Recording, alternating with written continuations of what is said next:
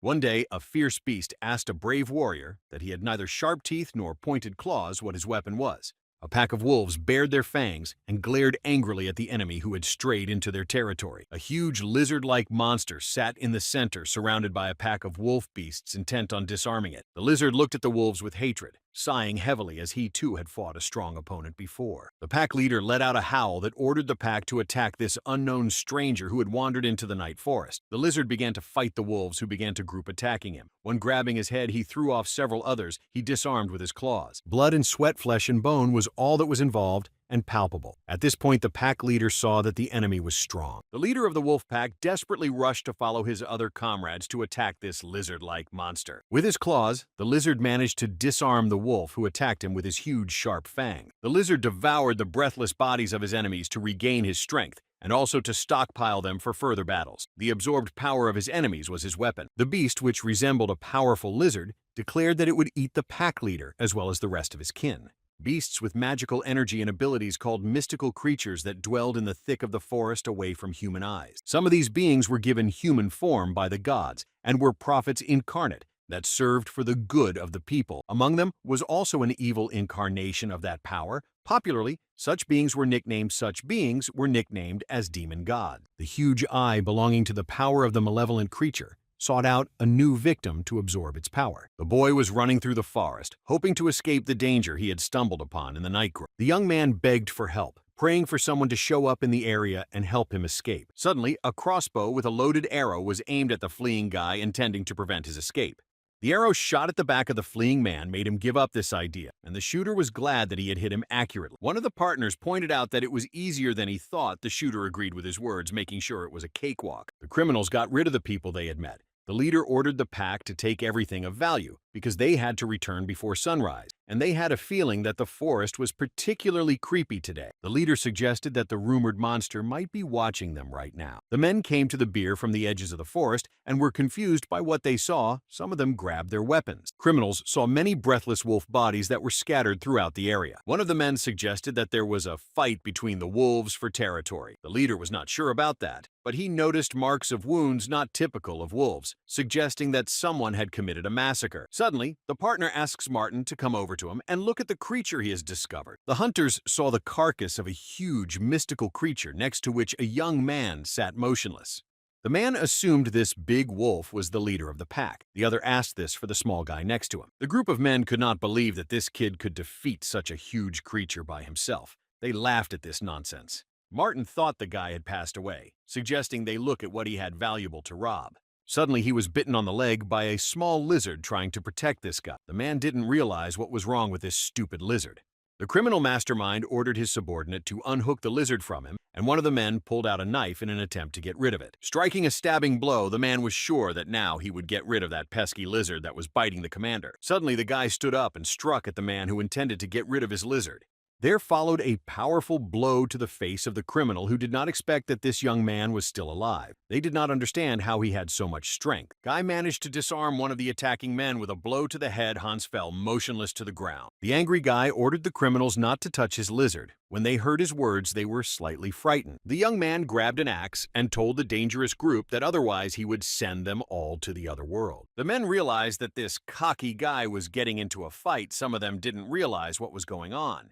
The bearded man pointed out that this young man had just sent Hans to the other side of the world without any motive. The guy assured that Hans was alive and still breathing. Martin told the guy that he wouldn't just leave after that. The commander ordered the team to surround this guy. They started to draw their weapons, but the guy asked them not to do such a stupid thing.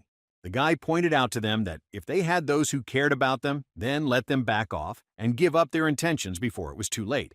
Angry, the young man assured the men that their relatives would not like to see their breathless bodies. Martin didn't listen to his opponent and ordered his team to attack this brazen, threatening guy who was threatening them. Noticing that the group of men did not obey him, the young man prepared to fight them alone. With many lightning-fast blows, he broke through the attacking squad of opponents. The men did not expect him to be so strong. The guy with the lizard on his back was again surrounded by one of them he disposed of with his arm with his tamagotchi. One of the men, noticing the guy fighting, dipped into the greenhouse, comparing him to the rumored monster. Having reloaded the crossbow, the man intended to stop the enemy with arrows, because if he let him get close, he would kill everyone. The crossbowman ordered the guy to stand still and not move, or else they would fire many sharp arrows at him. Noticing their attitude, the guy had no intention of listening to them. The lizard understood his master's mindset to fight to the end.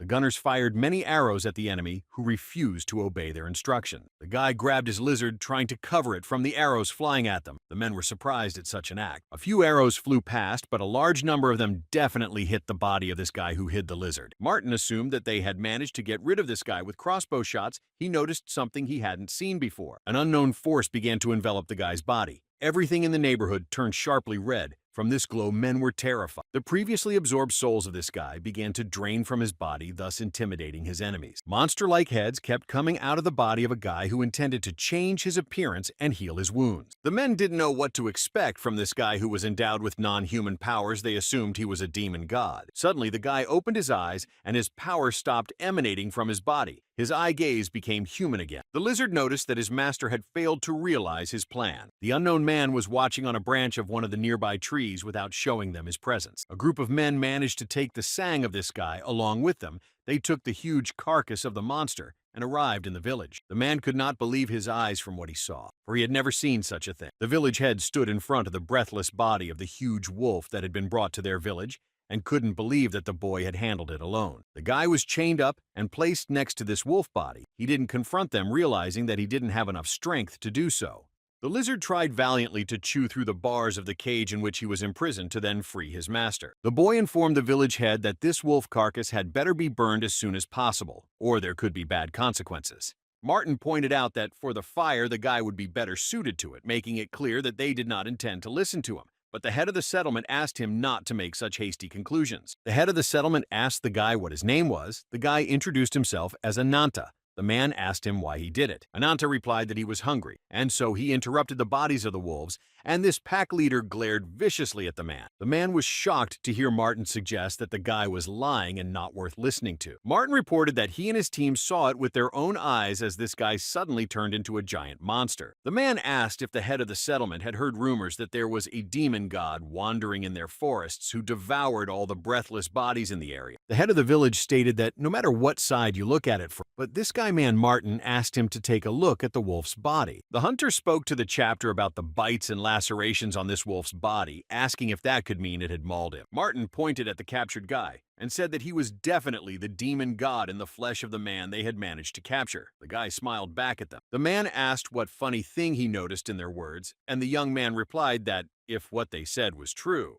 The boy added that according to their assumptions, he was a creature that devoured its own kind. Martin was creeped out by such words. The young man asked the man if they were sure these chains would be able to restrain him if he did turn out to be a demon god. The captor told the group of men that they had no idea that this creature was a raven flying over their settlement. Suddenly, blood began to flow on the head of the settlement. The man did not understand where it came from on his clothes. Raising his head, which was drenched in blood, the head of the settlement was horrified by what he saw. The huge ox came to life and swallowed Martin standing next to it. Emitting rivers of blood, they were convinced that this guy was right, but it was too late. Ananta informed the head of the settlement that this wolf was unusual because it served the dark god as its teeth and claws. The sentries at the gate sounded the alarm to report that they were under attack and the enemy was approaching from the forest. A huge pack of wolves were running towards this settlement where their pack leader was located, and people started to get nervous. The sentry reported that a creepy brat leading a pack of wolves from the direction of the forest unknown to them. A creature emerged with glowing eyes from the forest. The settlement was shown a huge, incomprehensible forest monster. They assumed it was really the demon god. The creepy creature pointed his finger at the village, ordering the wolves to head in that direction. The wolves, following his order, began climbing over the tall gates of the settlement, gathering in a pile underneath them. The men grabbed their swords and tried to resist the wolves that had managed to get into their settlement. The beasts spared no one. The fire hit the wooden fences that the wolves were climbing over, causing them to go up in flame. The sea of wolves continued to loom over this settlement in which a fire had started. A huge beast was approaching the village. Suddenly, the body of the head of the wolf pack was thrown out of the fence right under the feet of the demon god, who stopped when he saw this. An unquenchable thirst for blood and a terrifying hunger again visited Ananth, who began to change his appearance.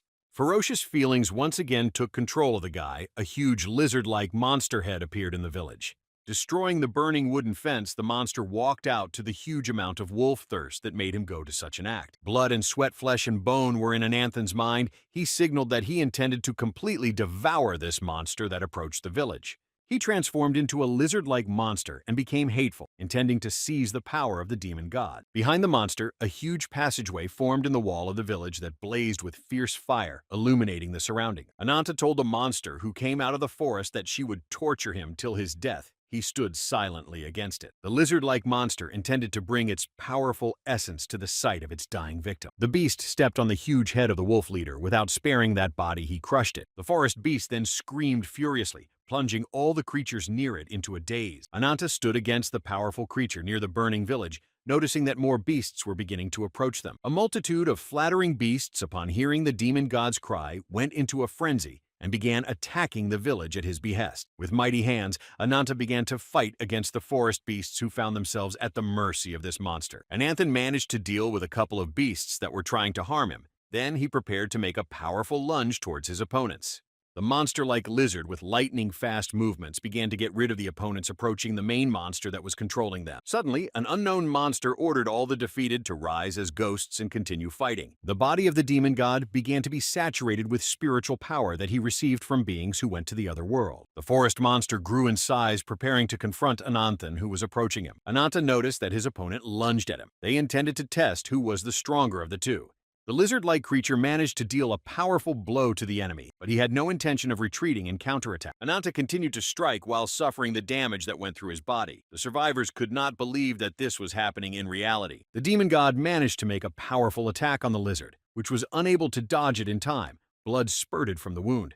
Ananta grabbed his opponent's limb. The latter didn't realize what his opponent wanted to do by such an act. Lizard Monster held the demon god down and struck a powerful blow with his other hand on his head that crushed his head. Ananta managed to get rid of the creature. He threw away its severed limb, assuming that was the end of it. The guy began to take on the appearance of a man, dissipating the monstrous guise he took towards the breathless body of the defeated man. The creature's body began to decompose, and from its ribcage emerged the appearance of an unknown human-like creature. The guy completely took human form, approached the body of the defeated. All the other forest beasts scattered after such a thing. The young man noticed that in the body of this monster was a girl who was in an unconscious state. Ananta grabbed her by the neck and pulled her from the breathless body of the monster he had recently fought. The guy was surprised that this deer-eared girl was unconscious from the start and deliberately attacked them. Suddenly, the guy noticed behind him the approach of the enemy who had been watching him all this time and didn't interfere. An unexpected attack from the enemy caused injury to Anant's arm, forcing him to let go of this stranger. Turning around, Ananta saw a huge vulture-like bird that attacked him. The bird sat next to him. The guy realized what was really going on here. He glared angrily at the opponent who flew towards him. The vulture glared at the guy without saying anything to him. Ananta was convinced that this bird was a real demon god, devouring the breathless bodies of creatures.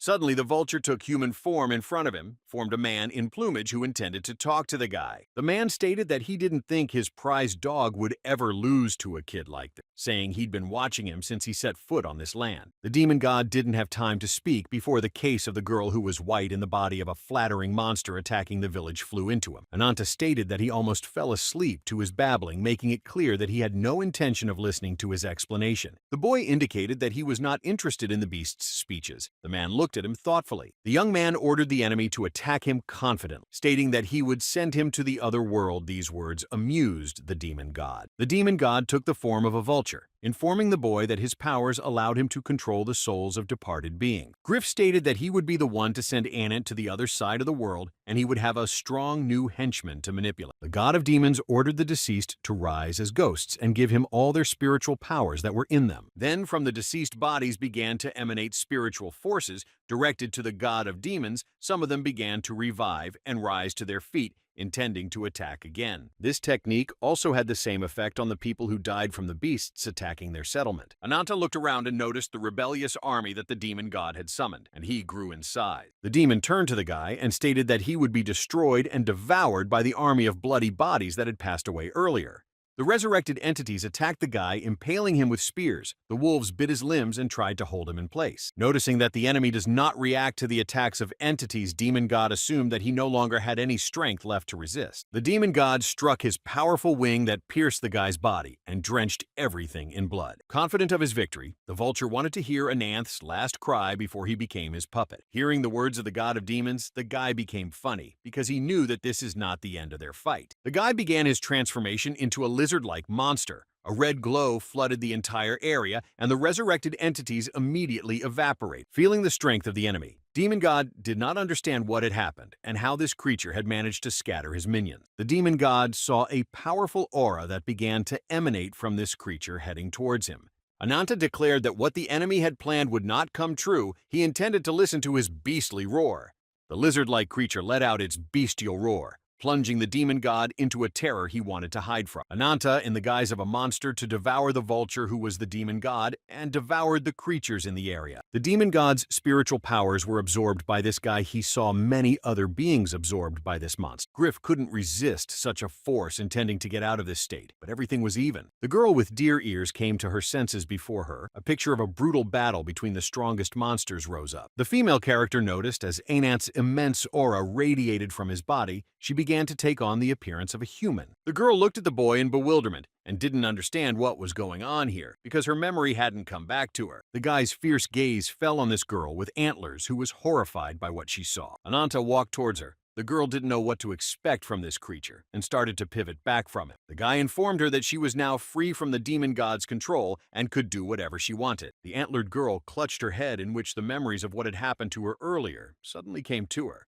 Suddenly, the guy noticed the glowing wings that were somehow connected to this female character. Looking at the girl, the young man could not believe that he had managed to meet such a creature. The girl was embarrassed. Ananta assumed that she too was a victim of the shining wings and asked her about it. The girl was surprised that he talked about wings. She asked, trying to find out the guy's name and who he was. The young man introduced himself to her as Anant, telling her that he was the surviving heir of a black dragon that devoured all demon gods. The girl looked at him with a questioning look, for she could not believe she had met such a creature. The guy added that he would be the one to rid the world of the incarnated wings. His wounds on his body began to heal. Come sunrise, the village began to light up, showing all the horrors it had to endure that night. The girl with the antlers continued to stare at the guy who was beginning to be illuminated by the morning light of the rising sun. Ananthan reiterated that he intends to get rid of the incarnation of wings that has filled this land.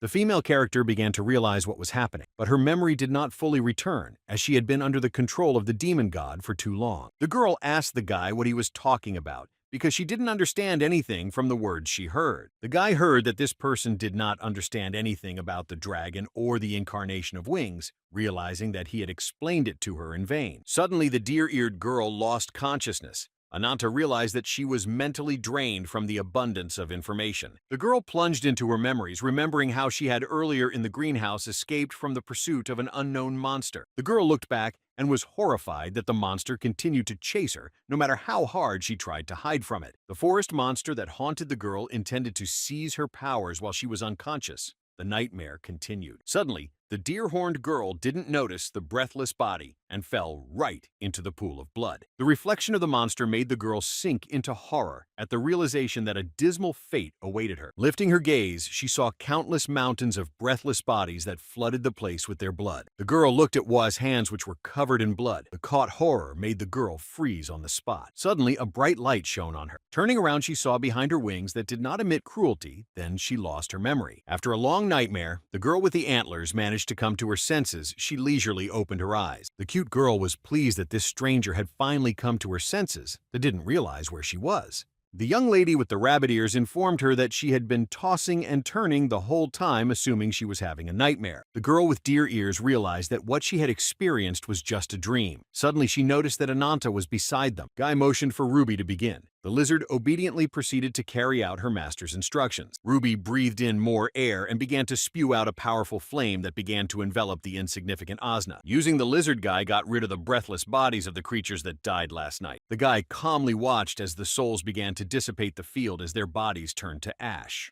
The girl with the rabbit ears informed the audience that the demon-possessed monsters were finished. The boy went up to the girl and told her that Ananta had done a very good job as always. Ananta grabbed the rabbit-eared girl by the scruff of her neck and lifted her up towards him. She hid her fear behind a smile. The guy asked her to shut up, calling her a bad informant. The girl realized what he was talking about and promised to keep her mouth shut from now on. The young man pointed his finger at the deer-eyed girl and told his acquaintance that her false tip had set him up even more this time. Ananta pointed out to the girl with the rabbit ears that their deal was over and she should pay him. He threw her to the ground. As she climbed up, the girl realized that this guy was still mad at her for leading him on a false trail. The girl with the asked, "What is the name of this girl with antlers?" The interlocutor learned that in this world, strangers are called avatars. The young lady with the antlers replied that her name was Nadia. She didn't know what to expect from these two. She couldn't believe they'd managed to meet another victim of the same wings as Ananta. Nadia asked what she was talking about. Suddenly, a guy intervened in their conversation, and they realized from his look that he didn't want to hear such talk in his presence. The girl with bunny ears pulled out a gold watch on a chain, not understanding why this guy is always in a hurry to get somewhere. Pressing the mechanism, the clock opened and began to magically affect space. Nadia didn't realize what was happening. Suddenly, a huge depression formed right below them, into which they began to fall. The girl started screaming, realizing that they were falling into the unknown. Nadia opened her eyes and was surprised to see that they had landed in a place of integrity unknown to her. The Trinity found themselves in an underground world with a huge tree in the center and many houses around it. The girl with the rabbit ears pointed out to Nadia that a smart rabbit digs 3 holes. She remembered that she forgot to introduce herself. The young lady reported that she was from the continent's largest information network, Rabbit's Feet, being just a cute informant nicknamed Whitefoot. Whiteleg added that with Ananta, they have been working for a long time. The guy looked at her carelessly. Trinity got to Cafes, which was the largest trading city in the south. The tree in this was sacred, and it was called the White Lotus Tree. Whitefeet reported that they were sitting at the top of a white lotus tree. Nadia asked her to stop talking. Nadia thanked them for freeing her from the demon's control, saying she didn't want to listen to their monologues. The girl asked them to start by answering her question. She tried to find out why they had brought her to this town. Ananta didn't answer her question, ordering her to shut up and follow him. Nadia was surprised at such rudeness. The guy promised to show the girl why he had brought her here. For a while, she followed them in silence. Walking into town, Nadia asked Anant what kind of person that incarnation of the wings was that he was after. The boy replied that the creature was a hideous beast that imagined itself to be the god of this world. Nadia asked to tell her about it in a little more detail. Whitefoot explained that avatars were given human form and powers by the gods, and the incarnation of wings could also grant other people powers. The girl added that these powers are imperfect, and it is unknown whether it is a blessing or a curse. Nadia was surprised to hear about the imperfect power. Ananta interrupted their conversation to inform them that they had come to the right place. Trinity came to a marketplace in which many slaves were being sold at a variety of prices and for a variety of purposes. The boy was at a loss to realize that he had fallen into the hands of a slave trader, and now he would have to work for someone for the rest of his life. White Paw informed Nadia that they had come to the cafe slave market. One of the merchants was just buying a slave. The girl with the rabbit ears added that lately, this place has been overrun with immigrants, travelers, and vagrants caught by slave hunters. Nadia noticed that this market even sold spirit beasts that were furious at this treatment of them. The trader offered to sell the spirit of this tiger to the buyer, and they negotiated a price acceptable to both. Nadia asked the White Paw how this place was connected to the incarnation of wings. The interlocutor opened a door to an unknown room. Suddenly, without giving an answer, Ananta with his foot sent Nadia to a place unknown to her. She didn't immediately realize what had happened. The girl rolled down the stairs when she saw that these two had shoved her against her will into the place. The people present there were disturbed. As Nadia walked up, she saw many captives like herself who had been brought to this place against their will. The girl with the deer ears asked who these people were. She didn't understand what was going on here. Ananta replied that all these people are sacrifices for the incarnation of the wings, adding that sacrifices are performed at the top of the sacred tree. A multitude of breathless bodies merrily lingered in the branches of this sacred tree of the city of Cafes, but Nadia still didn't understand what was going on. Ananta explained to her that she would be the bait to catch the incarnation of wings. The girl was surprised by this. The guy added that all the other people were also acting as bait, so there was nothing left for her to do but put up with it. Leaving, the guy said that he trusted the rest to the White Paw, which did not mind obediently obeying his orders. As they climbed the steps, Nadia hurried to stop them to find out as much as she could about their plan. The girl with the deer ears asked if they had captured all these prisoners. She couldn't open the door because it was closed. Ananta asked what she would do if she found out that it was true, because in his opinion, it was not such an important aspect of the case. Nadia was furious at this response, ordering in him not to behave so lewdly towards the others.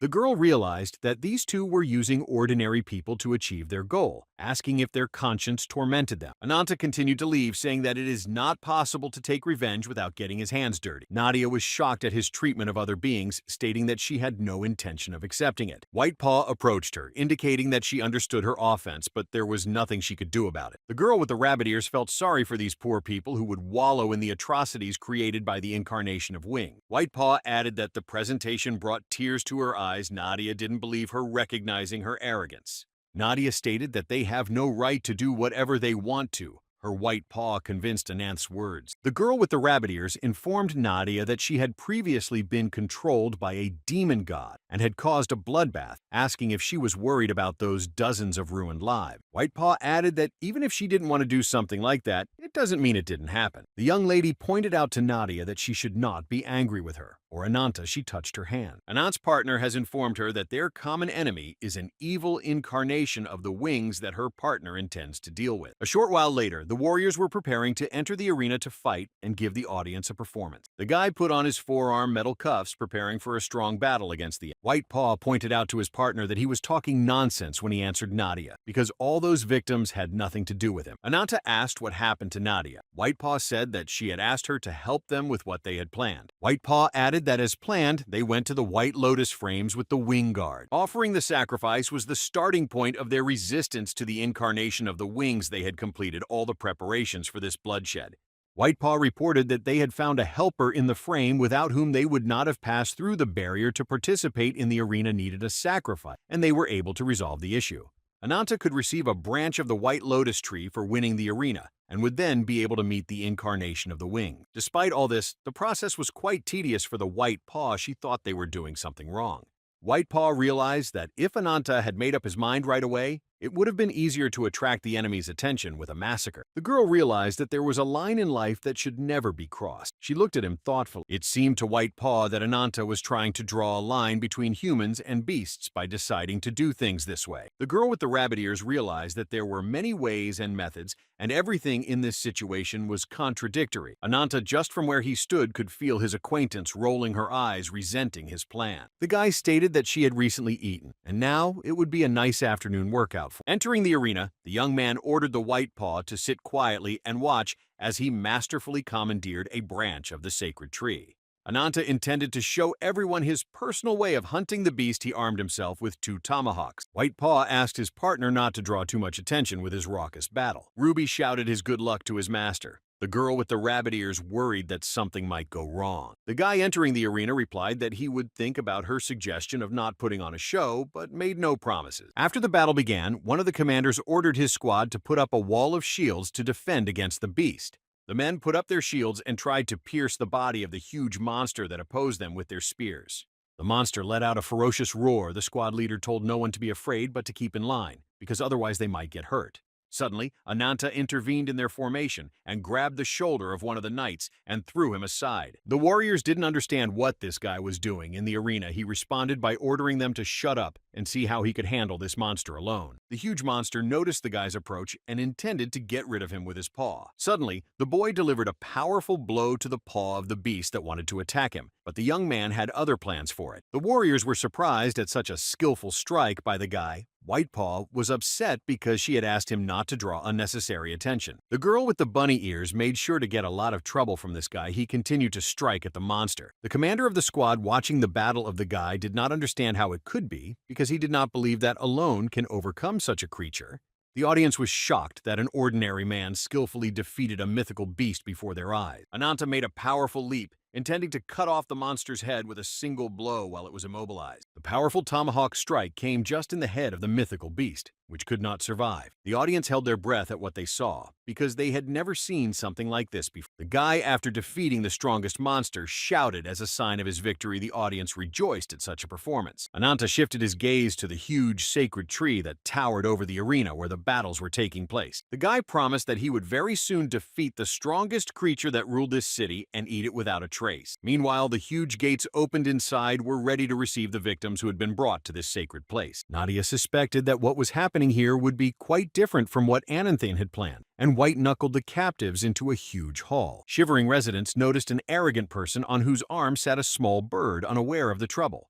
Guy asked all those present who were brought to him to let go of their fears and not to worry about the future. The young man welcomed everyone to the temple of the goddess. Nadia assumed it was the very embodiment of wings. The temple of the White Lotus Tree was surrounded by a barrier of mighty power that gave this place its nickname as the Sacred Tree. The reason why all the wing incarnations settled here in search of offerings was unknown. Those who offered a sacrifice to the temple received the right to participate in the arena of Cepheus, and warriors who proved their strength in battles against beasts were rewarded with a branch of the White Lotus tree. Those who were marked by the embodiment of wings were granted special power. They called themselves the Guardians of Wing. Earlier, White Paw had informed Nadia that they would be entering the temple under the pretense of sacrifice to pass the defense, asking if she had any other questions. Nadia asked why Ananta wanted to defeat the incarnation of the wings, assuming it had something to do with his power. White Paw had a hard time briefly explaining it to her, but she informed that his creature dubbed the embodiment of vengeance. The embodiment of vengeance with his nature simply amazed imagination because he had a very difficult fate. The guy instructed the intimidated people to raise their heads and accept the gift of salvation he would arrange for them. Hearing his words, the common people became even more worried about it, and the girl began to pray for salvation. The young man informed them that he was a saint to be worshipped. He was the owner of a white lotus tree, adding that the incarnation of the wings resonated with a sacred drum in the world of darkness. The guy introduced himself as Balzac Il-Genie. Behind him, a divine seeding appeared. Nadia was skeptical from the rumors she had heard that the people who came along with her would be his offering. The boy listened indifferently to the speech of Balzac Il-Genie, who asked them to prepare to enter the world of liberation. The owner of the White Lotus tree ordered them to entrust their bodies to the wings of salvation. He arrogantly looked at the victims he had been brought. Suddenly, one of the girls asked the embodiment of wings to show them mercy and spare her younger sister. The girl tearfully begged Balzac Il-Genie to spare her sister's life, but he had no intention of doing so in return from asked them to show loyalty with noble hearts. Suddenly, the girl's head exploded. Her little sister didn't even have time to notice how it happened. The girl was horrified and could not say a word. She felt sorry for her older sister who wanted mercy for her. The other people did not understand what had happened. Noticing that this girl had died, they were horrified, assuming that the same fate awaited them. Balzac Il-Genie stated that in the face of perdition, all are equal, informed the girl that her older sister was free from shame and pity. The owner of the place added that this girl will reach nirvana soon, and they have nothing to worry about. The other victims began to be brought closer to Balzac Il-Genie. Nadia dutifully followed them. Suddenly, the entity that had previously captivated Nadia appeared, and everyone was horrified to see this monster. The dark power began to overpower the guards who had brought the prisoners to this place. They could do nothing about it. Nadia stated to Balzac Il-Genie that he was not the savior he was arrogantly watching. The girl with deer ears being shrouded in dark power stated that the owner of this place is a heartless executioner. Balzac Il-Genie suggested that among the victims was an incarnation of Yggdrasil. He marveled at this. Nadia began to radiate an even more powerful dark force out of herself, forgetting where she was. Suddenly, people started screaming that it was Kernan. They were terrified that this girl was a monster and had been with them all this time. The girl noticed her shadow in the form of a vicious monster that scared all the people. She was immersed in her thoughts. Suddenly, Nadia remembered White Paw's words that if she didn't want to do something like that, it didn't mean it didn't happen. Nadia's face changed, and she used her Yggdrasil power, and many branches sprouted from the floor. The mighty vines captivated the guards who brought the victims to this place, those who did not understand what happened. Many branches created a wooden dome to protect the victims who were grafted here against their will. Nadia asked the people not to worry. She promised that she would protect them no matter what. Suddenly, the hatred of the owner of this place descended on her. Balzac Il-Genie ordered her to stop talking nonsense, calling her a self-righteous fawn, making it clear that they would not escape their fate. The boy was surprised that a nameless incarnation from a distant land dared to resist his will. The girl in the smoke told Balzac Il-Genie that she had a name, and he shouldn't have treated living things like that. Then wooden antlers began to form on the girl's head, which indicated that she was indeed of the deer family. Nadia gave him her name, informing him that she was nature incarnate, and would not let him get rid of these people. Hearing her words, Balzac Il-Genie laughed, saying that she was a very funny and self-confident girl. The girl didn't realize that she felt an invisible wave or the power of telekinesis, but instinctively blocked it without feeling threatened. They used the Suciellus spell, and a huge hammer appeared. The girl intended to crush Balzac Il-Genie with all her might, who was not afraid of such attacks. Using his power, the owner of the place ordered Nadia to obey him and humbly carry out his instructions. Suddenly, Ananta felt a malicious energy that emanated from the white lotus tree. The onlookers also noticed it. The warrior looked at the tree and didn't understand what could have happened there, because something like this had never happened in this place. Nadia felt all the dark energy Balzac Il-Genie had directed at her, and she froze with horror.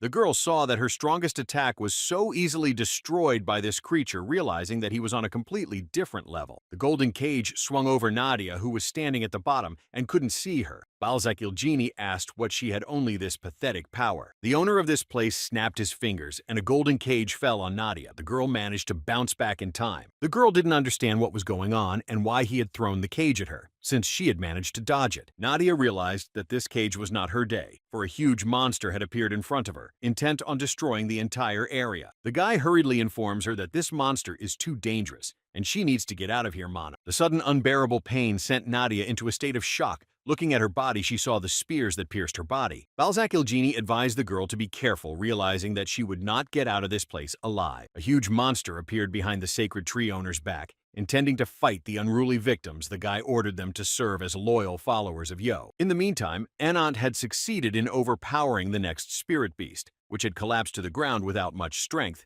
but was still breathing. The boy, turning to the beast, pointed out that he may hate it, but he should not turn away in the face of his doom.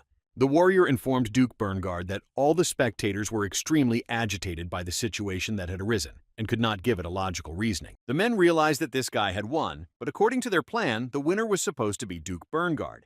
The honored citizens of Cafes were announced the winner of this arena, which was Anantu, who defeated many monsters. The aide asked Duke Berngard what they should do in the situation. The man calmly watched as the situation further unfolded. The Guardians of the Wings intended to bestow the great warrior with a white lotus branch. Duke declared that everyone was just waiting for. Duke Berngard stated that everything is going according to plan so far, and no matter what happens, the branch of the white lotus flower will still be in their hand. The Guardians handed the guy a box containing a branch of a white lotus flower, and he realized that his plan had worked. Ananta took this branch, which now belonged to him. The spectators made sure that this was the end of the gladiatorial show. The fellow, after receiving this prize, intended to go to the sacred tree to fight Balzac Ilgini. Meanwhile, the children watched with worry at the Battle of Nadi, who was trying to protect them with her powers. The girl fell to her knees from the wound she received from the monster summoned by the owner of this place. The huge monster intended to teach a lesson to the unwanted girl who resisted her fate to become a victim of this tree. Balzac Ilgini asked if she was willing to continue to protect the victims at all costs, as she had said earlier, assuring them that such a thing was pointless because they were wasting their time. The people were in a daze, having verified the truth of the words of the owner of this place. They did not believe that the girl would be able to match such an opponent.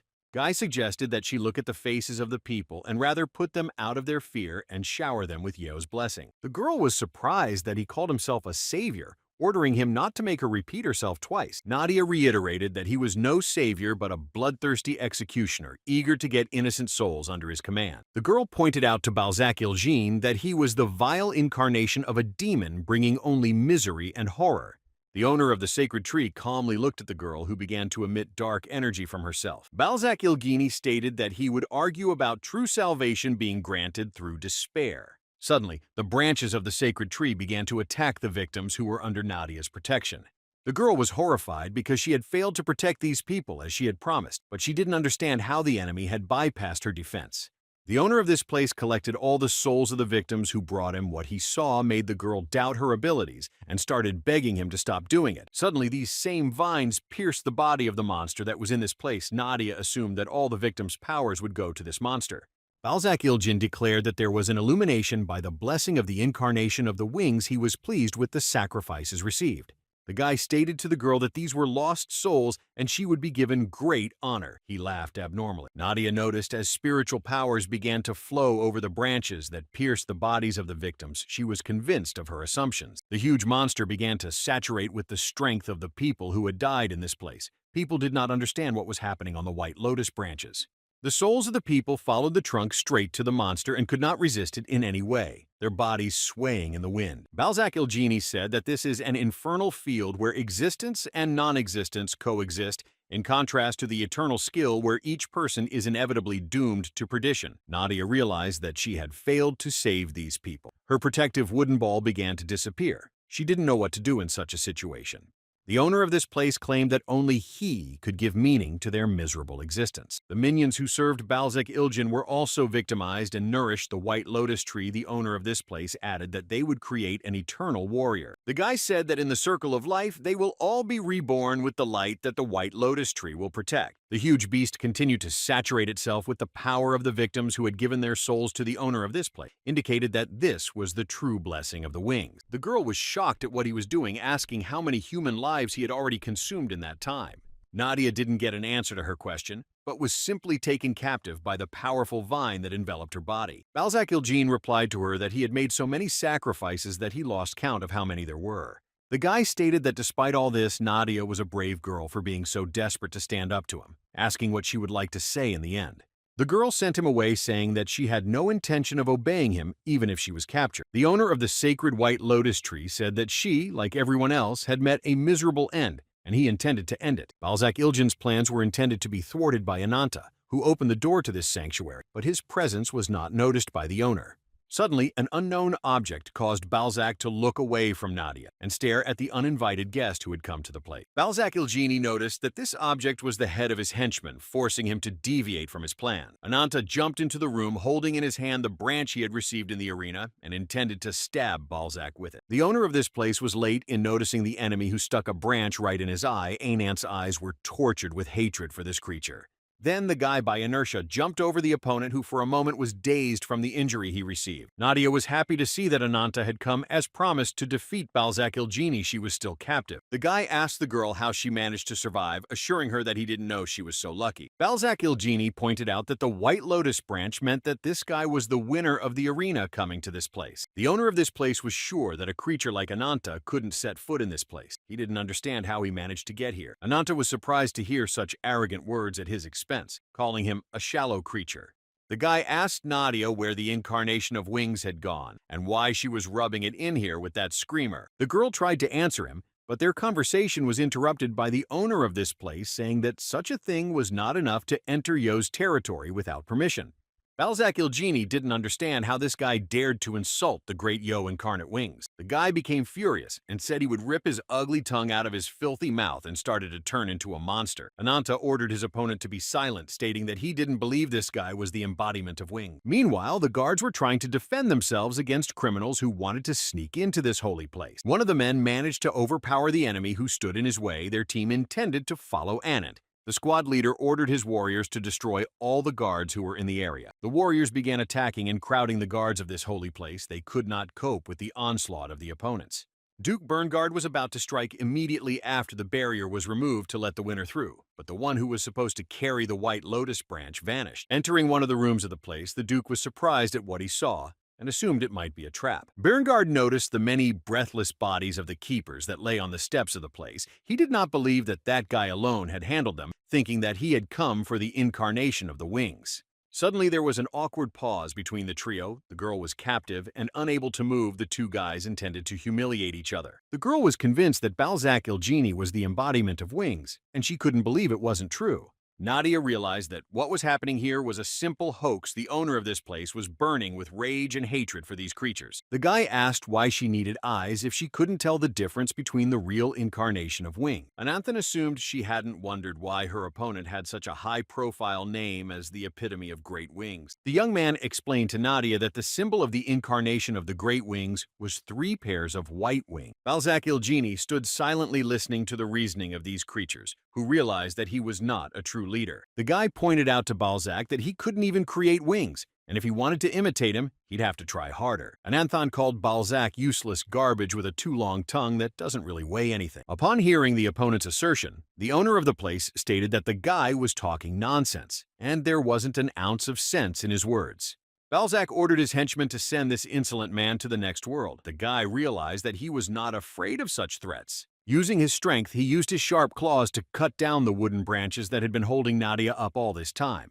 The guy asked her why she froze, letting her know that he had freed her so she could run away from here. The girl noticed the 2 children who had not been attacked by Balzac Ilgene and had not found themselves on branches that took away spiritual powers. Ananthan ordered the acquaintance to get out of here quickly. The girl rushed to the surviving children who were unconscious. The guardians who gave their souls to Balzac Ilgene were completely subordinate to him and resembled zombies who obeyed orders without question. Meanwhile, a huge bird-like monster prepared a lot of spikes that it intended to attack the guy with. A flurry of spikes forced everyone to the ground. Nadia managed to run to the children in time to cover them from the attack. Ananta changed his appearance to a lizard-like monster and dodged the spikes that the enemy fired at him. He hovered on one of the pillars of the place. Moving along the columns, the guy tried to attack the monster bird that didn't expect this turn of events.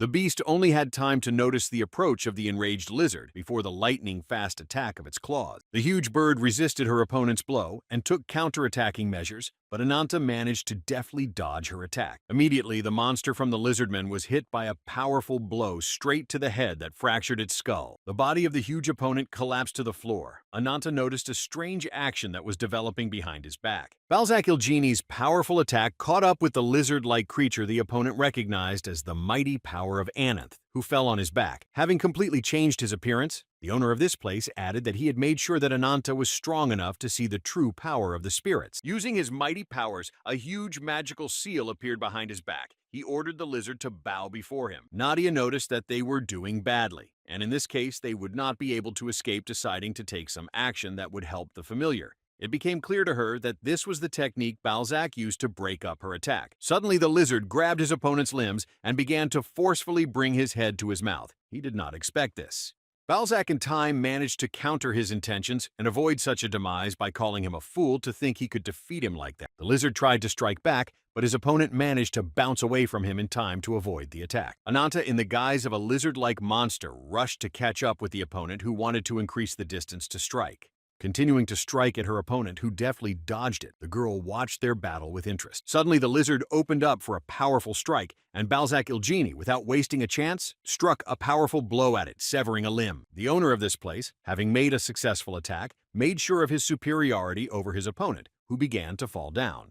Suddenly, the lizard let out a powerful roar that spread all around this place. Nadia watched them anxiously. After a growl, the lizard's arm began to recover, thus showing that he was not a simple opponent, as it may have seemed. Seeing Balzac Ilgini's recovery, he couldn't believe that his opponent had recovered so quickly and was ready to continue their battle. Ananta immediately attacked the owner of this place, who hesitated and froze in one place. Balzac managed to block his opponent by summoning branches from the ground of the divine tree he thought would protect him. The assumption proved to be wrong, and the lizard's powerful attack broke through the wooden defenses and chopped Balzac Ilgini in half. Nadia, seeing this, thought that the attack had worked, and Ananta had managed to defeat this creature that had ruined many lives of innocent beings. Balzac continued to resist, calling them pathetic creatures who dared to do such a thing to a deity. Behind the lizard stood a huge, headless monster that intended to protect its master. Suddenly, a chopped part of Balzac replaced the severed head of the huge creature he had ordered Ananth to have no reverence for spirits.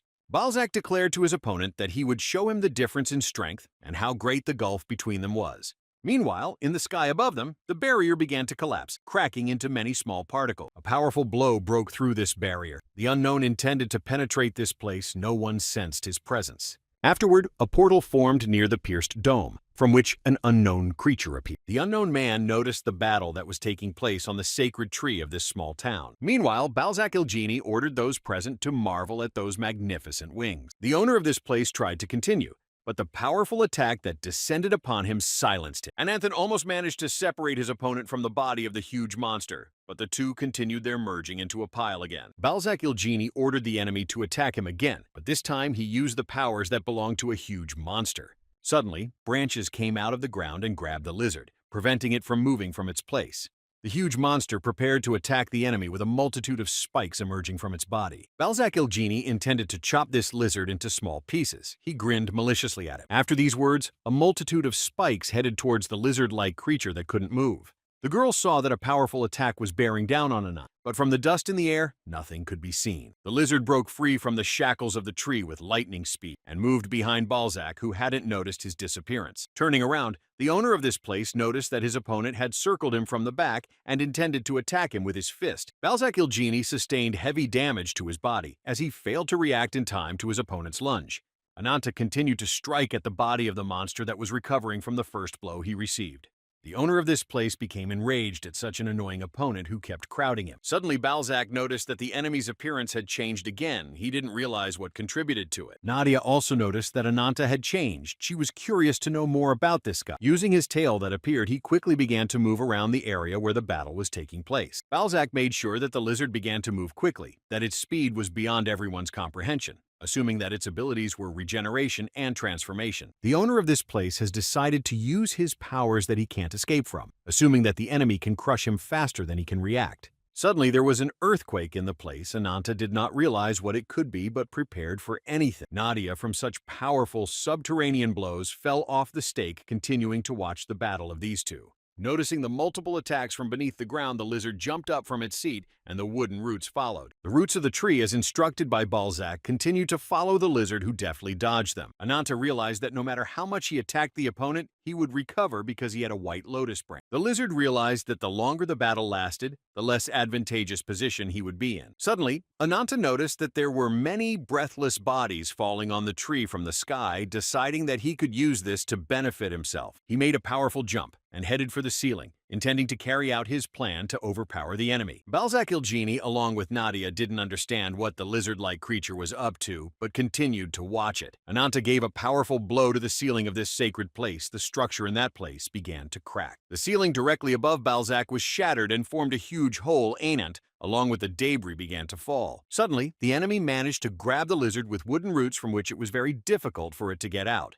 Balzac asked what he was going to die under the debris of the ceiling. The lizard did not answer him anything but tried to get out of captivity. The owner of this place assumed that the enemy wanted to come up with some stupid trick. Suddenly, Ananta, in the form of a lizard, asked him how many lives he had taken from creatures who were innocent of anything. Such talk pissed off Balzac Ilgini, and he replied that he had consumed so much that he had lost count.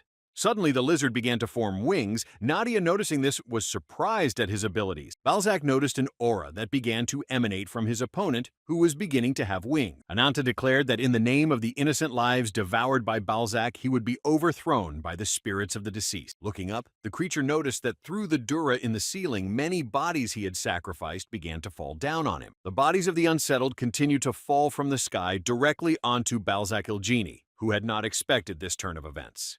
The owner of this place could not understand why such a thing could happen in this sacred place. A multitude of bodies crowded the huge creature that could not cope with them, all of them, like ants, swooped down and attacked him. Nadia didn't realize what this was happening to her eyes, for she had never seen anything like this before. The bodies of the dead began to tear apart Balzac Ilgini, who could do nothing about them. The monster's huge body plunged into the countless bodies that continued to pile up on top of it. Suddenly breaking out of this captivity, Balzac declared that he needed a victim. He stared at the girl next to the bark-lying children. The huge creature approached Nadia, but space began to crack above him. Without him noticing it, he continued to carry out his plan. Suddenly, a bright ray struck Balzac Ilgini, who intended to make another sacrifice to save himself. The bright flash from the impact blinded the entire surrounding. The girl with deer ears tried to shield herself from the bright light against the strong wind currents. The girl noticed that an unknown creature had appeared in the area and disposed of Balzac Ilgini in one blow.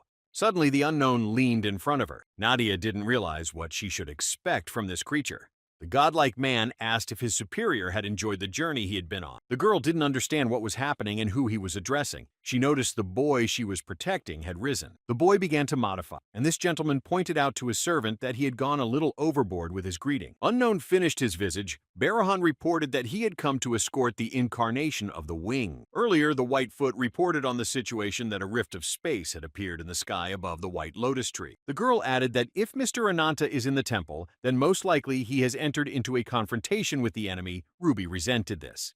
A servant of the wing incarnation named Barahan appeared and intended to escort the Lord. Whitepaw stated that this fact meant that the incarnation itself was in this city, and they had done the right thing. The incarnation of wings looked at the girl with a cold gaze. He showed them his true appearance. The girl's heart froze from such a magical look. She didn't realize what had happened to her. Grasping her breasts, Nadia fell to her knees, and there was no way she could resist this unknown force. The girl looked at the creature that knelt before this man, who was called the Incarnation of Wings, and did not understand who it was. Balzac Ilgini was struggling to get out of the rubble when he noticed the man approaching him. Balzac asked him what he was doing here, and he looked at him silently with a cold stare. Wings Incarnate asked Balzac what he had managed to forget him in the time they hadn't seen each other. The lad replied that he had not forgotten his past cruel master who had torn off the wings of his loyal servant. Incarnate Wings took them away from him because he deserved punishment for allowing false glory to twist his mind. Barahan grabbed Balzac by the neck and brought him against his master, who could not resist. The man informed his servant that the wings were a divine gift sent down to those who were originally created to soar high in the clear sky. Balzac declared that it was nonsense to whom he was told to revere him more than anyone else. He was angry with his master. The guy added that he had sacrificed tens of thousands of lives to create this perfect body he wished at all costs to regain his wings. Wings incarnate called Balzac a fool and felt sorry for the guy who didn't understand what he was saying. The man touched the lad's body, and it seethed with a bright light from within, silencing him for all eternity. Ananta hid in the mountain of breathless bodies and discreetly watched the happenings in the place, realizing that this man was indeed the embodiment of wings. Earlier, the man had told the boy that he had a dream he wanted to find the edge of the earth, where their world connects with the world of the gods. The man made it clear to the young man that he would not stop until he achieved this dream. The boy looked at him thoughtfully. Memories from the past surfaced in Anant's mind of how he had dated this man back in his teens. The guy was surprised to hear that he wouldn't back down from his goal, even if the whole world turned against him. Ananta remembered how his sister wished him a good journey when he went with the man. The guy's sister died as his village plunged into the fire. None of them could escape. Barahan reported that the white lotus tree had a strange name and nothing more suggesting that his master's dream had once again failed to come true. The man agreed with his words, pointing out that it was merely a symbiosis of the power of the branches and the divine tree, which was not even worthy compared to the world tree. Looking at Nadia, the man pointed out to his servant that he had forgotten about a very curious connection he had noticed. The incarnation of Wings looked at the girl who sat on his lap and couldn't move because of his power. Ananta got out of the mountain of bodies in which he was hiding and intended to attack the creature that was strutting beside him. The lizard's hands burst into flames, plunging into rage as the feeling of vengeance never left his mind for a moment. Incarnate Wings sensed the presence of this creature, but continued to stand still without giving any sign. Berhan rushed in just in time and closed his lord from Anant's attack, preparing to fight him. Anant declared that he had finally succeeded in finding a true incarnation of the Wings. He roared at the whole neighborhood. The dragon-like creature rushed in fury to attack the wing incarnation. Its appearance changed again. Barahan prepared to fight back against this creature that dared to oppose his master's will. A powerful blow followed right into the head of the lizard, who didn't even try to dodge it. A powerful attack stopped the opponent. The dragon-like creature's head flew off its shoulders but immediately began to recover instantly. Barahan ordered the name of an opponent who had no intention of giving up his intentions so easily. The lizard's damaged head had almost recovered, but he was in no hurry to call himself in front of these entities. Preparing to strike and not waiting for a response, Barahan allowed that talking would not help in this situation. Ananta tried to attack his opponent, who grabbed his fist, thus preventing him from striking. Then Duke Bernguard came to them, who didn't understand what was going on here, and which of them was the true embodiment of the Wings. The lizard declared that he would tear to pieces anyone who got in his way. He proceeded to attack Barahan, who was as strong as he was. A powerful leg kick lands for Ananth, making him fly backwards from his opponent a decent distance. After the lizard began to change again and began to have wings, he roared, expressing his desire for revenge. Such a growl made those around him nervous, not knowing what to expect from this creature next. Wings Incarnate noticed that this brazen lizard had turned into a very real dragon intent on dealing with him. The man said that he knew this face was familiar to him because he knew it was the black dragon Azdagaka, and he stood calmly against it, watching the dragon rage at the sight of him. Ananta found himself in a place unknown to him. Noticing a strange movement, he headed deeper into the cave. The guy didn't understand what this place was or how he got here, but he knew it was bad, and he had to get out of here as soon as possible. The young man looked up, not realizing where he was going. Then, from that place, a sudden voice ordered him to remember. The dragon told the young man to remember who he had despised, who had taken revenge on him, and who had taken everything from him, and the man had a hunch who was in front of him. Ananta pointed out that he was Azdagaka. He looked him straight in the face with fierce eyes, showing that he was not scared at all. The dragon Azdagaka called him a cursed eternal who began to resist his instructions. Approaching the guy, the dragon pointed out that this man was wallowing in regret, being consumed by rage. The dragon continued to push his opponents, destroying the sacred place they were in. Barahan managed to deftly dodge the dragon's attack without losing his composure. He continued to attack it. Looking at the dragon, Barahan realized that this opponent had lost his mind and had fallen into a berserk state. Ananta, losing his composure, gave his body to Azdagakan, who took the form of a dragon and fought the enemy. Barahan said that it was a pitiful spectacle, for in his opinion, an opponent who had lost his temper was not worthy to fight him. The dragon spewed flames out of itself, directing them at Barahan, who intended to finish him off. Preparing to make contact with the fire, Barahan used his powerful fists to infuse his strength into them. The dragon continued to spew flames that met the opposing force coming from Barahan. There was a powerful stream of fire that spread around the area. The man covered himself from the fire with his wing. The incarnation of wings indicated to the man that he could become a handful of ash in the blink of an eye, but he didn't move. The creature with wings pointed out to Duke Berngard that even though they were enemies, he still respected him. Duke Berngard realized that there was no time to wait for his comrade. He tried to attack the incarnation of wings, determined to fight to his last breath.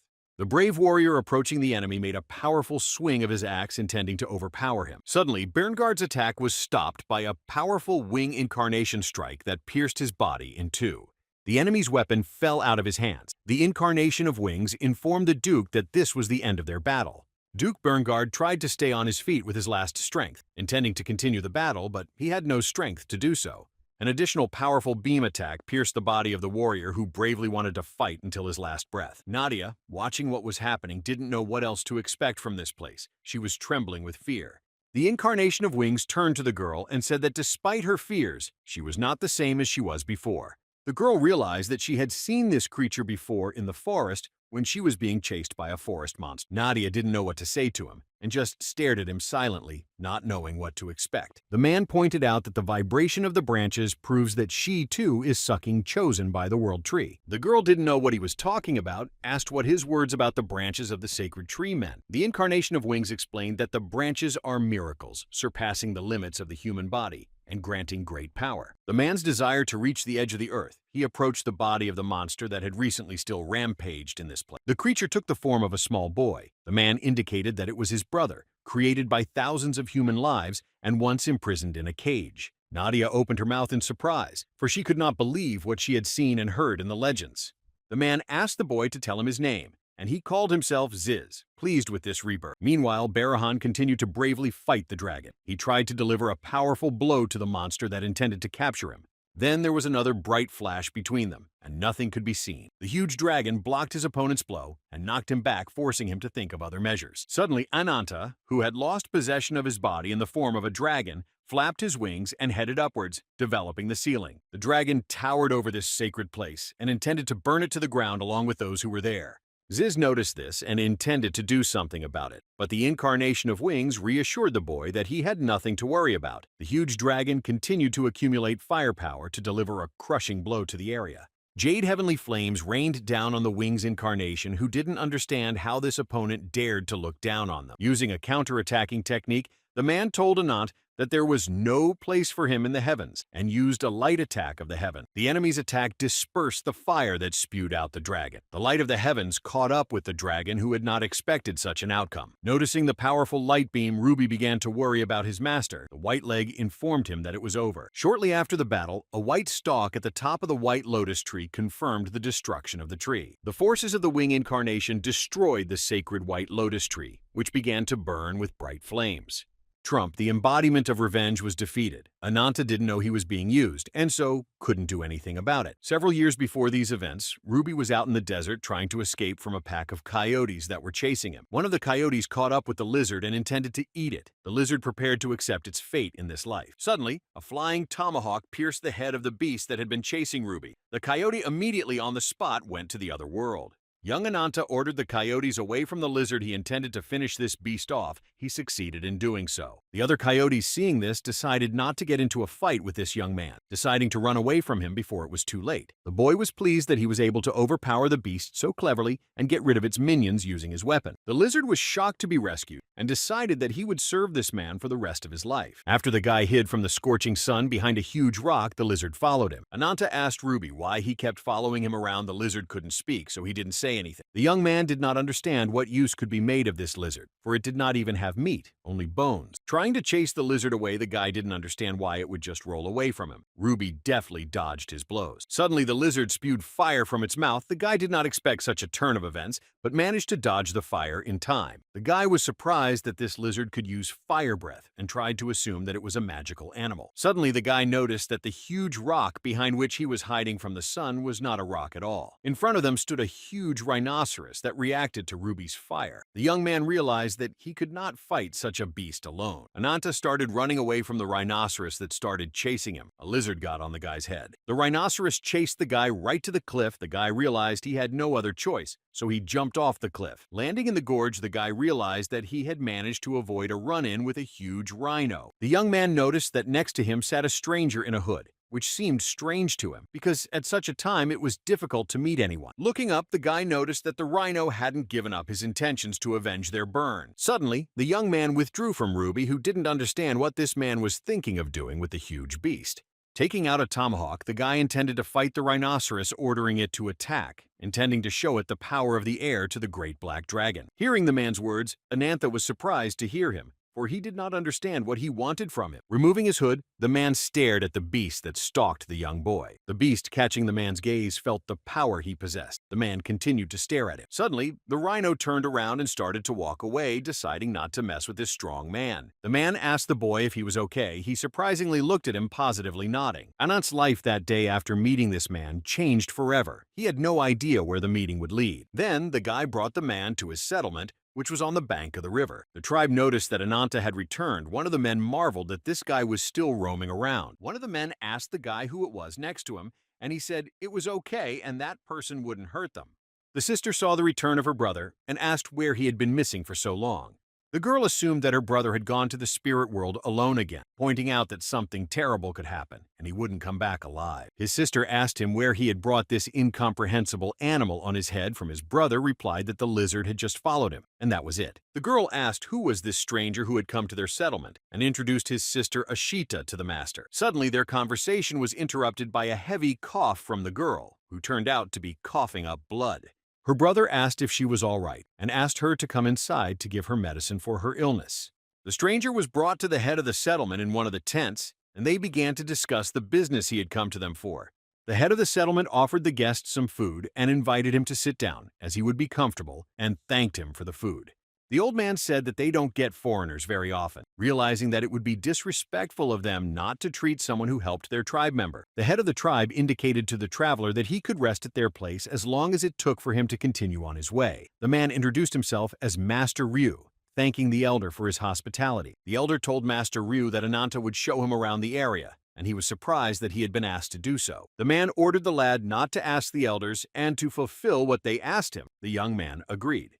The elder tried to ask Master Ryu what had brought him here to such a wild place, for the land in this place was broken and unfit for travel. Master Ryu explained to them that he is a researcher and studies the customs of location and embodiment from different regions. The elder asked what incarnations he was talking about. He pulled out a papyrus and asked him to look at the map. The wanderer told the elder that from the empire in the east to the glaciers in the far north through the deep forests of the west, he had traveled for many years gathering legends and tradition. Master Ryu was fascinated by the tale of a deity that was passed down in this desert by word of mouth. The tribal elder asked what deity he was talking about, and the other people were also surprised to hear about it. The traveler replied that he was talking about Azdagak, who received the power of the gods, being one of the 6 incarnations. Elder pointed out that called the greatest and strongest among the 6, he was treated with reverence and fear. This demonic incarnation was called the Black Dragon Azdagaka. Master Ryu prepared a potion that could help Ashita get rid of her cough, assuring her that it was the Black Dragon's fault. The traveler explained that it was a healing herbal decoction from Celestia's empire that boosted immunity and restored vitality. The girl thanked Master Ryu for the potion, assuring her that she felt much better today. The man said he had to leave and asked her not to work too hard and to rest more. The guy asked where he was going today. Master Ryu replied that he intended to head downstream and would explore the surroundings there. Further, Anantha offered him some fishing. My brother told my sister that he would go with the master and do a little fishing, and told her not to worry because he would be back soon. Ashita wished her brother a happy journey sweetly while smiling. She didn't mind such a thing. Her brother was glad of this admonition, thanking her and promising her that he would be back soon and she need not worry. As he left, the boy noticed some unfriendly looks from the other members of their tribe and was a little upset about it. After a few successfully caught fish, the guys took a break and decided to roast the catch. The guy asked the master that he had been living in their village for a week. The boy asked how his research was progressing. Master Ryu replied that little progress had been made, although he had managed to learn a few stories from the heirs of the Black Dragon. The man told the boy that in the past their ancestors suffered from the invasion of neighboring tribes, but thanks to the help of the Black Dragon, they managed to defeat the invaders. Ananta learned that his tribe were the heirs of warriors who from ancient times had honored the Black Dragon, who was the savior of the tribe. Master Ryu explained to the boy that the people of his village avoided talking about the Black Dragon as if they were hiding something. The guy assumed the foreman just thought so, and they wouldn't hide anything. The man asked the young man that he still goes hunting in the wasteland secretly from his sister. The boy did not expect to hear this question. The traveler stated that he tried not to show any sign of it, but noticed that the boy had a lot of small wounds lately, assuring that his sister would notice them soon too. The boy asked Master Ryu not to tell Ashita about his wounds, because he didn't want to worry her about nothing. Ananta explained that winter was coming soon, and they needed to stockpile as much game as possible, of which there was plenty in the heath. This guy and his sister didn't have parents. They both passed away from illness when he was just a little kid. Ashita had kept her brother safe from a young age, and for her, Ananta was still the child she watched over. The guy added that his sister is always very busy with daily chores and taking care of his already grown-up younger brother, and that's why he hunts a lot and saves his prey for last. Master Ryu assumed that it was hard for the young lad to hunt alone in such an area and felt sorry for the lad. Ananta assured the wanderer that it was not difficult for him to hunt, for he was doing it for his sister. The guy suggested we stop talking about heavy topics by asking why Master Ryu had started researching all these incarnations. The man replied that he wanted to find divine revelations. The guy first heard of such a thing, intending to ask a little more. Master Ryu explained that these were sources containing the sacred powers of the 6 incarnations. Their power surpassed all the laws of the world and lay beyond human comprehension. The 6 incarnations were endowed with the capabilities of gods. The man continued to fry fish and tell the guy about it. The man added that if anyone could collect 6 of these incarnations, that person could become a being capable of seeing far beyond this world. The guy assumed he was talking about ancient scales. He didn't expect to get that information out of it. Master Ryu asked what ancient scale he was talking about. The guy realized he'd blabbed about something unnecessary. The man suspected that this guy knew something about the relic. The guy tried to get away with it. Realizing that he would not be able to get rid of the questions, the young man asked Master Ryu to keep it a secret. Ashita had told him this story as a child that was known only to their tribe. It was said that in his rage after destroying the offenders, the Black Dragon did not stop and continued to destroy until he had turned all the western wastelands to ashes. In an effort to limit himself, the Black Dragon passed the scales to one of the tribe's ancestors, and once he lost the source of his power, he fell into a deep sleep. Anant's ancestors erected a temple called the Dragon Gourd, where they placed the dragon and put the best warriors of the tribe to guard it. The best of the tribe's warriors guarded the Black Dragon's scales from evil men who would want to possess it. The man tried to interrupt him, but the guy stopped him, asked Master Ryu for forgiveness, but he couldn't tell him any further. The boy pointed out to the man that the tribal elder had allowed him to stay with them for as long as he wanted, and if he decided to go anywhere else, he would gladly take him. Master Ryu told the boy that there was a place he could take him to. The boy was surprised, but agreed. After a long walk, the boy told Ruby to keep his head up and put the lizard on his shoulder. Ananta noticed that the master was standing by the cliff and silently watching the sunset. He was a little surprised. Suddenly, the master told the boy that he had a dream he was ready to listen to. Beyond the borders of this world, he wanted to find the edge of the earth connecting their world with the world of the gods. Master Ryu stated that until he fulfills his dream, he will stop at nothing in his path. Ananta heard that this man would not give up his dream, even if the whole world turned against him. The young man asked what he was talking about, and was surprised that he didn't understand yet, because his older sister's illness was actually caused by the Black Dragon's curse. The boy was surprised at this assumption. Master Ryu asked if he knew much about the Black Dragon because Asdagaka was a servant of the side of demons ruling over demise and curses. The man assured the lad that an incarnation could not serve such a god just to entrust a divine revelation to mere humans without reason. Master Ryu tried to convince the young man that the dragon had simply used them all and passed on to them the curse of demonic revelation that he himself had carried before. The traveler added that it was for this reason that Anant's parents had died and that his sister was suffering from a long, incurable illness. And remembering what had happened, he wondered how easily he had convinced him of this. The man assured the lad that it was because of the Black Dragon's curses, and he believed him on that. The young man asked him if it was true, and he took out the sacred flower that had been with him all this time. The man said that this flower should be donated to the sacred treasure that protects his tribe. It was explained to the boy that the Black Dragon's curse would disappear after that, as well as his sister's illness, and he believed it. Hearing those words, the boy assumed that Master Ryu wanted him to break the foundations of his village. The master replied that he didn't make him do it, but only offered to try to put the guy to rest. The man added that even if the outcome turns out to be agonizing, the responsibility of this choice will lie with Ananta. Ashita woke up in the night and noticed that her brother had not returned. As promised, she became anxious about it. The girl did not understand where Ananta could have gone at such a late hour, but she continued to be troubled by a cough. The sister was worried about her brother and hoped he wouldn't catch a cold on such a cold night. Meanwhile, the strongest warriors of the tribe were guarding the temple where the black dragon scales were. Suddenly, one of their guards noticed a man who appeared in the gorge. He asked who he was and why he had come here. Master Ryu was ordered to stand still, informing him that this place was forbidden to enter without permission. He looked on silently. Without waiting for an answer, the guard started attacking the man who was not allowed to enter the place. Suddenly, the man grabbed the tip of his spear and with a powerful blow disarmed the guard who had attacked him. The second warrior, noticing the strength of the enemy, was frightened, but also began to attack this stranger who was trying to penetrate the temple. Having dealt with all the warriors, Master Ryu informed Anant that he could now go out without anyone noticing him. The boy stepped out from behind the stone at the master's command, carrying a divine flower that lit his way. After seeing the defeated warriors, the guy was convinced that Master Ryu was really strong, because he was able to kill all the best warriors with a single blow. The man informed the boy that they had to hurry up and finish what they had planned before dawn. They went inside. After the master dealt with a couple more guards of the place, the guy kept marveling at his strength. Entering the sacred hall where the sarcophagus stood in the middle, the boy told the master that they had come to the right place. Suddenly, the flower in his hands seemed even brighter. The guy was wary of such an action and didn't understand what was happening.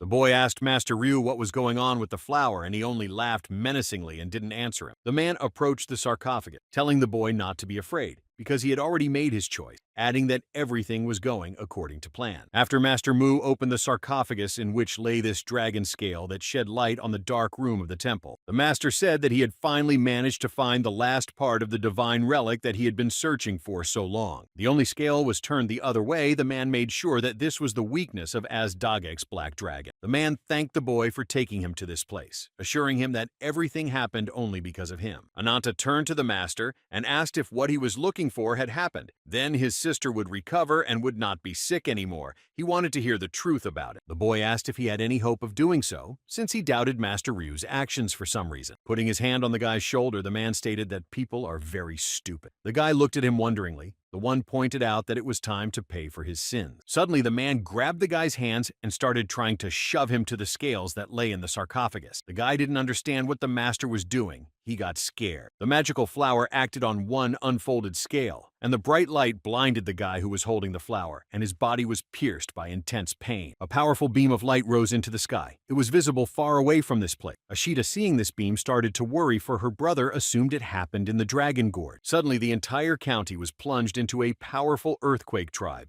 Members woke up in a panic and did not understand what had happened. The dragon sleeping for 100 years in the cave was also affected by this earthquake and began to wake up.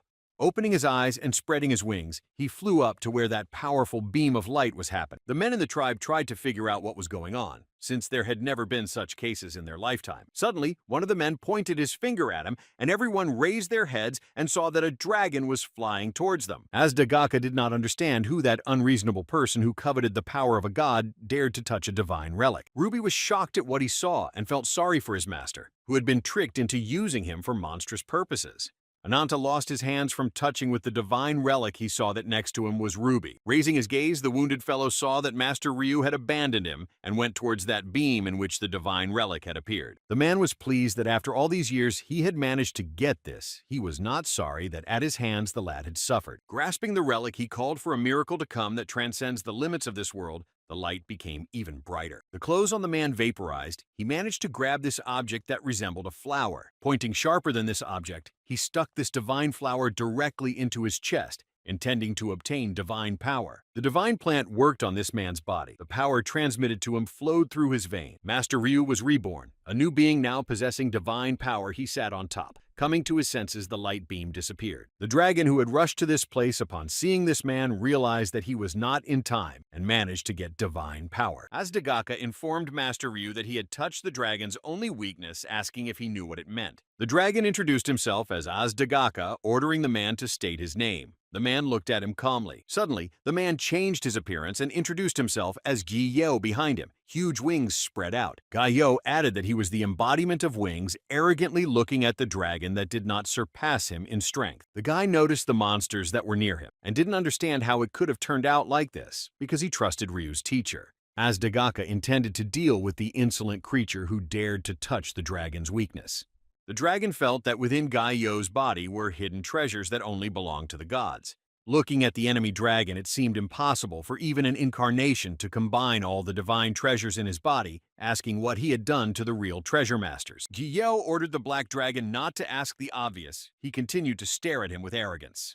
The incarnation of wings informed Aztagaka that he had sent them all to the other world and took the revelations behind him. Magical spheres appeared. Giyo began to attack the dragon, who deftly dodged his attacks by saying that Aztagaka had given his revelation voluntarily, and that was why he was so visibly weakened. Incarnation of Wings noticed that the even dragon had become a mere ghost of the divine era, assuring that he would personally crush it. Aztagaka pointed out to him that he could try to do it if he had the strength. He directed a pillar of fire at him. The enemy had no trouble clonking from his attack. The black dragon began to chase him. He began to fly away. Both creatures climbed too high. Ananta, bleeding, had lost sight of them. He had not envisioned what consequences would befall him. Aztagaka continued to pursue the wing incarnation, creating many magical seals who tried to attack. A multitude of fireballs rained down on Giyo, who used his strength to resist this attack. A powerful light attack shattered the black dragon's fireballs. A bright sigh illuminated the night wasteland. Aztagaka took note of his magical powers, creating many sharp spikes around himself. With a flap of his wings, he aimed the magical spikes at his opponent. Noticing the dragon's attack,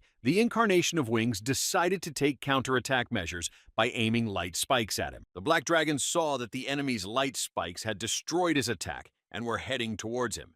The tribe spotted a bright orb that covered the light of the moon and illuminated their entire territory. She didn't realize what had happened. Ashita was even more worried about her brother, who left without a word to her, and the rest of the tribe suspected something wrong. The boy tried to rise to his feet to get to his graying. Ruby didn't understand how this man had so much strength. Ananta saw the huge body of the black dragon fall to the ground beside him. She didn't realize what had happened. Aztagaka was unable to match his opponent's attack, and lost in this fight, his body could no longer move. Giyo was pleased that he had managed to tear the opponent's heart by indicating to the black dragon that he had lost. The man declared that now he had succeeded in actually reaching the heavens. He began to climb higher and higher. When he saw what was happening, the guy cried because he just wanted to help his sister. But in the end, he helped the monster to take possession of the divine relic. Aztagaka, upon seeing the black dragon heir, realized that he was the one who helped this incarnation of Wing. Ananta tearfully began to beg the dragon's forgiveness, for he had not meant to do so, trying to explain that he had tricked him into finding this place. The dragon pointed out that this was a very pathetic attitude, and now the demon god had to leave this world in regret. Aztagaka told the guy that he would not forgive his deed. He cursed him out of his body. An angry spirit appeared. This was the first time Ananta had met and heard of the demon god. He did not understand what he intended to do, trying to beg his forgiveness for his act.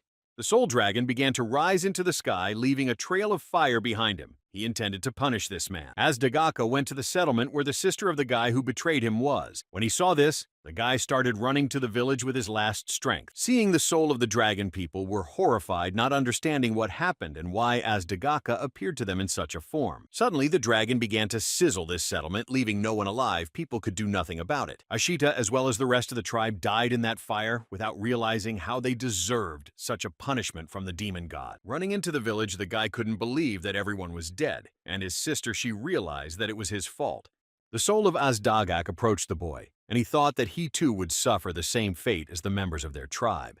The guy's assumptions turned out to be wrong, and the soul of a demon god got possessed by this guy who betrayed them all with his rash act. Ananta ceased to be an ordinary man. After such a fusion with Aztagaka's soul, his hands recovered. Aztagaka pointed out to the guy that now he would forever be surrounded by nothing but doom and destruction. The boy came to the realization that he was shackled in an unknown dungeon. Having previously watched the black dragon fail again, Giyo informed Zizu that he had traveled a long and winding road. Nadia heard that they intended to return. She could not believe that Ananta had lost to him in this fight. A rift of space formed the trio intended to return to their sanctuary. The girl continued to follow them. Nadia turned to Gael and pointed out that Ananta had spoken of him as a creature who thought he was God, adding that the child beside him was undoubtedly a real incarnation. The girl asked him to answer her because she didn't remember anything before meeting him, assuming that they were somehow connected. Gael replied that Ananta was the same boy who had shown him the place where the last artifact he needed was located. The man explained to her that everything in the world is just a collection of causes and effects, and when that connection is broken, everything disappears. Wings Incarnate stated that such a thing he calls fate leaving. He added that he would look forward to their next meeting. Hearing this, Nadia didn't quite understand what he meant by hearing him call her the embodiment of nature. Sometime later, in one of the hot springs, an unknown man was taking water procedures while immersed in his thoughts. Suddenly, His Majesty's peace was shattered by two servants reporting that news had come of Lord Burngard returning from the southern frontiers. His Majesty replied that it was the best news he had heard in days. Coming out of the spring, His Majesty pointed out to Mara that if she brought bad news, she would get a slap on the wrist. Mare reported that, according to the messenger, along with Duke Burngard, go one incarnation and two people. His Majesty asked that it is an incarnation of wings, but the servants did not know such details. The maid informed the queen that, as usual, it would be better to see everything with her own eyes and draw conclusions afterwards. A few days later, Duke Burngard managed to get to the kingdom he served instead of his companions. Naughty Vetron Burngard was like Anantha on a bit of a worry when they entered the city they had been walking to for so long. Earlier, Duke had introduced himself and told her that he too had a personal score with the incarnation of the wings, and then invited them to the headquarters of the organization he served. Burngard gave the reason why he wanted them to follow him in the past battle, but what really interested him was the power Ananta possessed. Nadia found it strange that when the battle was over, Whitefoot disappeared without a trace, suspecting that she might have had something to do with it too. Nadia could have gone anywhere but decided to go to the northwest continent to meet someone. It was reported that Duke Burngard had arrived, and most of the warriors gathered to meet him in the throne room. One of the warriors noticed Nadia and looked at her with suspicion, assuming that her appearance was no good. Then Her Majesty Queen Nadia came out to the arrivals and certified that it was human, which calmed her down. The first princess of the Munguk Valkyrie race of warriors actively opposing the incarnation of the wings sat on her throne. Regelza Einherjar, the head of the Leviathans, informed everyone that she had arrived and they could begin their meeting. Vatran Burngard greeted Her Majesty. The woman was glad he had finally arrived. The queen declared that enough formalities were enough, suggesting that all those gathered go straight to the results of the expedition. Burngard reported that according to the plan to get to the Temple of Cafes, they had to defeat a group of gladiators and provide cover. The man reported that there were some unforeseen circumstances in this plan, but eventually he managed to get into the temple. Vatran Burngard added that it was there that he encountered Gael, the incarnation of the girl's wings. The warriors were dumbfounded to hear this. The queen asked what happened then. The duke replied that immediately afterward he engaged with his opponents in battle, but to his shame lost. Regelsa Einherjar assumed that he had returned in disgrace, and without information she was saddened by the duke's action. The man pointed out that defeat as victory are part of a warrior's life, and the number of these situations does not matter, promising that he would eventually get rid of the incarnation of wings. Upon hearing his words, the queen rejoiced, saying that she now recognized her Bengard Vatran. The queen indicated that, more importantly, she wanted to know who the incarnation behind him was by poking at Nadia. Duke apologized for not introducing her sooner, saying that it was Nadia Nature Incarnate, who was part of another group pursuing Wings Incarnate. Vatran Burngard has informed Queen Regelza that this girl is their new ally who has agreed to help them in their cause. The Duke added that in gratitude for her help during the expedition, he had brought her here and presented her to the Queen.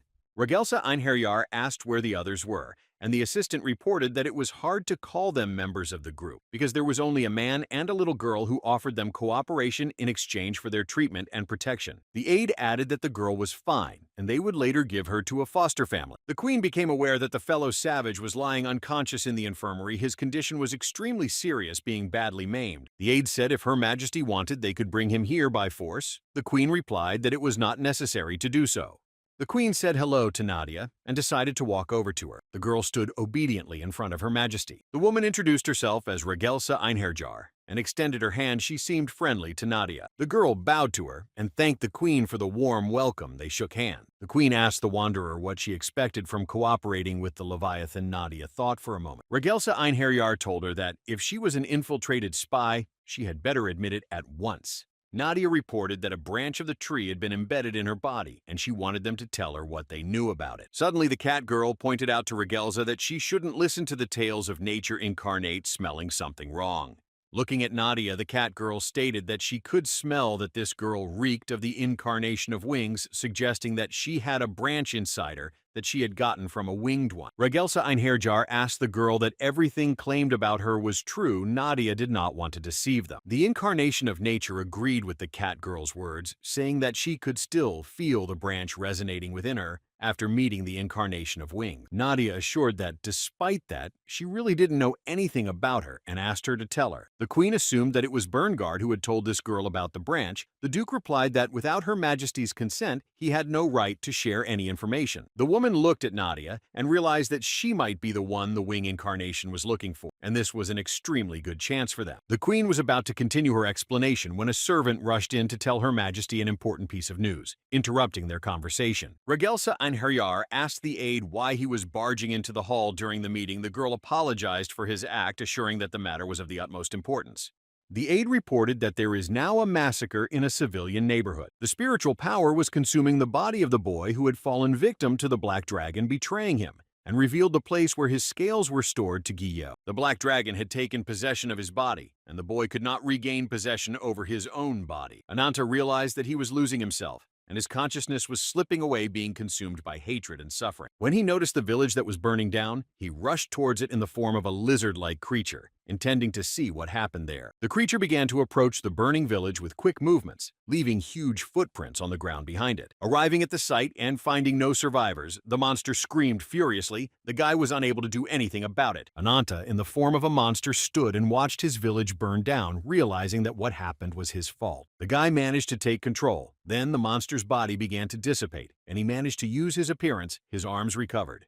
Ananta remembered the look on his sister Ashida's face, who had wished him a good journey for the last time. The brother bent over the breathless body of his sister, whom he could not protect, but thought his act would cure her. Ashida's breathless body lay motionless, his brother realizing that he himself had made the wrong decision that had ruined his entire village. Grabbing his sister, the guy screamed all over the place from the heartache he felt at that moment, and he couldn't do anything about it. He vowed to exterminate Guillaume.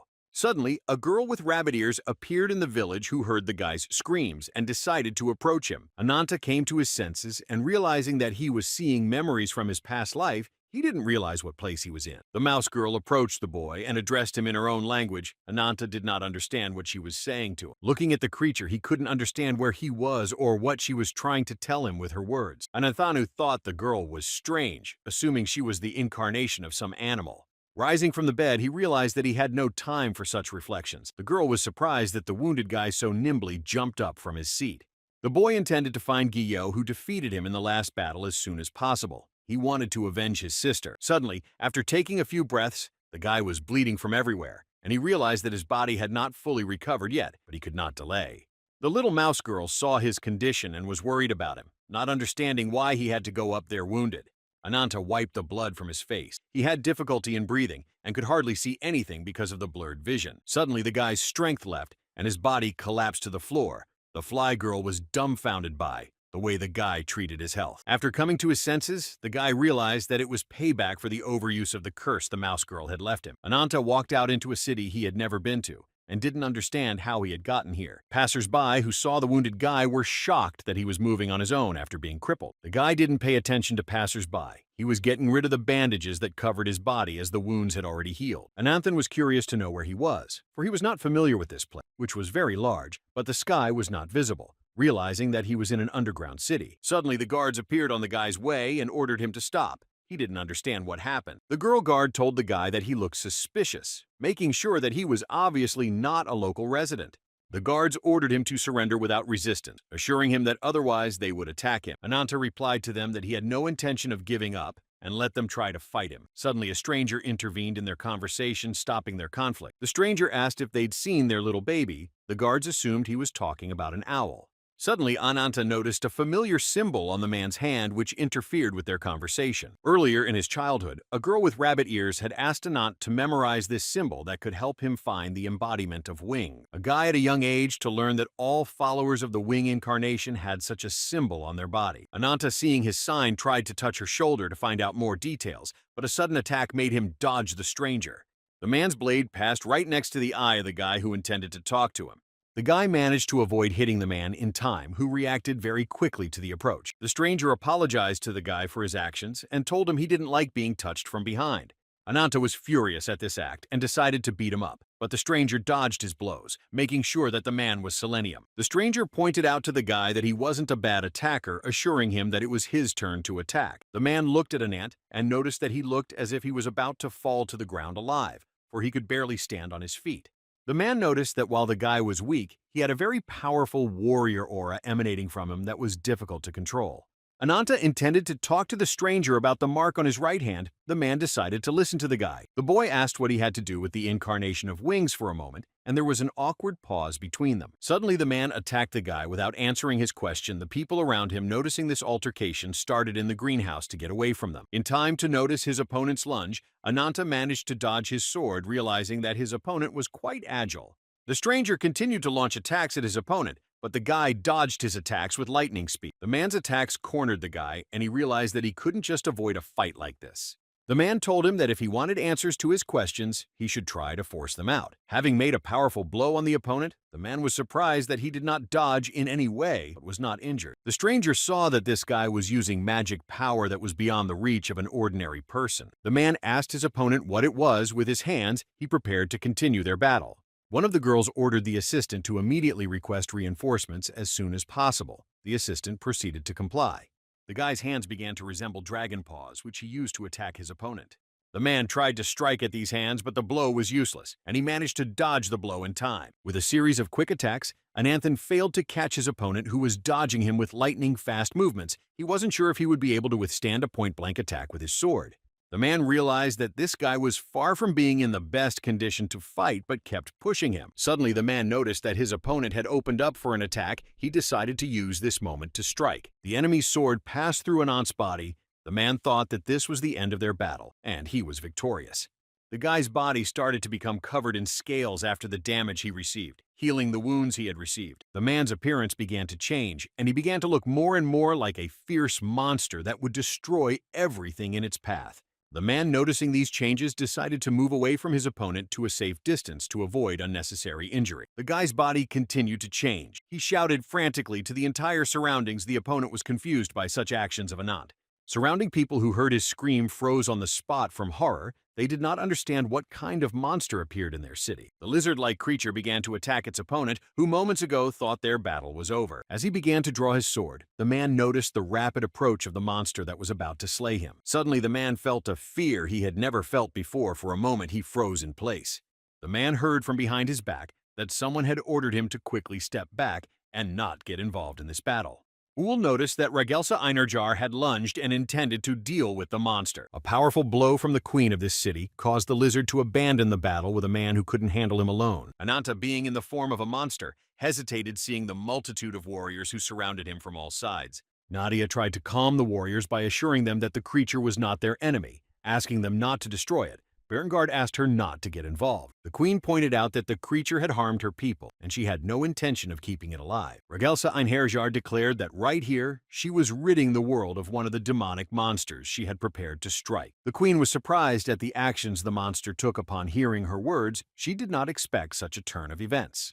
Those present saw the monster begin to tear the wound it had received. Ananta tried to show that he had no intention of fighting them. The creature's powerful claws parted its flesh, revealing the body of the man the creature controlled. The people around him were shocked to think that he was destroying himself, and it was the first time they had seen something like this. The huge body of the monster collapsed to the ground. After that, the body started to dissipate, and Anant's body showed up. Nadia was worried about the familiar. Regelsa Einherjar asked who the hell he was. Being stunned by his act, she looked at him. Ananta lost consciousness. The queen decided to spare this guy who did not fight her, but showed submission. As per the queen's instructions, Ananta was imprisoned in a dungeon with guards to prevent something like this from happening. Nature Incarnate was placed under custody supervision pending Regelsa Einherjar's adjudication.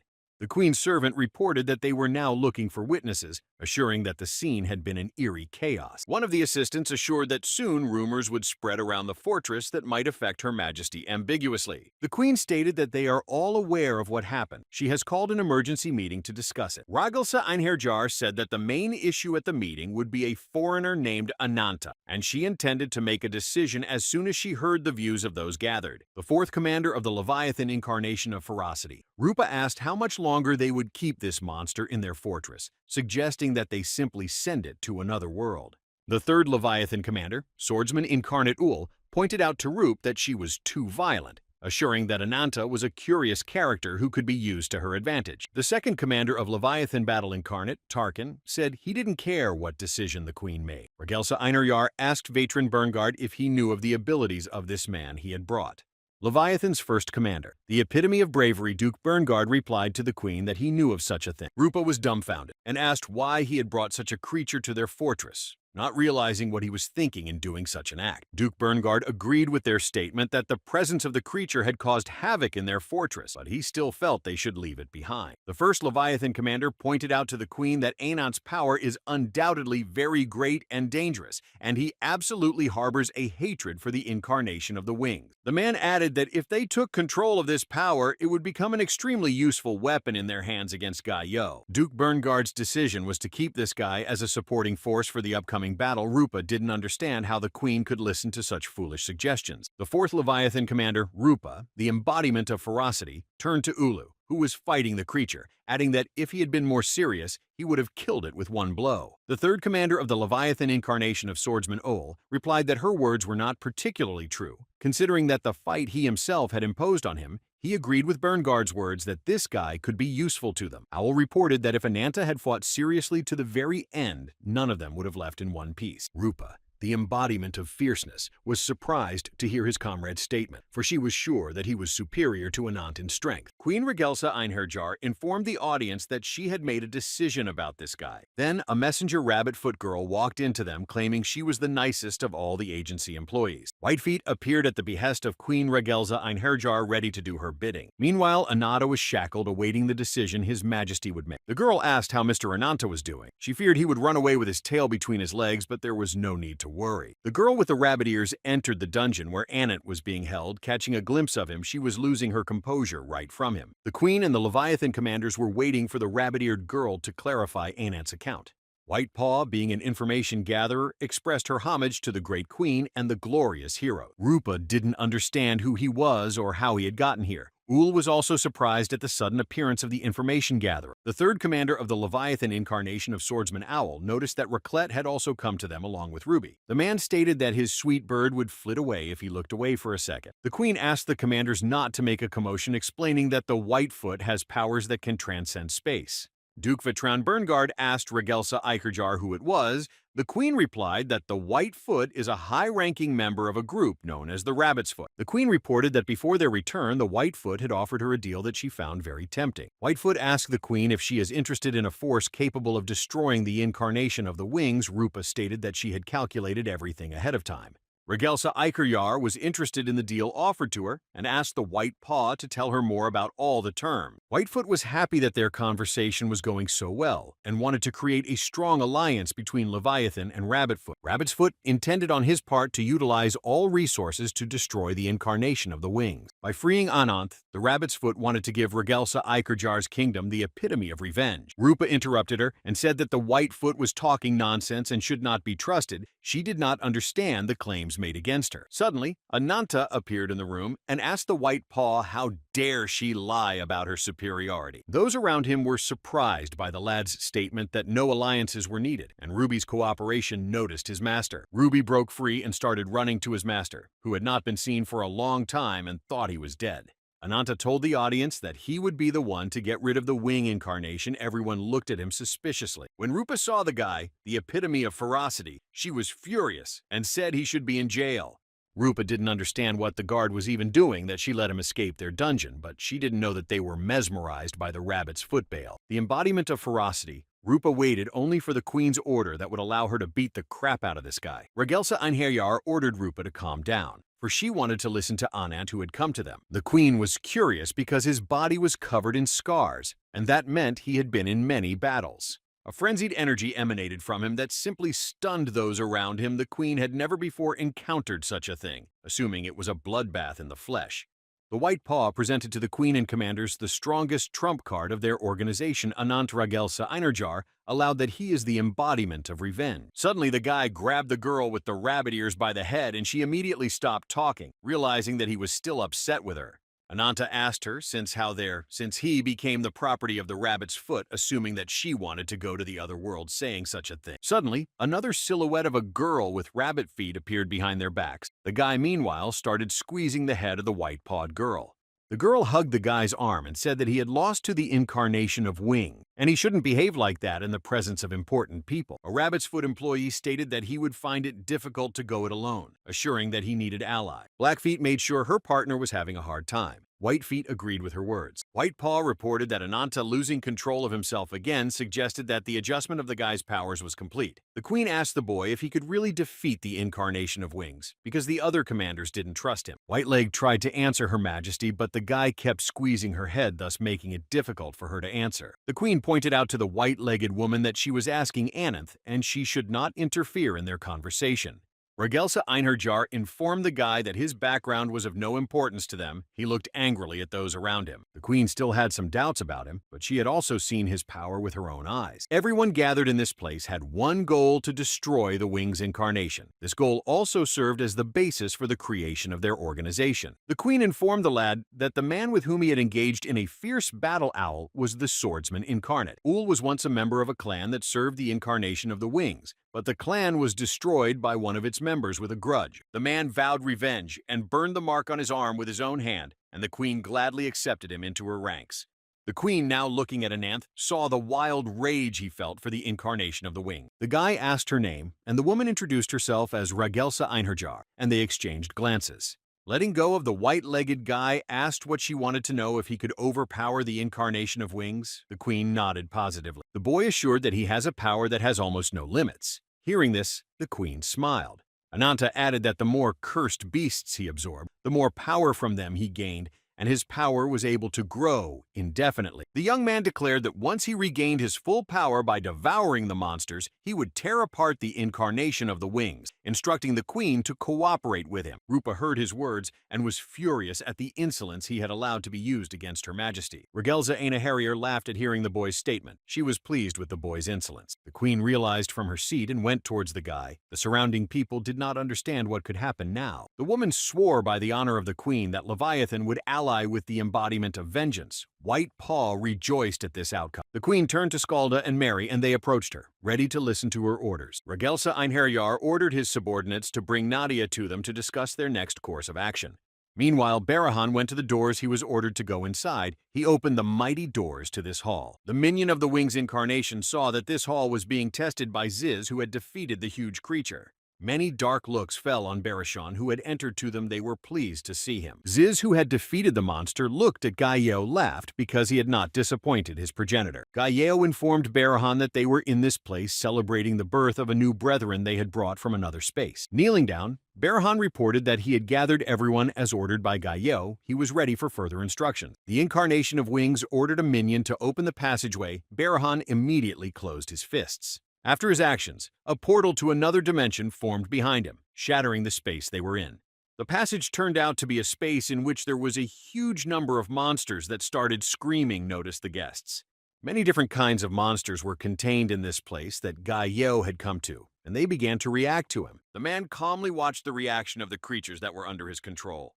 Gaio had them memorize that all they had been rejected by God, the monsters continued to react violently to him. Barahan looked at the creatures that were in this place. He could not know his master's intentions. Looking at Ziz, Gaio informed them that they had all lost their human appearance by becoming slaves to evil spirits, and that they would never get it back. The monsters calmed down upon hearing the words of the Lord, who commanded them to know the depths of the humiliation of this existence. Gaio pointed out to them that they were not worthy of recognition. They were despicable eternal slaves to the weaknesses that were imprisoned in this place. Then he began to unfold his wings. A bright glow began to illuminate this dark place. Galileo stated that it was proof of their lowliness by asking if they considered their existence worthy. Incarnate wings descended to the monsters, informing them that it had surpassed the limits of the world and was destined to cross the boundary of the world of the eternal and pass into the reality of the higher creatures. Galileo pointed out to the monsters that if they dared to challenge him, they must be willing to deny themselves and throw off the shackles of the cursed flesh. The man ordered the monsters to show him what they were capable of, promising that those who stood strong could receive the blessing of the wings. When the monsters heard his words, they were surprised because it meant that they could move to a new world without being stuck in this place. The huge gorilla began to shriek furiously and beat his chest, intending to destroy all the opponents who were in the place. The monsters began beating their own kind to earn the blessing of the wings they had been promised. The ongoing fight in this place amused Galileo, who was watching them. He began to furiously taunt them. In the meantime, the servants brought Nadia to the king as the girl had asked. Not knowing what their conversation would be about, Regression Einherjar greeted the girl who had been brought to this room. They intended to discuss the plan to destroy the incarnation of the wing. Nadia walked into the hall and noticed Anand, who was surrounded by two girls with bunny ears. Whitepaw said hello to the girl, stating that he hadn't seen her in a while. Nadia was surprised she was here. Looking at the girl who was also standing next to the guy, she didn't know who she was or what she was doing here. Regression Einherjar asked Nadia to relax, assuring that she had convinced the rest of the council not to pressure her. The girl made sure that a moment ago, Ananta was far more unstable than she was now. She thought it strange. Looking at the guy, Nadia was sure it couldn't be a mere coincidence. He stared silently at the table. The queen informed the incarnation of nature that they had just finished talking to Ananta, and now the two of them had to listen to her. Regression Einherjar announced that the two of them can officially become members of Leviathan. The guy and the girl were surprised by this statement. Guy asked the queen, who told her he needed it. Veteran Berngard said they didn't care if it was a temporary alliance or not. Duke added that they needed Anant's power to track down the incarnation of the wings, and he would be able to count on their help while with them. The man turned to the girl and said that the answer she was looking for could only be obtained by entering into their union. Berngard said that from now on, the conversation would turn in an unpleasant direction for them, being sure that Nadia was ready to hear the answer to her question. The girl assumed that she had already had time to express her willingness to them in preparation to hear the answer. Nadia asked them to tell her everything they knew about the branch imprisoned within her. The queen said that Mishtiltane was another name for a branch of the world tree. Regression Einherjar learned of this from Berngard's report, assuring that Nadia herself had seen the cursed creature's transformation into incarnation during the Battle of Cafes. Nadia realized that the woman was talking about the child that had emerged from the monster's body. The true nature of the branches was related to the power of the blessing of the wings worked as a catalyst that promoted the evolution of the cursed being in incarnation. Hearing the explanation the girl wanted to hear, asked what it all meant. Veteran Berngard answered her that under the influence of Ji-Yo, she too had become an incarnation and was born of the blood of an incarnation of wing. The man added that Nadia's appearance was the result of the branch's influence on her, suggesting that her original form was that of a demonic creature. Nadia refused to believe it, because it seemed to her such an illogical use of power to embody wings. The girl added that if the power of the incarnation of the wings is really akin to the divine, she did not understand why to use it on a demon and not on another incarnation of the queen, realized that with Nadia will be difficult. The queen explained that the power of the branch could turn the incarnation into a demonic creature. Regression Einherjar saw it on the day the Valkyrie of her homeland died when she was still a child. Memories from her childhood days came flooding back to Regression Einherjar as she remembered how their ship had left the shore in bad weather. Little Regression, already in those days, was deprived of her left eye. She noticed the storm that had risen in the sea. The girl noticed that an incarnation of wings appeared in the sky above them. At the time, she didn't know what he could be dangerous. Then, from the depths of the sea appeared a huge monster that intended to attack the ship on which was Regression Einherjar. The incarnation of wings turned the incarnation of Valkia's country into a demon that began destroying everything in its path. Nadia was listening to the queen's story when suddenly someone said that it was nonsense. Turning around, the girl realized that it was Ananta who said it. Guy pointed out that based on the queen's words, this girl is now either a servant of Gi-Yo or a monstrous demon. Looking at Nadia, he stated that compared to Valkyrie, Nadia couldn't even hurt a fly. Veteran Berngard explained that this is why she is special, suggesting that she stands closest to the edge of the world that Galileo is looking for. The young man was surprised to hear about the boundary of the world. The queen had assured him that this was what the incarnation of the wings was looking for. Regression Einherjar reported on her family's tales that have been passed down from generation to generation. The border of worlds is the edge of the universe on which the world tree grew. Meanwhile, the demons were finishing their their battle at the behest of Gai Yo. Only one monster was able to survive this fight with the rest of the wings. Incarnation's goal was to break through this boundary and enter the world of gods. Regression Einherjar reported that this is why Gai Yeo creates creatures in which the shoots of this tree can sprout. The power of the branches was so great that only a small fraction of mere creatures could bear it. He laid a branch into the defeated monster. A huge demon began to radiate from behind the branch of the tree that was submerged in his body. The incarnation of the wings was conducting this selection specifically to choose the strongest demon. Demons who could hold the power of the tree inside the body could be counted on their fingers. One of them tried to match this power. The monster was unable to control the power it received and broke apart, flooding everything in the area with its demonic foulness. Regression Einherjar decided to move on to the main purpose of their meeting. Nadia, along with Anant, were ready to listen to her proposal. The queen reported that they wanted to find out what branch possessed Gai Yo, one of the creatures roamed the wasteland. The woman intended, with the help of Nadia and Anant, to subdue one of the royal family's former guards who had been turned into a demon. After all the explanations, Regression Einherjar stated that they needed to get on with their goals, turning to 3rd rank Commander Ulu, who possessed excellent fishing skills. The queen also turned to 4th rank Commander Rupa, who was the epitome of ferocity. Regression Einherjar ordered these two commanders with their units to go on a mission to the lands of Paz. Ananta had heard that the queen intended to establish good relations with the locals where their vanguard would be stationed. Nadia realized that the queen's goal was to destroy all demonic creatures occupying the lands of Paz. Regression Einherjar wished the warriors good luck on this mission, ordering them all to return back alive. 3 days ago, the Whitefoot told me that in the north of the continent, in the secret Valkyrie fort under the command of the queen, there were 500 soldiers, and some mercenaries, subordinate to Bairnguard under their protection, were several thousand civilians. Whitepaw reported that all of the queen's closest advisors were incarnations, and among all the coalitions against the incarnation wings, Leviathan was considered the most powerful and combat capable. The girl with the rabbit ears explained that now that Ananta had been defeated at cafes, they should think about new alliances. Nadia assumed that this had been their plan all along, from the contact with the Leviathan to the audience with the queen. Whitepaw replied that she had understood everything correctly, even though their participation was unexpected. The girl with the rabbit ears reported that they had gained powerful allies, hinting at Anant and Nadia as well as the queen. Whitepaw stated that Ananta's power was a double-edged sword, as long as he was able to contain the demon's power and influence. If Ananta can't consume the flesh of demonic creatures, he will lose his mind and immediately turn into a monster. The girl asked her interlocutor who the girl was. The girl replied that it was a blacklet. Anton is also a member of the Rabbit's Foot. Blackpaw was able to use hypnosis to keep Ananta's power in check, but it was only a temporary solution, and he still needed to hunt demonic creatures to keep himself in check. Whitepaw informed Nadia that since they were talking about it, asked if the girl would like to make a deal with them too.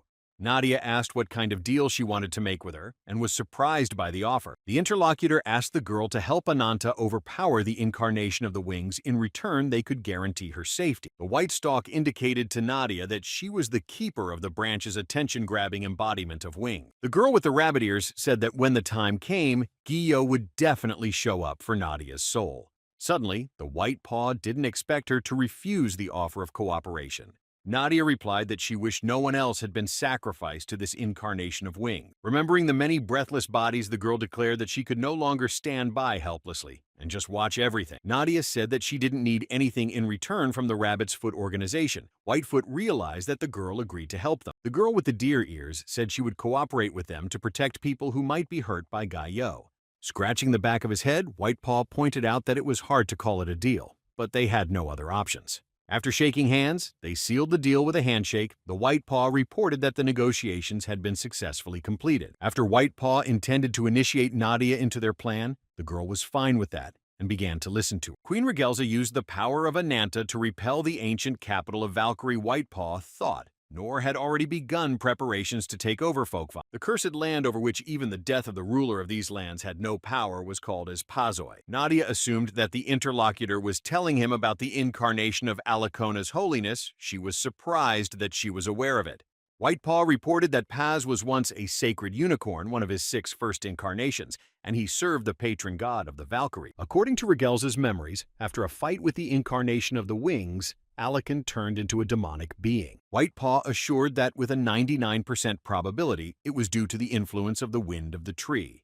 Ananta intervened in their conversation, deciding to speed up White Paw's story by telling them that they needed to take revenge on the demon that had destroyed the country. The guy added that they also needed to shred the demon and get more information about the branch. The young man approached the table, turning to the White Paw, and ordered it to take him to the place where he should bat. White Paw pointed out that there was no limit to this guy's impatience and tried to defuse the heated situation. The expedition intended to depart in 3 days. The White Paw used his magic clock to open a portal to the desired location. A huge portal appeared, through which the army intended to pass. The White Paw went first to this place. A squad of 2 Leviathan commanders, totaling about 100 fighters, intended to pass through this portal. The fighters of these units were mostly brave girls who were ready to fight monsters.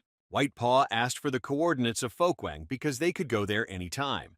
Incarnate swordsman Uhl turned to the squad, asking them all to fight and complete the tasks assigned to them. Rupa, being the epitome of ferocity, ordered her troop not to die. The captain stated that it was too early for them all to go to Valhalla, and the squad was encouraged by his words and was ready to go on duty. Black Paw noticed that Ananta was all excited about the upcoming task. The guy nodded positively in response. The guy stated that he would bring anyone to their death. Nadia was embarrassed by his partner's rude remarks. After passing through the White Paw portal, the squad leaders ran out of there first, trying to scout the situation in that place. Rupa felt with her animal instincts that there was someone down below and hurried to warn Uhl. A huge demonic entity sensed the presence of uninvited guests in this place, intending to get rid of them. Nadia saw the monster and used the Yggdrasil technique, and wooden horns appeared on its head. Many branches fell on the beast that dwelled in this place. The other warriors were not in a hurry to engage in a fight yet. The wooden horse that Nadia had created with the Ipan technique appeared, and the 2 creatures began to fight each other. The demonic creature managed to defeat the enemy, but his forces were not left to fight with the rest of the warriors who were waiting for him. Suddenly, the monster was pounced upon by Ananta, who intended to overpower it and take its power to curb the powers of the Black Dragon. The guy's powerful attack fell on the creature that was able to overpower the enemy and went to the other world. The others watched quietly as Ananta dealt with the huge monster of this world, and Uhl marveled at his strength. Commander Owl looked at Nadia and said that this mission would be much more fun than expected. Rupa was a little jealous of Anant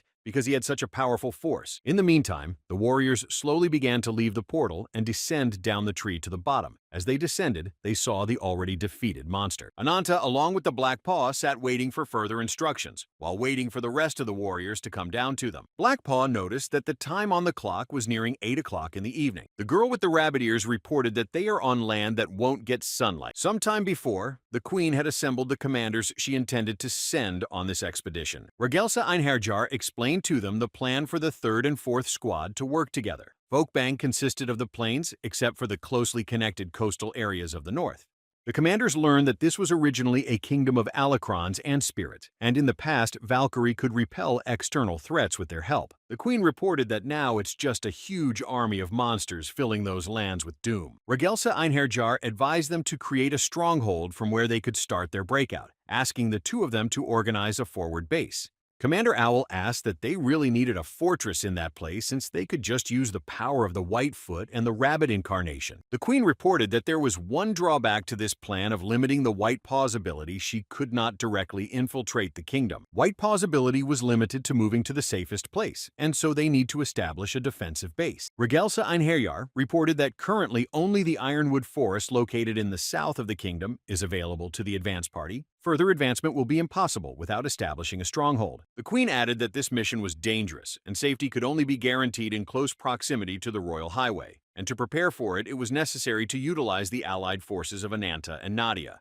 Rupa told the queen not to worry about nothing, confident that only she and Owl would be enough. Regelsa Einherjar ordered the team of the 4th squad not to oppose her order. The girl realized the seriousness of the upcoming task. The queen ordered the commanders that after a week they were to meet Ananta's group at the main base. Regelsa Einherjar indicated to her comrades and commanders not to die on this mission, asked them to return to hug their comrades. Nadia asked Ruby to use her fire technique and get rid of the deceased monster's body. The lizard began to sizzle the breathless body as the girl had requested. She stood silently watching the fire burn. 4th Squad Commander Rupi noticed that this girl with deer ears was not as simple as she thought. Looking around, she noticed that her squad had already completely moved into the area and they were ready to move out. Rupi noticed that away from everyone else, Ananta was sitting in the company of a Black Paw who was watching over him. Commander Uhl noticed that his comrade was not hiding her displeasure towards Anant, saying that she was about to enter the forest and should have been a little more quiet. The man added that in any case, these creatures were now their comrades and they would fight together. Rupa stated that it pissed her off.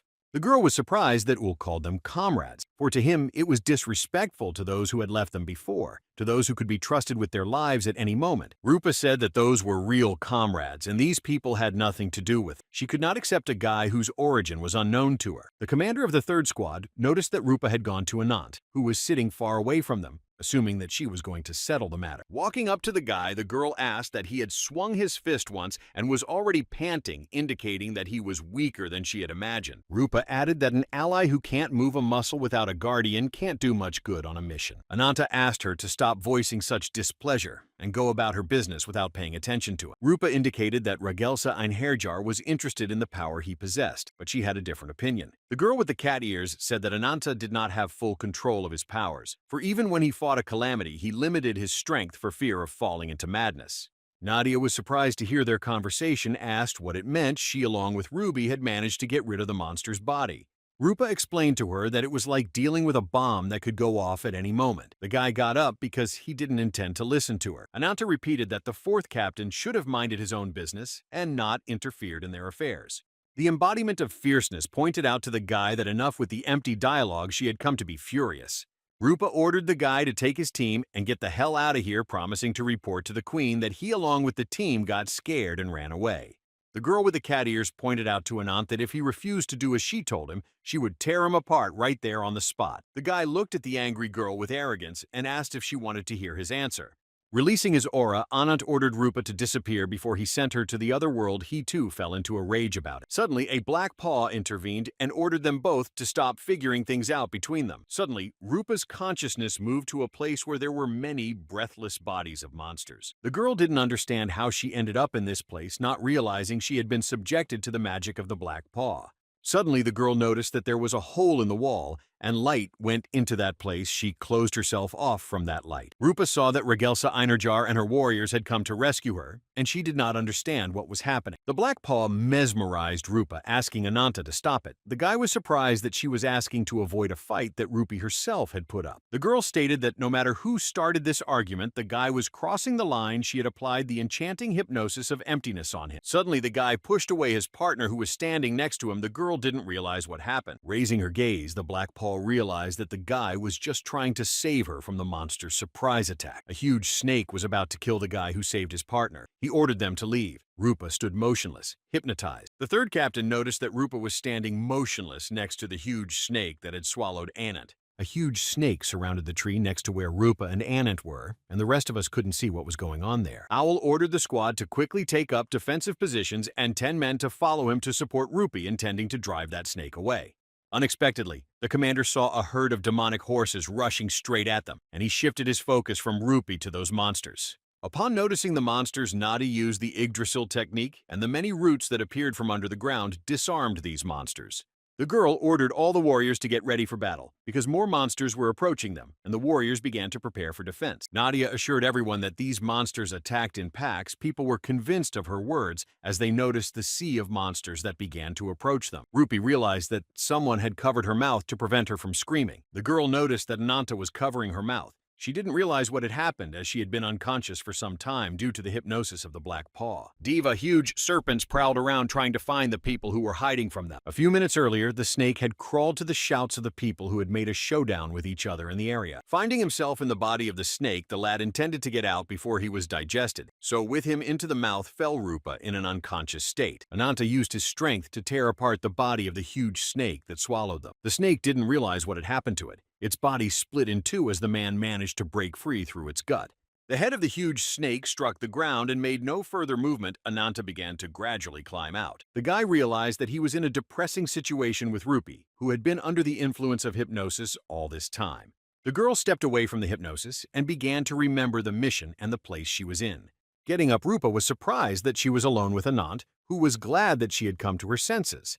The guy pointed out that she was the lucky girl. The girl was outraged, asked what kind of appearance he had without noticing hers. Suddenly, the girl noticed that she too was differently dressed. Ananta asked if she remembered how she got into the snake's mouth. The guy pointed to the snake's body, adding that they had miraculously managed to get out of it alive. He assumed that the others would come crawling to them now. Rupa was surprised to realize that this guy had been protecting her the whole time she had been unconscious. Looking at his body, the guy noticed that his wound regeneration was too slow, realizing that he wouldn't be able to fight for a while. Guy pointed out that his partner's behavior was toxic, suggesting that the liquid in the snake was close to acid. Rupa was surprised that he could analyze what he was immersed in. The girl asked how much time had passed, allowing that her comrades should have already come. The guy felt the presence of the monsters. Suddenly, Ananta grabbed Rupa's hand to hide from the intruders. The girl didn't realize what he intended to do. Rupa didn't understand where the boy was dragging her to, because she was sure that their safety was not in danger. Ananta, along with the girl, hid behind one of the trees. Rupa asked what he was doing. He asked her to shut up. The girl made sure that the guy really wanted to save her by covering her mouth. She noticed that several giant snakes had appeared near them. Rupa realized that the area they were in was surrounded. She assumed it was the land of snakes.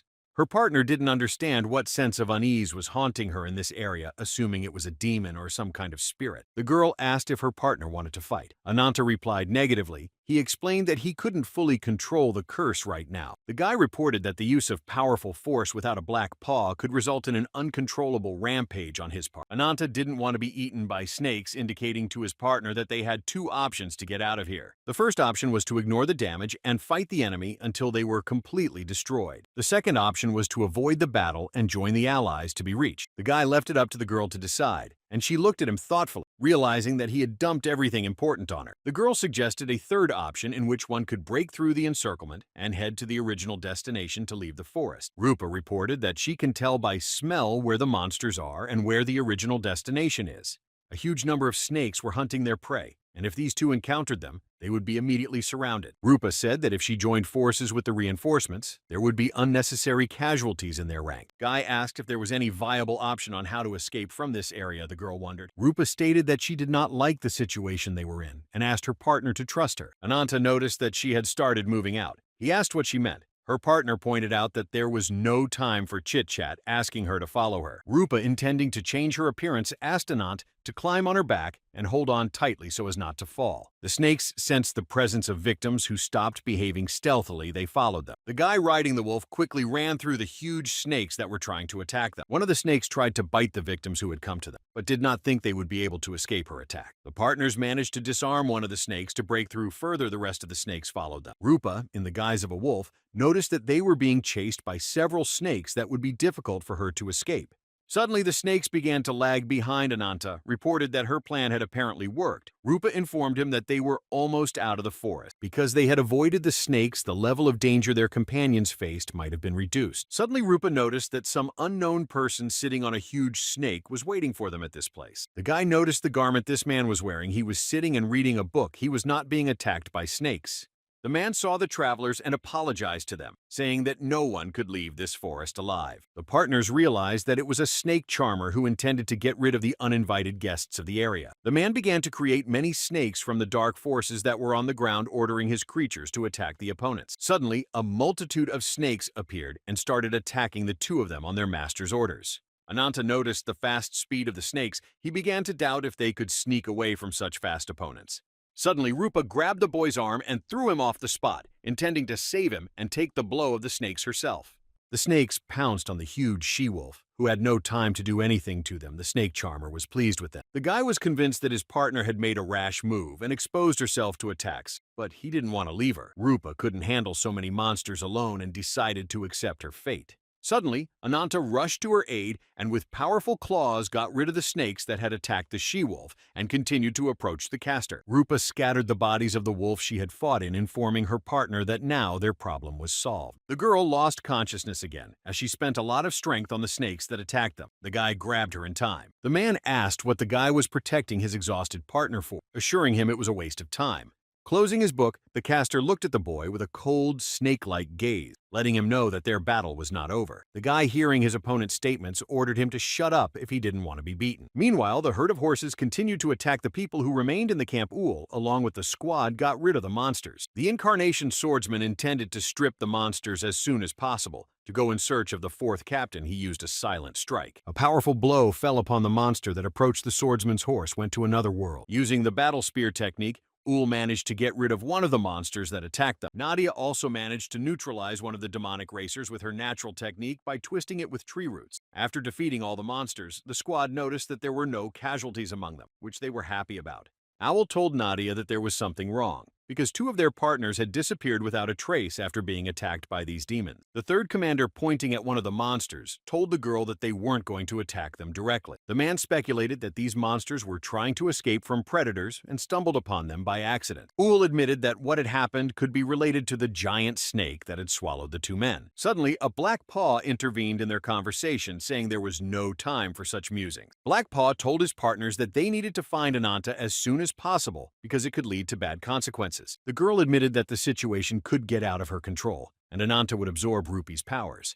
The guy tried to suck the poison out of the girl's body. The snake charmer repeated to the couple that their actions were futile, and it was easier for them to accept their demise. The man told them that his snakes have the strongest venom capable of poisoning even demonic creatures in the blink of an eye. The caster pointed out to the lad that she would not be able to carry her partner to the healer, in time stating that this incarnation of ferocity was already doomed. The man noticed that the guy didn't intend to give up so easily. His actions seemed strange to him. Ananta put Rupa on the ground, asking her to hold on for a while he dealt with this snake charmer. The guy claimed he was refreshing his snake of a partner, tried to stop him, but it was too late. Changing his appearance, Ananta intended to deal with this enemy and take Rupee to the Blackfeet who could cure her. The man pointed out to the boy that his flesh was imbued with the ominous aura of the curse, suggesting that it was what Besharan had reported to him. The caster began to call out of the ground, and a lot of snakes started to come out of the ground, which he wanted to kill this guy with. The man introduced himself as Ezen. His body rose upward with the help of the serpents that elevated it. Ezen Attack reported that he was the embodiment of blind faith. He ordered his serpents to destroy the enemy embodiment of wings. In one deft move, Ananta managed to get rid of the many snakes that were heading towards him. Ezen was surprised that his opponent had so deftly defeated the snakes and approached him, attacking him. The embodiment of blind faith managed to avoid the powerful enemy strike in time, which destroyed the body of one of the huge monsters. Ezen made sure his opponent was fast, and he should have been more careful with him since he didn't want to lose to him. Ananta, in the form of a lizard, continued to pursue the enemy, destroying the snakes that he directed at it. The snake charmer didn't have time to dodge the demon's lightning-fast attack and received powerful damage to his body. The powerful attack amused the man, who made sure of his inattention to his opponent. Ezen stated that the opponent's speed, strength, and agility are top-notch,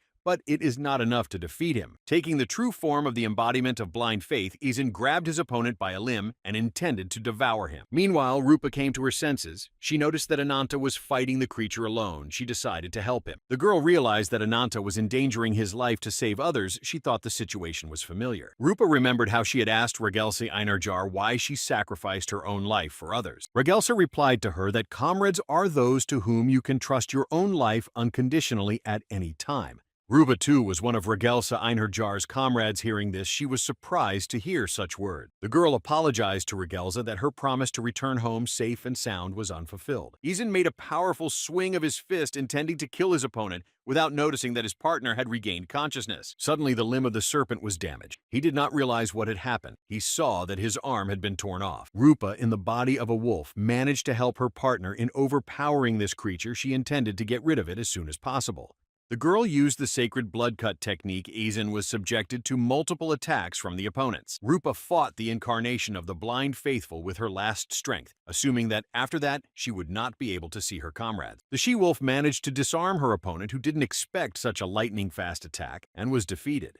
Ezen noticed that Ananta had begun to approach him, the lizard's huge maw intent on devouring this opponent. The huge maw swallowed Ezen and began to take away his spiritual powers that helped to subdue Anant's rampage. Ahin fell into a bloody nightmare, not realizing what was happening to him or where he was. The divine branch that was in this creature's body shattered, unable to withstand the onslaught of the enemy forces. Suddenly, Ezen called for help. Quetzalcoatl being a huge dragon, he shepherded this embodiment of blind faith. The man apologized to the embodiment of conquest for daring to alarm him and ask for help. Ezen realized that he had failed in his mission to eliminate the unwelcome guests. and regretted not being able to deal with them. Ananta, in the guise of a demon, howled in anger that Ezen had managed to escape him, but he had managed to draw dark power from him. The boy did not understand where the advantage of his opponent, which he had bragged about a moment ago, had disappeared. Ananta assumed that all those threats of Ezen's were just an empty bluff, for he had run away from him with his tail between his legs. The young man realized that he couldn't withstand another such powerful curse. He was upset that his opponent had escaped. Releasing a curse to consume a demonic creature was called extermination.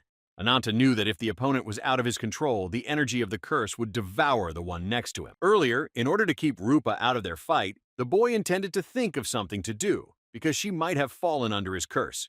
Rupa, using the cut of the sacred blood, left further battle to Ananta, falling beside them without a sly. The guy was surprised that she helped him, because he didn't expect her to sacrifice her powers for him. The huge she-wolf's body fell, a motionless weight beginning to dissipate. She used all her strength to help him. Strength overwhelmed the body of Ananth, who noticed that the enemy had escaped from them by summoning the embodiment of conquest. The feeling of an unquenchable flame raged inside the demonic body of the guy the curse had used the strength of Rupi, who had been with him for moments. The strength he had gained for the curse was still not enough, and he shouted, intending to chase after Ezen. Ananta looked at the enemy who was flying away from them. He tried to think what he should do at this moment. Looking at the embodiment of the conquest, the guy realized that the powers he received were not enough to satisfy the curse. Spreading its powerful wings, the creature intended to pursue the enemy to seize the sacred branch of the tree that was in the enemy's body. Ananta promised that he would devour the opponents. Making a mighty leap, he towered and began to follow the fleeing ones. Rupi was lying unmoving on the ground. She had lost a lot of strength, and so she was unconscious and did not know what was happening. The guy remembered the words of his partner, who pointed out that the rest of the battle she was leaving to him. He decided to give chase and save the girl. Ananta brought Rupi to the camp where their comrades were so that they could give her medical attention.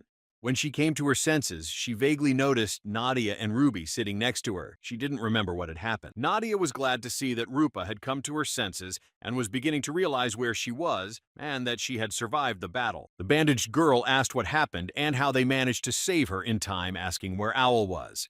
Nadia asked Rupi not to overexert herself because she was badly wounded, and it would be better if she didn't become a lizard. The girl told her partner that if the antidote had been administered a little later, she would not have been saved. Nadia pointed out that Rupi was lucky because Ananta had brought her back in time, and the healers had managed to administer an antidote to the snake venom. Rupi was surprised that Ananta had gotten control of himself and saved her because he was sure that he would leave her and go after Ezen. Nadia didn't understand why she was so surprised. Suddenly a guy walked in to make sure Rupi survived.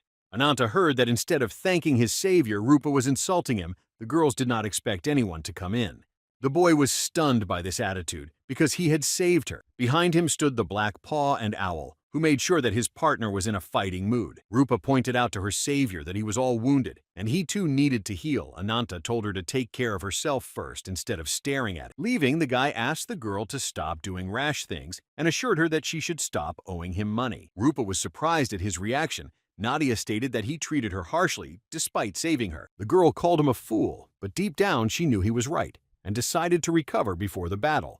After the campfire, Owl told the others that Rupa would be fine if given some time to recover, assuring them that she was a resilient girl in that regard. The third commander thanked Ananth for saving his comrade even though he had to let his attacker go. The guy didn't care for the gratitude Nadia asked that he'd had a chance to fight one of Gai Yo's subjects. Ananta nodded positively and replied that it was an old man named Ezen who could summon snakes from his shadow. The guy added that the snakes were stupid clones unable to act rationally, and judging by the fact that the snakes didn't destroy other animals, their task was to keep out uninvited guests. Ananta assumed that the snakes were meant to catch those who strayed into Pasa's lands, but were suddenly ordered to return to their master. Nadia asked what that order was. The guy said he didn't fully understand what it was. The boy told them that he had a feeling that some part of Ezen's former branch had sprouted inside him. Blackleg agreed with his words, explaining that he had been feeling his curse much better lately. The girl with rabbit ears pointed out that he got such a strong effect from a small piece of branch. The Black Paw was curious. What would happen if he swallowed the branch whole? Nadia looked at them thoughtfully. Owl stated that the sixth pillar of Zaphiroth being the incarnation of the Blind Era, Ezen attacked his partner. Nadia asked the man what Zaphiroth was, since she didn't know who it was, or that she was curious to know about it. The third captain explained that Zaphiroth was an elite squad of chosen guarding incarnation wings. It included the 10 strongest incarnations having the power of the branch. The most elite warriors were known as the 5 disciples of Gyeo. They were the 5 highest ranks to whom the other pillars of Zaphiroth reported. Uhl stated that Ezin's appearance in this territory meant that one of the High Five might soon be welcome. The listeners realized that the power possessed by the opponents is so great that any movement of the opponents can create natural disasters. Meanwhile, Ezin had reached the safety of one of the authorized towers that was far away from the forest. The man noticed the presence of an acquaintance who indicated that he looked like he was shaken to the core by his loss. Guy assumed that who managed to break the pride of Ezin, who really didn't expect to face such strong opponents. The man believed that he could not escape the scorn of the embodiment of the conquests he had called to his aid. Incarnation of Conquest asked the man what his duty was. He threw an unknown object at him. The man replied that he was to block the way into Paz's lands and destroy those who were not subservient to his lord. Ezin saw that the head of a demon that had been dealt with by the people who had come to this place had been thrown at his feet. The man tried to explain himself to the second pillar of Zaphiroth, the embodiment of Gon's conquest, who was angry that he had failed in his task. Gian ordered the man to show him the way, promising that he would single-handedly crush the enemies who had come to this land. Then Gon used the space rift technique, and the ponies came to the place where Gaio was. The guests saw that Barahan, along with Gaio, were engaged in the election of a new incarnation that failed to handle the power of the branch. Barahan ordered the embodiment of conquest to stand still. He was surprised that he was forbidden to approach. Gon pointed out to Barahan that he had better keep his mouth shut, calling him a low-born creature. There was an imaginary confrontation between them because they did not respect each other very much, being sure of their superiority. The incarnation of Wings saw the guests and said that Gon was full of energy since he decided to confront Barahan. Gaio asked the embodiment of conquest to listen to him, for he intended to talk to him about what had happened. Ezin took a knee, informing that he had arrived at the call of the incarnation of the Wings. Gon looked at the Lord in silence. The lad declared that he had no right to refuse the incarnation of the Great Wings. He was willing to hear him out. Gaio reported that they had received information from a spy in Leviathan about the Queen's plans for an expedition into the lands of Paz. Gaian assumed that the enemy's target was the incarnation of the divinity of Guillot, positively nodded, adding that she was following in his old footsteps. The incarnation of the Wings reported that what that was an attempt to nurture an inferior branch by ordering them to rid them of the fruit of error and return the branch to him. Ezin asked Lord Gaio to entrust him with this task. He personally wanted to take care of the pathetic human specimen. Barahan asked Ezin if he remembered Balzac. The man assumed he had told him about the banished 10th pillar. The warrior confirmed his speculation by saying that it was a man cursed by the dragon Azdagaka, who destroyed Balzac and became part of Leviathan. Barahan assured them that this strong warrior had managed to stand up to him, and the incarnations of the Wings advised Gon to work together with the incarnation of the Holy Faith for safety. Gon asked Barahan to tell him the name of the enemy they feared, who said his name was Ananta. Ezin remembered what had happened before their meeting with Mr. Gaio. He feared Ananth, who had almost overpowered him. The incarnation of Conquest's slashing spear and Barashan's indestructible shield formed an almost indestructible alliance.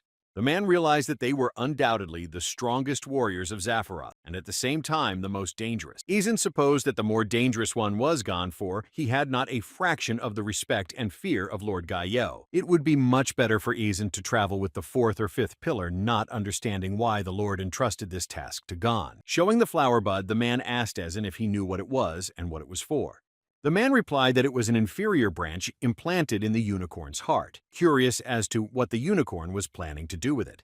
Gahan stated that compared to him, she really was only a pathetic semblance. Ezin didn't understand what he was getting at. The man assumed that it was great since they would fulfill the order given to them by Lord Gaio, but Gon suddenly threw out an inferior branch. Ezin was surprised at his action and asked what he was doing, because it seemed to him that without it, they would not be able to defeat the enemy. Gon assumed that his partner had already forgotten what they had come here for. Looking at him, Gon smiled wickedly. Then near them arose a powerful glow that came from an incomplete branch thrown at them. Gon declared that he would destroy the enemies. The incarnation of Conquest pointed out that the demon ruling over the lands of Paz and the lower demons that would follow them, he stopped talking when he saw that he was staring silently at the glow. Gan allowed that Ezin didn't understand why he was telling him all this. He saw the indestructible shield and the embodiment of Wings. The partner showed the man that he had a unicorn horn that Mr. Guillot had once obtained. Breaking the horn, Gon realized that since the enemy had withstood Barahan and Guillot, he was a worthy foe to fight. The man decided to prepare an appropriate arena for his opponent. He awaited their battle with anticipation. Meanwhile, Ananta had no idea that he was about to face a fierce battle with the strongest opponent he had ever faced. A week had passed and the squad had managed to finish all the preparations Queen Regelsa Einarjar had asked them to make. After that, an army led by Regelsa appeared in the portal, intending to finish what she had started. Rupa was very pleased with their meeting. Owl said he was all exhausted waiting for them to meet. The queen was pleased to see their vanguard intact. A multitude of warriors gathered to greet their queen. Regelsa Einarjar, addressing Nadia and Ananth, pointed out that they both did a great job and did not let her down. Turning to Skolda and Mary, the queen asked if anyone else had come through the portal. Skolda informed the queen that 50 sisters from her personal guard of shield maidens were all in attendance.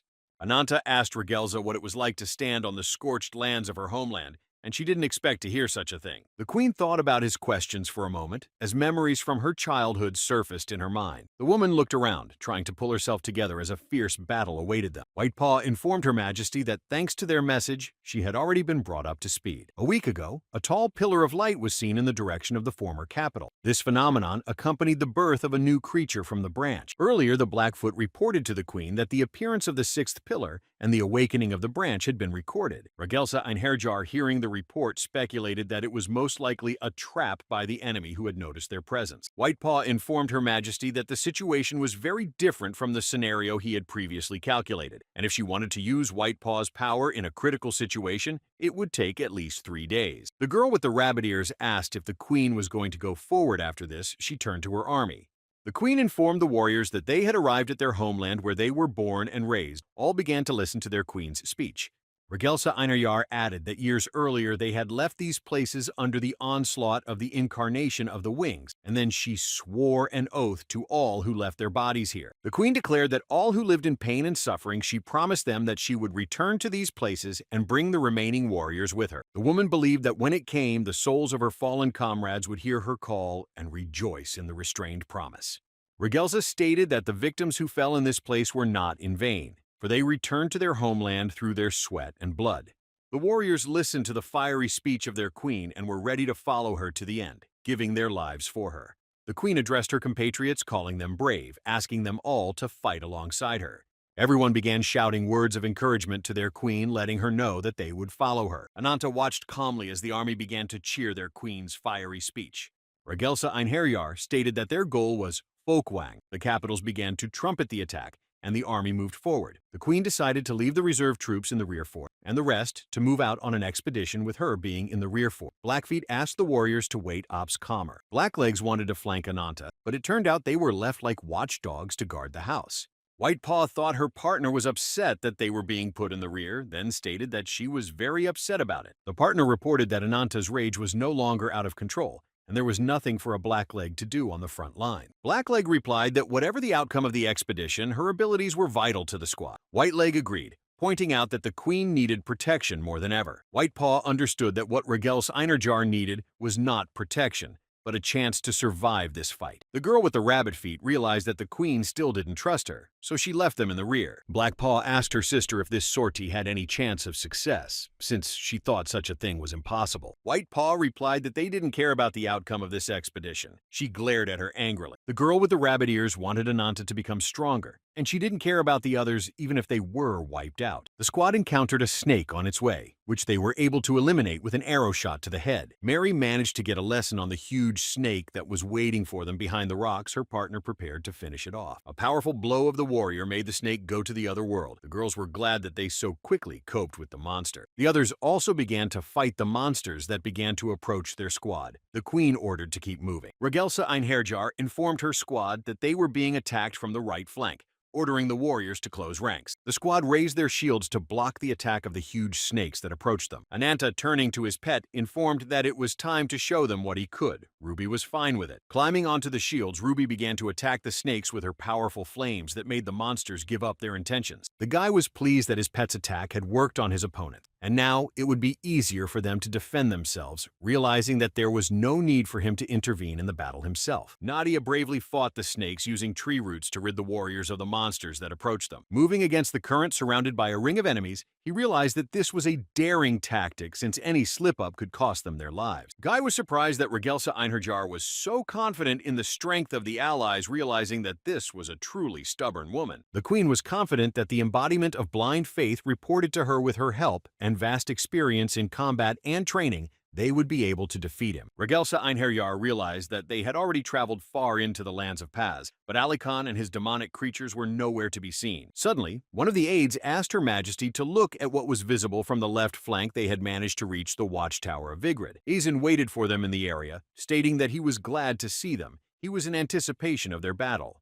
The man looked with arrogance at his opponent's incarnation of wings. He continued to create snakes from his shadow. The incarnation of blind faith assumed he would witness their demise. He noticed an arrow approaching him. With a deft movement, the man managed to intercept the arrow that was aimed at him, making him realize that their battle would not be so simple. Looking at the archer, the man realized that it was better to refrain from speaking high-mindedly on the subject. Izan told his opponents that they were about to see what the old snake charmer's old man's rage was capable of. The warriors noticed a huge unknown creature that was about to drop a huge object on them. Noticing the intent of the opponents, the queen did not understand what it was and how they would deal with it. It was eggs with many snakes. The queen ordered her army to take up defenses and prepare for the enemy who intended to strike by air. Gon asked the warrior for an unknown substance. Convinced that it would stop the men, a huge lump crashed next to the squad. Regression Einherjar closed in from the debris that flew at them. People didn't realize what to expect from it. The queen was surprised to see a silhouette begin to form in the substance.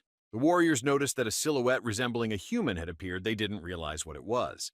Regression Einherjar, noticing that a creature with the body of a horse and a man had appeared in front of them, assumed it was Ali Khan. The woman ordered her squad to go as far into hiding as possible, for she understood what to expect from this creature. A huge eye appeared in the aura of this creature that intended to attack the humans ordered to incarnate. The snakes that were near him began to be swallowed by the incomprehensible substance, as well as the warriors who failed to escape. One of the girls intended to help her comrades who were captured by this creature. They ordered him to let them go. Regression Einherjar ordered her to retract her weapon, advising Skulda not to touch it. The absorbed bodies gave strength to this unknown creature that began to inflate before their eyes. Suddenly, the ball burst, and a huge monster resembling a unicorn came out of it, and he wailed furiously. Gian no longer underestimated his opponents, ordering Ali Khan to show them how great their difference in strength was. Suddenly, Ananta stood in Ali Khan's way and grabbed the monster by his horn, intending to slay him. The fourth commander used the claws of fury and the seal of sacred blood, intending to help Anant with this monster. Regression Einherjar pointed out to Ali Khan that he need not fear, for she would take his life herself. She drew her mighty sword. The queen declared that she would take his life as befits a true ally, since she and he had previously been friends. Ananta rushed towards the monster who was about to kill them with his horn. Suddenly, he felt something wrong. Alikan tossed his opponent into the air and intended to put him on his horn, but he didn't think he could do it. A portal sharper than a horn was formed and began to suck Anant into it. He didn't realize what was happening and couldn't resist it. Anant began to be drawn into this unknown portal, which began to rotate at an incredible speed. Rupa, noticing what was happening, began to worry about her companion, who had fallen into the portal and could not get out of it by his own efforts. Having been thrown aside by the powerful attack, Ananta could not get up, for his body was badly damaged by the creature.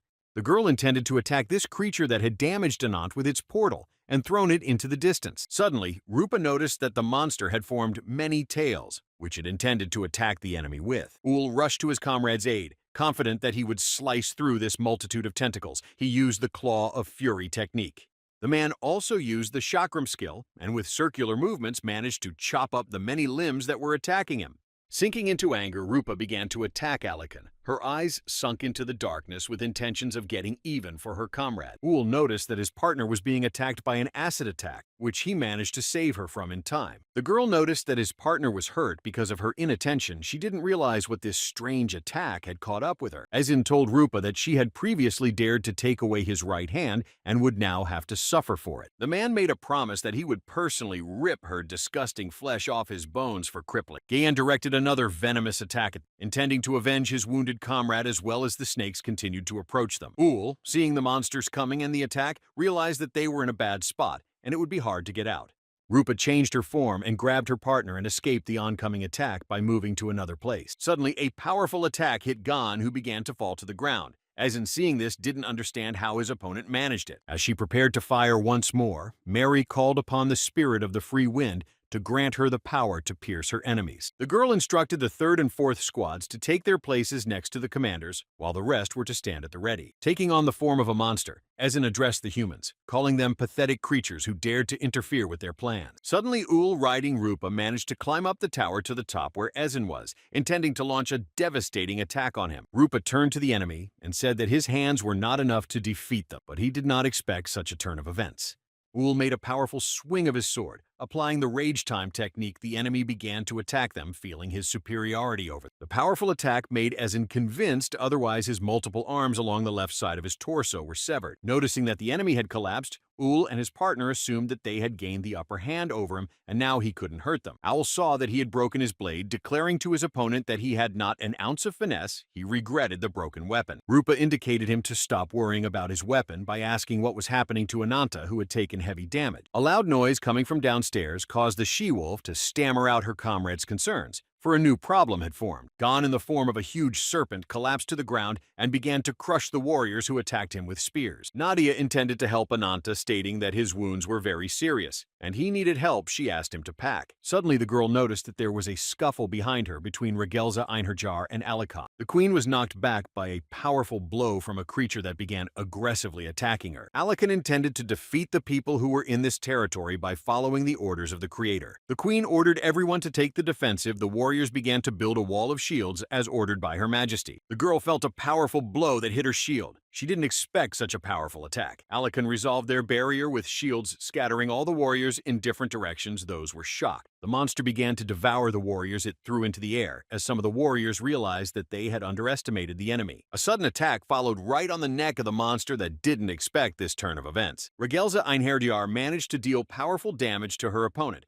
who hesitated and failed to dodge the blow. Nadia noticed that Her Majesty intended to remove her blindfold from her eye. The queen ordered the girl to speed up Ananta's treatment. The queen removed her blindfold and declared that to win, they would need the cursed power of Ananthus, or they would fail. The woman used her strength to make a powerful swing of her sword, from which the glow spread to a great distance. Using the Fragarak technique, she unleashed her wrath on her opponent, who was unable to avoid it. The body of the huge unicorn was defeated, appeared again. The silhouette of a human Regelza Einherjar felt sorry for her past comrade who had been influenced by the incarnation of the wings. The image the queen had so admired no longer existed in her mind. The times she had shared with Alakan resurfaced. Regelza declared to Alakan that he had become an ugly creature subject to the incarnation of wings. Raising her sword, the woman intended to actually end the suffering of her old comrade, who no longer belonged to herself. The queen made a powerful swing of her sword and aimed directly at the head of the opponent who was once her comrade. Suddenly the monster spoke, asking what it was. Princess Regelza was talking to him with his eye missing from his mouth. Earlier, in Regelza's youthful days, her subordinates were worried about her and asked her to come down from the tower because it was too dangerous there, that she was just a coward. Suddenly they were approached by Alakan, who tried to persuade the princess to come down by asking her what she was doing at such a height. Princess Regelza asked them not to worry because she wasn't afraid of heights, saying that princesses stand taller than everyone else. The young princess turned around and was sure that nothing terrible would happen to her, because this was her kingdom where everyone protected her. Regelza was sure that Alakan would always be by her side and save her in case of adversity. Such words came as a surprise to her. Smiling sweetly, the servant told the princess that she was right in her statement, but it was not worth risking her life. Alakan promised that he would see to it that she grew up to be a beautiful queen, intending to protect her for the rest of her days. Now Alakan was not like himself, and his promises were not realized, for he had betrayed Her Majesty and fought against her. Regelza Einherjar heard him speak and recognized her, and paused for a moment, trying to understand what he intended to say to her. Alakan asked the queen why he looked like that. His words put the woman in shock. After looking at himself, the creature couldn't believe that he was once Alakan, who was friends with Queen Regelza. The woman assumed that Alakan's consciousness had returned to him again. She asked what he remembered of her. Alakan asked to be released in his mind memories of what had happened to him, and how he had gotten to this point surfaced. The earlier incarnation of the wings stormed into their kingdom and exterminated all the warriors who were in the throne room. Gaiyeo tore out the horn that belonged to Alakan. He was unable to withstand such strength of the enemy that had come to their kingdom. Princess Regelza was very worried about her comrade, who was under the influence of the incarnation of the wings surrounding her, leaving the room in terror. Armed, the queen and her troops set out to rid themselves of the creature that had invaded their lands and taken Alakan's horn. With a powerful technique, Gaio sizzled all those who didn't want to obey him, and there was nothing they could do about it. The light beam hit right in the eye of the princess, who didn't understand what was happening because her mother died right in front of her eyes. Ali Khan pointed out to the queen that her Ida interrupted him, asked him to stop so she could understand what was going on. Suddenly, Alikan's eye reappeared in Alikan's Ort for a moment. There was a pause between them. Alikan stated it was just a rapture. The creature ordered to incarnate, and its body sank into a slurry that began to change its shape. Nadia rushed to help the queen get away from the impending attack. The woman noticed they were trying to save her. The unknown creature transformed from Alikan, in which there were many eyes. She intended to continue the battle. Ruby was shocked to see the creature, not understanding how it had managed to form in the first place. Meanwhile, Ananta continued to recover little by little from the powerful blow he had been hit by. Ruby had transformed into a fire lizard and intended to help his master recover as quickly as possible. Nadia informed the queens that the enemy would continue to strike them erratically, and she should keep her distance, adding that it would be wise to retreat and take care of the wounded. Upon hearing Regelsa's proposal, Einherjar said she had no intention of backing down and wanted to see it through to the end, pointing out that she had simply panicked and lost her temper. The queen assured that Alikan had already reached his limit and should not be left running away with his tail between his legs. Regelsa Einherjar ordered Nadia to gather all her forces and finish off the enemy with a final blow. Suddenly, the girls heard instructions to move out of the way and turned around, surprised because they thought such a thing was impossible. Ananta, in symbiosis with Ruby, had regained his strength and was ready to get rid of an opponent who was already at the redivision of his powers. The guy instructed the allies to get out of here if they didn't want to turn to ash. Nadia didn't realize what kind of new look Ananta had taken.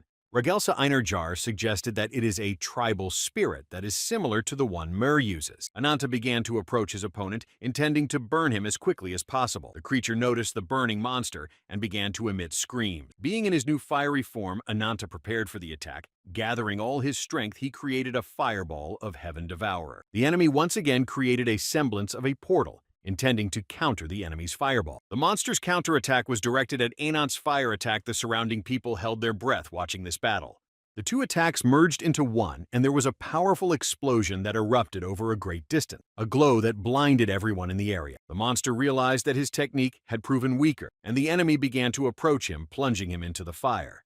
Ananta intended to take the creature down with a single blow, because now he was even stronger with Ruby's help. The monster turned into a spike, intending to avoid the blow. Ananta declared that they both had fallen victim to this winged Ji-Yo. He began to destroy its spikes. Ananta swung around to point out that Alikan was just a coward who had sunk into fear and couldn't do anything about it. The lizard-like creature asked his opponent how much longer he would cling to his pathetic life. A powerful fire traveled through the body of Alikan, who wondered why he would cling to such a life. His skeleton appeared to those around him. Nadia prepared to help Ananth, noticing a skeleton that she could grab with the Yggdrasil technique. The incarnation of nature managed to grab the opponent, who had lost his consciousness and was under Gon's control. The eye again appeared in the mouth of the skull. The creature realized that his part of the reckoning for all the sins he had committed had come. Regelsa Einherjar again prepared to launch a crushing attack on the opponent who had exposed his true colors. The monster watched in fear but could do nothing about it, its strength leaving its body. The queen declared that by the Valkyrie's own order, she was giving her old friend's soul rest in peace. After these words, a powerful attack descended upon this creature, who was glad that his consciousness would belong only to himself. Body parts were scattered all around from the shockwave, and the battlefield was silent afterwards.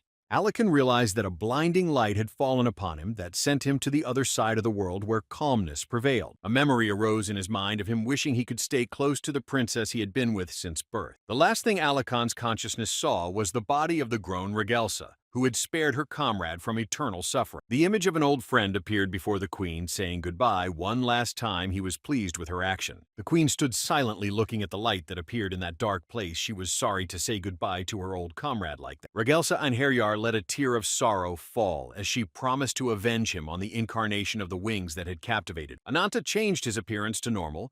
Ruby stopped emitting fire. They watched together how the Corole reacted to her friend's farewell.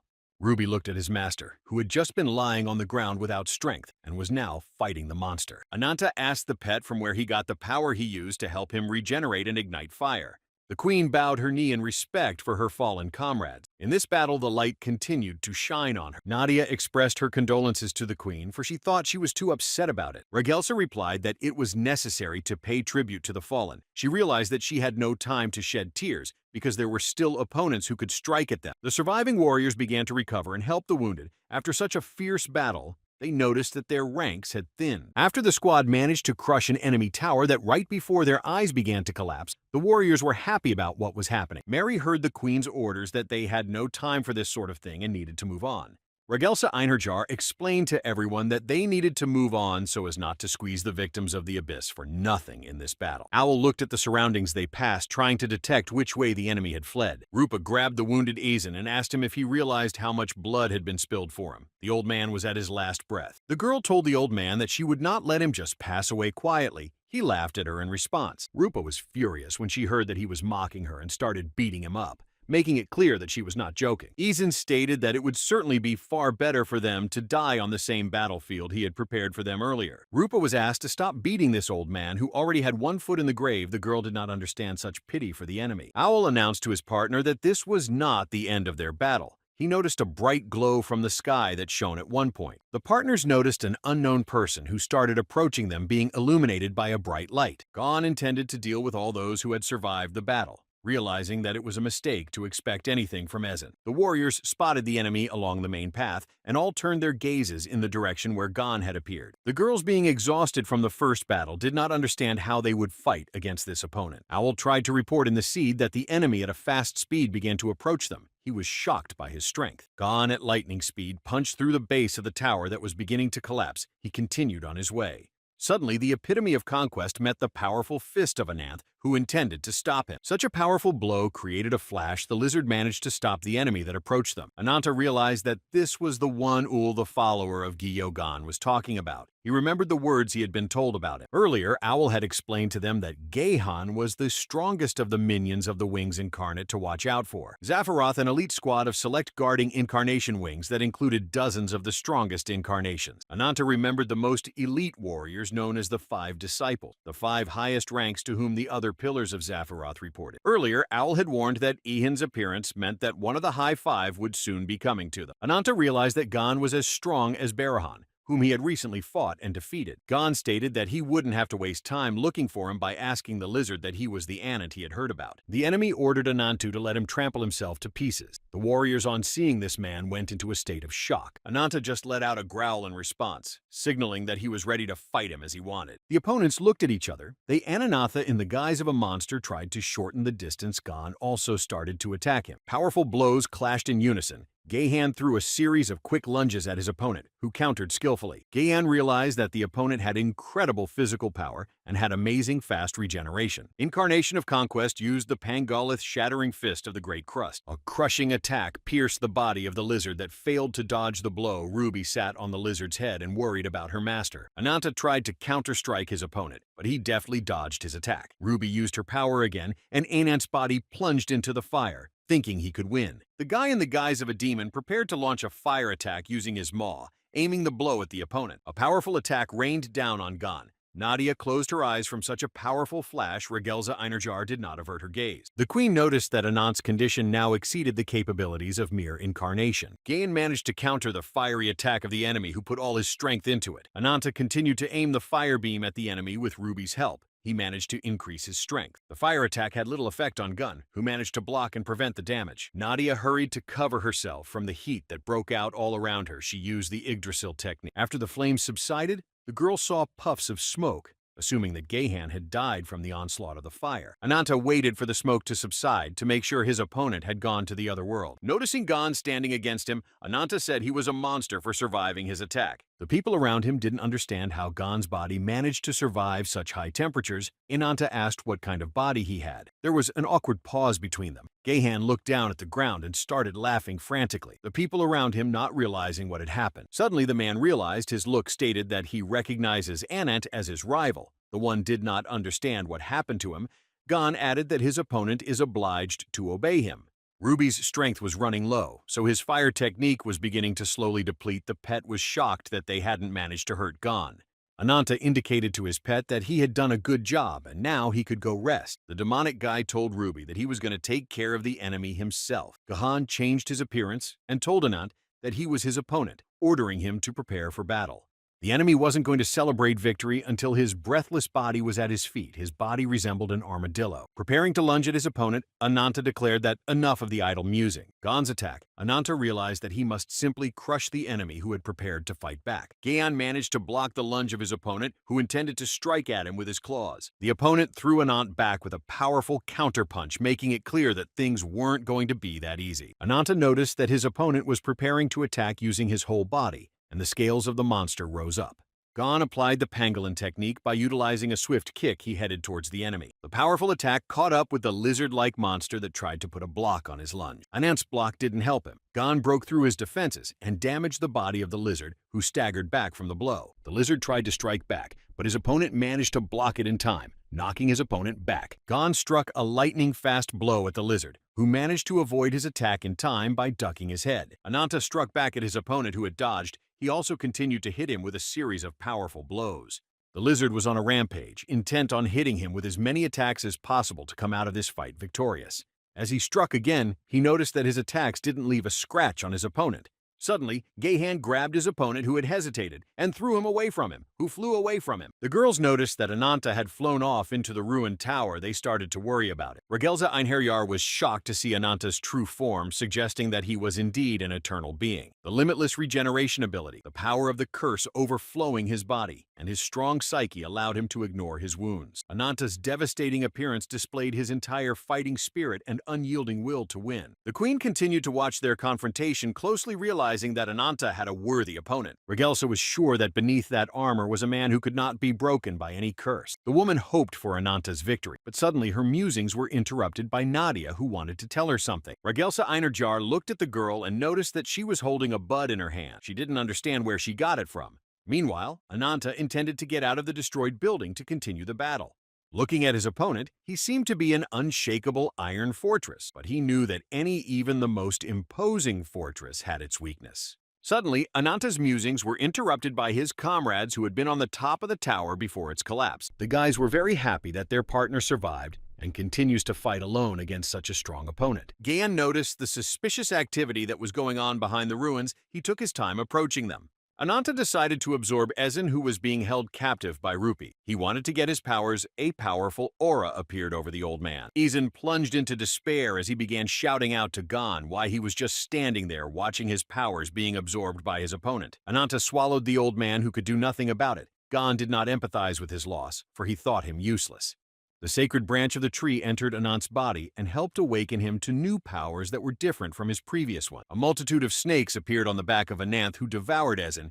He declared that now the second round of their battle began. Ul made sure that his ally was able to harness the predator's power that he had heard about from legends. Anant's new appearance impressed Gon, who had encountered such a thing for the first time, and the people around him looked at him with surprise. Gon realized that his opponent had devoured Ezen's power. He rejoiced, because in that case, his opponent would be worthy to him. The armadillo-like creature used the pangolin technique of twisting into a wheel and rushed towards the enemy using the Great Wheel skill. When Ananta noticed Gon's approach, he prepared to fight back, his snakes diving under the ground towards the enemy. One of the snakes approached the opponent and intended to swallow him, but the skill of the Great Wheel did not allow her to do such a thing. Suddenly, the snakes grabbed the allies who were near him. They did not realize what Ananta was up to. Ananta moved his comrades to safety, ordering them to grab the survivors and run away from the place far away. Gaon approached the enemy, who was ready for his attack. His comrades obeyed him and fled from the epicenter of events. The armadillo curled up in a cartwheel and attacked the lizard-like creature that tried to stop it. Gon turned around and intended to launch an attack on the enemy who had been thrown away from him. Striking, Gon ordered Anant to bow before him, and then he would grant him life in his submission. Ananta replied that he would never do that. He ordered his snakes to take the enemy. They started climbing out of the ground at the master's command. A multitude of snakes perched on Gon, who was not expecting such. Ananta asked him why he was constantly distracted. Ananta stated to his opponent that in heavy combat, you cannot even take your eyes off your enemy for a second. Looking at his opponent, it seemed to Gon that he was like a heaven's chosen one in divine light. Gahan stated that these memories were not a pleasant one. He began to crush the snakes one by one that had ensnared his body. A powerful attack landed on Gon, who hesitated and missed his opponent's blow. Ananth managed to inflict his first injury. Memories of the past flooded Gon's mind, who recalled his overpowering of the boar. Wandering through the forest, he intended to find a worthy opponent to fight. Suddenly, a warrior appeared in front of him, looking for Gon, who was creating a threat with his behavior. The creature presented itself as the second pillar of Zafarot Kaiman, the embodiment of destruction. Kaiman said that he was a messenger of the Great Wings, but Gon wouldn't listen to him and just pounced on him. The incarnation of destruction struck a powerful blow at the monster that jumped at him. He used his mountain-destroying fist. The creature flew from his attack into the cliff. Kaiman thought he had taken his life, for Gaio had asked him to drag the creature alive. Kaiman noticed that the armadillo was alive and intended to continue their fight, viciously growling at him. Both creatures looked at each other. Gon was pleased that at last he had a worthy opponent, and Kaiman was wary. Changing his appearance, Kaiman told his opponent not to even think he could defeat him. Turning into a huge alligator, Kaiman informed his opponent that his fighting spirit would quickly subside after his strike. 3 days later, Gaio appeared to Gon, breaking the space he intended to take the creature to him. Gaio stated that he was just sitting around idling as usual. He wanted to talk to Gon, who was staying at the place. Wings Incarnate didn't expect Gon to eventually get caught, but he managed to overpower Kaiman in the guise of a giant alligator. Gaio reported that an amazing event was taking place, as Gon had taken the branch from his loyal servant without getting a scratch. Gan looked at the man and assumed he was the Great Wings Kaiman had spoken of. Gaio gave him an affirmative answer and asked him to give his name, and he introduced himself as Gon. The man said his name, adding that he had been chosen by the heavens themselves. Kaiman came to his senses unnoticed by Gon. Suddenly, a huge alligator tried to attack Gon, who was distracted by his conversation with Gaio. Sensing the intentions of the undefeated opponent, Gon made a powerful strike directly into his jaws using the skill of the mountain-destroying fist. Gahan pointed out that Kaiman was strong, and for the first time in his life, he had found someone worthy whom he could recognize as his opponent. The man added that on true opponents, he is ready to unleash all his power and win, deciding that this is his destiny. Gon was convinced that he was the pinnacle of all incarnations, calling himself the embodiment of conquest. The incarnation of the Wings said he liked this guy and intended to take him to his team. Gaio told Gahan that the top of the world was opening up before him, which he could climb at will. The incarnation of Wings, being chosen by the heavens, offered Gon to partner with him. Gon looked at him with satisfaction that he had finally found a creature that would be a worthy opponent. Having changed his appearance, Gon intended to attack Gaio, who was on top of the cliff. Gahan realized that this was the opponent he must defeat at all costs, without realizing what kind of creature stood before him. Pointing at Gaio, stated that there would be light. A multitude of magical seals appeared next to the armadillo. Suddenly, powerful shackles emerged from the seals and grabbed Gon, preventing him from moving. Gaio ordered him to surrender and serve him, but Gon did not want to serve him. Intending to escape from captivity, he declared his desire to fight. The incarnation of Wings explained to him that if he bowed before him, he would see with his own eyes how the boundary of the world would dissolve at the call of the heaven. Gahan suggested that he thought he was a weakling, saying that he hadn't lost to him yet and there was no need to talk to him like that. Gaio replied to him that he was willing to do what he wanted, stating that in that case he would destroy his flesh. The attack of the incarnation of Wings worked on Gon, who began to yelp from the resulting pain. Gaio indicated that the rad he received would remain in Gon's soul for eternity, and then he would make a beautiful tree. The incarnation of Wings said that if he went with him, he would conquer the world on the border of worlds. Convinced of his power, he was not averse to joining him. As he finished thinking, Gon realized that he was on the battlefield with Anant, who had absorbed Ezin's forces and was crowding him. It was clear to Anant at a glance that Gon would dodge the attack on his wounded left eye. Gahan noticed that blood was starting to come out of his body, but no opponent had ever managed to strike him like that before. After what he saw, Anant had no doubt that this was the right way to defeat him. Ananta aimed his snakes at the man who was faltering and staring at his bloody hands. The enemy's blow went straight to Gon's eye, which began to bleed. He swore he would avenge him. The girls silently looked at what was happening and did not understand what was going to happen now, because it seemed to them that in such a case, Ananta could win. Gon's hatred flared up, declaring that the enemy would be destroyed, and the wounds inflicted in battle would reverberate in soul-tearing agony. Having reconstructed the armadillo's appearance, Gahan reported that its body, bound in iron, was not vulnerable to wounds. Taking out a powerful claw, he informed that this weapon was his pride and he would fight to the last man. Ananta ascertained the true power of the branch he possessed. For a moment, he was stunned at what he saw. Gon informed his opponent that he had long been ashamed of the ability he had decided to use on Anantana. The opponent stated that when he defeats Ananth, he will again challenge the incarnation of the Wings to rise to prominence. Gon realized that his opponent had also challenged the Great Wings, and he dared not lose to him to achieve his goal. The huge armadillo ordered his opponent to attack him, stating that only one is worthy of the honor of fighting the top of the world. Ananta replied that he didn't care about this top of the world, and was surprised that he had thrown a tantrum over a minor scratch. Gan pointed out to him that if he wanted to fight the wings, he should be prepared to be torn to pieces. Ananta replied that Gon was just a stepping stone on his path to mop up the likes of him. Attacking Ananta declared that he would be able to overpower him, and Gyo snakes rushed towards his opponent. With one powerful swing, the battleship managed to get rid of the attacking serpents, making it clear that their battle would not be so easy. Ananta then decided to shorten the distance with his opponent and attack him with his attack. With a powerful roar, the lizard intended to strike his opponent, but he did not allow him to do so. A crushing attack rained down on the body of a lizard that had no time to dodge it. Gahan felt his superiority. Ananth's wounds instantly recovered, and with a swing he aimed a multitude of spikes at his opponent. The enemy's attack made Gon sweat a little to get rid of the pesky snakes crowding his body. Having gotten rid of the snakes, Gon declared that his attacks were useless, and he could handle any of them in this guise. Ananta again tried to attack his opponent, who immediately took action and pierced the lizard's body. The lizard did not give up his intentions and struck a powerful blow directly into his opponent's eye. This action tripped him up. Ananta realized that he would not be able to overpower his opponent with this power, noticing that the eye had recovered. The lizard-like creature decided to use all his powers to change his appearance to defeat this strong opponent. Gaon decided to strike at his opponent, who had hesitated and was preparing to change guise. With a double attack, Gahan noticed that his measures were too late, as the enemy had managed to change his image. A powerful beam attack hit the battleship that was next to Ananthan. Suddenly there was a poisonous cloud from behind which nothing could be seen. The surrounding people realized that the battle was not over. Ananta changed his appearance, and now he looked like a flying kite using the Quetzalcoatl technique he struck at his opponent. Gian realized that he, along with his opponent, were carnivorous predators who had slaughtered hundreds of enemies before this battle.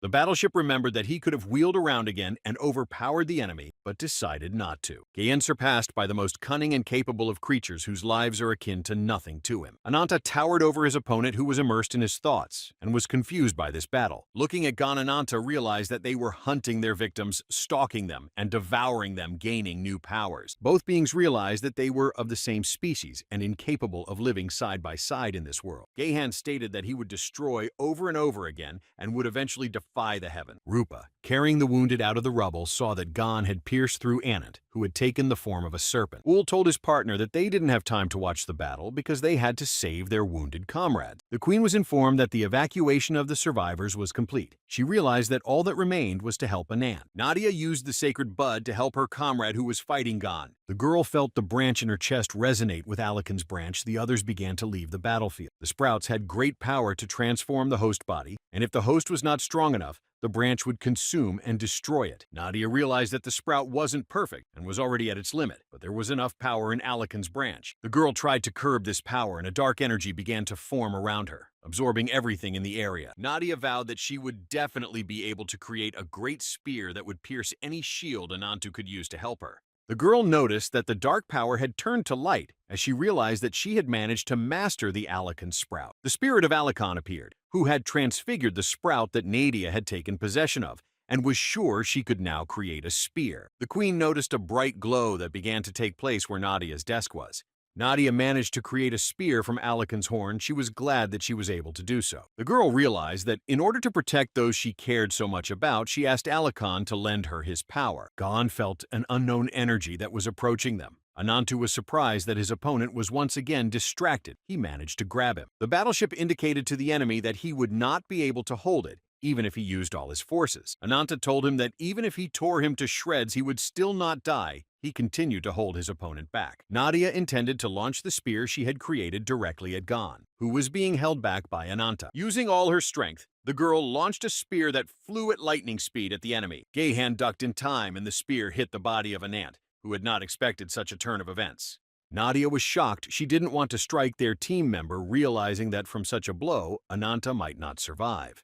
Gon, seeing what was happening, pointed out to Nadia that their trump card had died at their own hands, and now a terrible fate awaited them all. It was a pity for the incarnation of conquest to find a worthy opponent with whom he could fight at full strength, as it ended so foolishly. The recovery had begun successfully. Anant's body had absorbed Alakan's sprout, and now he had his horn. Ananta attacked his opponent with the Alakan's horn, which he took possession of. Gon tried to counter him in this.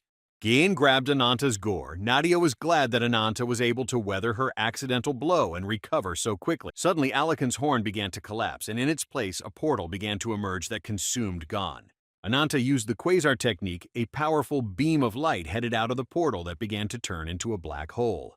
The body of Conquest Incarnate lay on the ground. After taking the damage, his chest was slowly recovering. Gon lost his left eye. Looking up into the sky, he realized he was defeated in this battle. Being defeated, he noticed that Anant's body was also so badly damaged after using his last technique. Gon bleeding indicated to Anant that he had defeated him. He silently looked at the man who lay motionless. His opponent smiled.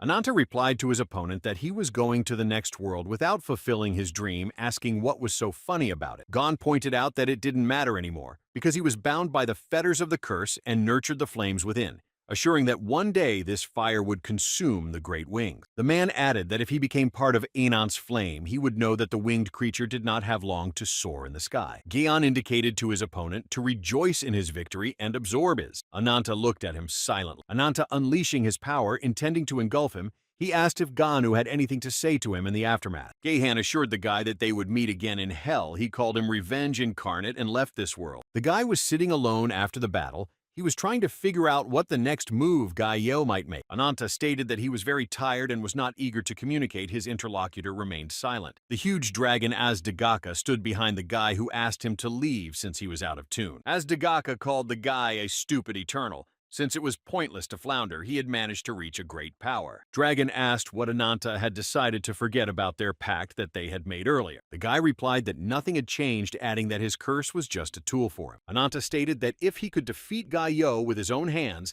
his life would mean nothing to the dragon. And despite his choice, he still waited and stored up the anger that would not reach Ananta. Dissipating Azdagaka informed the lad that he would continue to wait until his inevitable fate caught up with him. After the guy woke up in the tent, he noticed someone's presence. He asked who was next to him. Ananta felt a warmth that spread all over his body. He decided to go outside.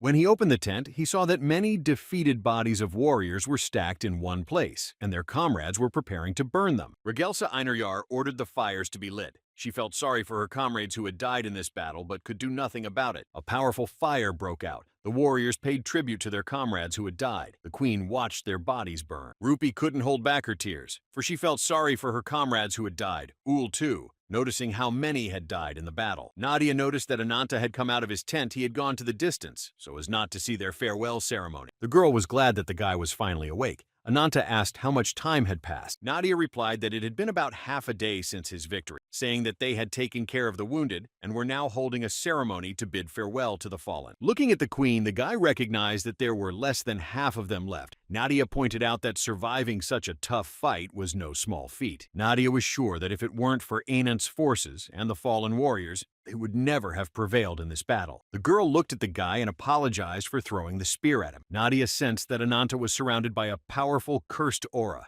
and was stronger after surviving the battle. The girl allowed that with the power he now possessed, and no matter how strong their enemy was then, he no longer had an advantage. Ananta suggested her to discuss it later. The girl noticed that Ruby along with her boyfriend were heading somewhere. Ruby looked at the girls. Ananta informed her partner that there were more important things than that right now. Ananta looked at his pet who constantly followed him wherever he went. He was glad of his devotion. The weight guy decided to ask something of the lizard. Ruby was surprised at his master's seriousness. Ananta pointed out to Ruby that they needed to talk about something privately, and he looked at the boy worriedly. In the meantime, the woman entered the door to the room in which his acquaintances and companions were located. Those present noticed that this was the first pillar of Zaphiroth. A bright violet glow of space dissipated in this space. Incarnate Abyss. Levian noticed Barahan's presence along with little Ziz, who was playing beside him. Barahan looked at Leviana, who had come to them. Ziz paid no attention to her. The woman asked him why he suddenly called the meeting. She asked him to explain himself. The fifth pillar of Zaphiroth told Mrs. Leviana that terrible news had been created, and so a meeting had been called. Frost Incarnate Uri informed her that their glorious comrade had fallen in battle against the vile enemy. A fourth pillar of Zaphiroth appeared, who didn't believe that Gon was defeated because he was one of the strongest. The girl was shocked that this battle-turned creature dared to trouble Lord Gaio. The embodiment of madness, Kashalga assured the Lord that he need not worry, promising that she would not spare her life for him. The incarnation of light. Ziz began to emit a glow upon learning that one of them had failed to match Anant. Barahan ordered everyone to be quiet and not to make a big deal about it. Everyone present fell silent, breaking the space. Barahan offered them all to mourn the death of a fellow man who had failed to resist the enemy. The assembled assumed that they would now set out to avenge their comrade who had fallen in battle. Barichon showed them a seal handing souls into pieces that can only be redeemed by the blood of the enemy. Those present performed funeral rites in honor of their fallen comrade in their castle. The girl asked Nadia what happened to Ananta and where he went alone, taking only Ruby with him. Nadia reported that the guy had asked to leave him and Ruby alone for a while. Rupa asked if he'd said anything more. The antlered girl replied that Ananta hadn't told her anything else. She was a little worried about her partner. Rupa looked at the silhouette of the guy who was walking away from them in the distance. She decided not to interfere in his affairs.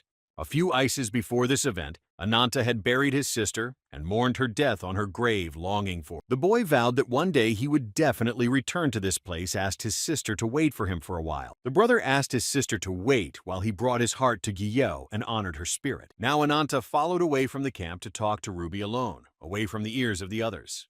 They sewed into a deserted place. The moon illuminated the night desert where a battle had recently been fought. Suddenly the guy spoke to Ruby. The lizard decided to crawl closer to him to listen to his master. Ananta pointed out that on the day his sister died, he wanted to believe that the death of her and the rest of the villagers was not his fault. The boy remembered the emotions he was going through when he returned to the sizzling village, his eyes blazing with anger. The young man realized that if it weren't for the desire for revenge, he would have gone mad. He remembered how he had experienced the loss of his sister. The hatred from that day towards Guyot had filled his heart without letting any feelings visit him. A wild desire to avenge him for what had happened wiped out every other emotion Ananth had. The guy realized he'd otherwise parroted it and do a bunch of stupid things. Suddenly, Ruby changed her lizard form. Ananta didn't notice it because his back was turned to her. Ananta stated that he hated all incarnations in the world, including Guyot. The girl didn't dare to say anything to him. For years, the guy has been looking for a reason to fight, not for himself, but for his sister to avenge her. Hearing his words, Ruby cried. Ananta pointed out that Guyot and Azdagaka are two sides of the same coin. The boy was sure that these two were ready to use any force to achieve their goals, and he wished only to take revenge on all these insignificant incarnations. Turning around, the guy noticed that Ruby was also an incarnation and had been hiding from him all this time. The girl looked at the guy who hated the incarnations. She couldn't hold back her tears about it. Ruby apologized to Ananth for not reporting it earlier. She apologized to him many times. The girl explained that she was hiding because she didn't want him to hate her. Ananta looked at her questioningly. The boy remembered a past battle in which he had been hit by an Alakon sprout created by Nadia. Ananta told Ruby that when he swallowed the sprout, he felt something change inside him. The young man saw Alakon's memories of his time with Regelsa that he didn't want to forget. Ruby was surprised to hear about the memories. She didn't understand what he was getting at by saying that. The guy pointed out to her that up to this point had lived only in the past. He decided not to break their union. After all, she helped him a lot. The young man approached Ruby and wanted to say something to her. The girl didn't know what to expect from him. Wiping the girl's tears, the guy informed her that she had always stayed by his side and had not betrayed him. Ananta apologized to her and thanked her, for he had forgotten that his family had been by his side all this time. Hearing his words, Ruby sobbed even more at the realization that he didn't mind continuing their camaraderie. Suddenly, the girl threw herself into the arms of Ananta, who did not expect her to react like that to his words. She declared that Ruby is Ananta's family. He realized that the stronger the branch of incarnation, the more powerful the emotions contained in it. Alakon's branch exuded pain and regret, and the memories of the queen dear to his heart lived with him. The Gon branch burned with an uncontrollable rage to battle and enhance their skills and abilities. Ananta realized that the Gayhan he had defeated was very similar to him, but he still lost to him. Guy assumed that a bottomless hole had gaped in his heart, and he had become a mad and merciless beast. Ruby noticed that the boy was sad and tried to rouse him, because he was too deep in his thoughts. The girl asked him not to be sad, for it had not changed. Ananta came to his senses when he heard her words. Ruby declared that she would no longer allow her master to be sad. The boy was pleased that she had no resentment toward him. Getting up, Ananta asked to keep an eye on him until he avenged his sister. Ruby was fine with that. The guy suggested that when this battle is over, they visit their sister together. Regelsa Einherjar noticed the arrival of the unexpected guests. Their rite of passage was nearing completion. The white leg, accompanied by the black leg, came to the queen, and their faces showed that they were not happy about something. The queen asked why they had come here, since the order to send reinforcements to them had not yet been given. White leg apologized for being rude. and said that the situation was urgent. Whitefoot asked where Ananta Nadia is now. Along with Rupi approached them, asking what Whitefoot is doing here. Mary asked what kind of emergency had brought them here since they hadn't even finished the burial ceremony for the fallen. Regelsa Einarjar was shocked to hear that their destination was Fortress Leviathan. Whitefeet added that the power only allowed her to move to safe places. The girl with the rabbit ears explained that if the location doesn't fit the requirement, the amulet will definitely inform, and then the ability will be banned. Blackfeet pointed out to her partner that she's a pansy and abilities are right up her alley. Suddenly, the queen asked Whitefeet why her amulet didn't deem the fortress safe. Seeing the woman's anger, the girl with the rabbit ears explained that this only happens in one case. Whitefeet added that if whatever was in that place was aggressive, her amulet wouldn't move them there. The girl suggested that there was a high probability that at this moment, Fortress Leviathan was under attack by the enemy. Long ago, when the world consisted of nothing but emptiness, an explosive wave shook the universe, which was in balance. The space-time continuum expanded, creating the horizon of the universe after which life was born. That's when the original creatures that populated the universes created by the blast wave in the universe arose. The god of light, blessed with life itself, was created first. People subsequently received his appearance. The demon god, cursed by the breath of demise, was created in balance to the first god. The god of magic that patronized laws and wonders the feminine form made universes of magic. The natural god protected the eternal cycle and balance of nature by destroying the unnecessary and creating the useful in return. The god of war patronized battles and struggles in these worlds, sparing no one in his path. The mechanical god was the guardian of creation and destruction. He oversaw all balance in the universe. The 6 divine beings influenced the entire universe, which was inhabited by different beings. The woman informed the children that thousands of planets, like their gods, had begun to create new species of living things. The children learned that among the people, the gods chose their prophets so that they would not go astray from the right path. So 5 people were chosen who received part of the power of the gods themselves. The woman informed that so they became the first incarnations. One of the boys wanted to ask her something. The boy pointed out that there were 6 gods. The woman, without waiting for the question, answered him that he had asked the right question. The woman explained to them that unlike the other gods who shared power with living beings, God of Mechanisms created his own prophet who was different from all other created beings. Legend has it that the mechanical god created a flawless machine assembled in the image of man that became known as the incarnation of machinery. The first incarnation dispersed throughout the world for centuries, hand in hand existing with people in harmony and tranquility. Tranquility was eventually cut short by the exorbitant embodiment of wings. The incarnation of wings seized the powers of the original gods and destroyed other incarnations, and then ruthlessly massacred those who rebelled against him. The woman explained to the children that this was why Leviathan, led by the queen, had begun the battle against the winged usurper. Regelsa Einherjar had given orders to destroy the enemy. The girl asked what would happen to the kingdom if something bad happened to the queen on a trip. Suddenly, a warrior intervened in their conversation and told the children that such a thing would not happen to the queen, and they should not worry about it. When the children turned around, they saw that Duke veteran Bernguard had come to them, and they were happy to see him. The girl mouse said hello to him. The man informed the children that next to the queen are loyal incarnations and warriors, as well as elite fighters. Bernguard pointed out to them that their queen was the strongest of the strongest, assuring them that she would return home in one piece. The Duke apologized to the woman for interrupting their session, and she replied that he shouldn't worry, thanking him for taking the time out of her busy schedule to visit them. One of the boys pointed to Raclette and said that she was also very strong because she was the embodiment of a girl surprised by his words. Bernguard said that Raclette was still small and did not realize her power. The man admitted that one day she would be able to surpass even the Duke. Hearing such words, Raclette assured them that she would be on their defense beyond their expectations. One of the girls had always wondered how such a little girl became the epitome. The woman answered that incarnations can marry and have children, and moreover the power of incarnation is always inherited. The children learned that Raclette had gotten her power from her ancestors and could also fight other incarnations equally. Hearing these words, one of the boys suggested that if he too had parents who were incarnations, he too would fight. The boy pointed out that if his father had been Bernguard, he would have become the strongest incarnation of the man. Was dumbfounded by such words. Many children wanted to become children of many different incarnations. Raclette noticed that Bernguard's gaze shrank. A little later, one of the guards noticed that a strange object was approaching their fortress.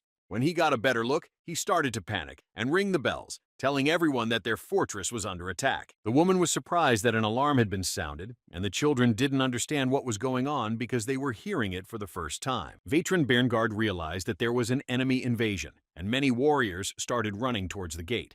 The road that led to the fortress on both sides was covered with ice, which made it impossible to defend the fortress. The attackers approached the entrance, which was located on a rocky area and did not allow for such an easy climb. Frost Incarnate Uri stated that it would be cool if they could capture this fortress without casualties on their part. The 10th pillar of Zaphiroth Mansi appeared. He was the epitome of courage, being ready to attack first. The Duke hurriedly climbed the defense tower to see who they were going to fight. The guards didn't understand what was going on. Veteran Berngard realized that their fortress had been attacked just when the Queen was on an expedition. Frost Incarnate Uri used the blizzard technique. His ice hammer rained down on the ground, which began to be covered in ice. An icy staircase created right up to the passageway of the fortress. The guards didn't know what to do about it. Uri ordered the Menshi to charge at the gate and smash it so they could get inside. The huge mammoth proceeded to carry out the order. Mayman managed to climb up the icy path that forked to the fortress gates, intending to tear down the wooden gates. The guards informed Mr. Berngard that if the enemy continued to advance like this, they would be able to get to them. The Duke ordered the guards to close the gates immediately at his command. The huge gates closed, but Mensi was too close to them. A powerful blow came on the gate of the fortress. Guards did not understand whether the mammoth managed to break through their gates. Mansi was thrown backwards and rolled down the icy path back to the embodiment of Frost Urea, who had not expected such a turn. The boy noticed that the silhouette of a warrior had appeared in front of the gate just in time to prevent Mansi's attack. Before them rose the second commander of Leviathan, the embodiment of Battle Tarkin, holding two battle weapons in his hand. Frost Incarnate Ureu was glad that such a worthy opponent would fight with them. Uri pointed out to Muncie that he had bragged about attacking first, and now tucked his tail and called him a coward. Frost Incarnate stated that in that case he would attack him himself, asking how he liked the idea. Muncie replied that it was slander and slander by suggesting that he was not being a stubborn Aki Baran. The embodiment of courage pointed out that the insignificant Eternal couldn't stop his attack, deciding that since he left his attack, he had a special gift. The mammoth was capable of increasing his body mass, assuring that with such mass, he would send his opponent to the other world. Watching them fight, Duke Veteran Berngard realized that Tarkin had no special ability. The huge mammoth tried to attack the enemy who was on the defense of the entrance gate to the fortress. Tarkin took his opponent's blow before he could dodge it, and thought that this was the end of their confrontation. Mansi's blow didn't hurt Tarkin, who managed to resist the creature the others were surprised by. A powerful retaliatory strike struck the mammoth, who spotted and did not have time to dodge its blow. Uri had heard that Tarkin was the living embodiment of unyielding determination, favorite of the god of war. Tarkin was the strongest of Leviathan's commanders. Mansi was defeated by his strongest blow. Duke Veteran Berngard came down to them and intended to repel the attack that had come upon their fortress. Veteran pointed out to Tarkin that he had gotten there just in time, thanking him for preventing the entrance gate from being destroyed. Tarkin asked the Duke if he would be willing to fight Urin personally. The man gave him an affirmative answer. In front of Berngard was a revived artifact of the Northern Wall's Guardian tribe, indicating that it was his duty to destroy the Frost Incarnation. Previously, in the lands of the Northern Ice Wall, despite the harsh living conditions, the snow-covered territories were not subjected to any wars or raids for a long time, and it was believed that such a place was a paradise on Earth where people and incarnations lived in peace. One day, a stranger from faraway lands came to this paradise and wanted to settle in this place. A warrior who had gained fame in countless brutal battles across the continent was the great embodiment of bravery Berngard. Those who knew the war firsthand bypassed, but one girl took pity on him and let him stay. The girl was the embodiment of Snow Tosca. She sheltered Berngard, who came to their settlement. Berngard, who knew nothing but battles, was saved by her care. He had not expected such a thing from her. After some time later, the two incarnations fell in love with each other and started a family. Berngard and Tosca tied their relationship by marriage and soon had a son.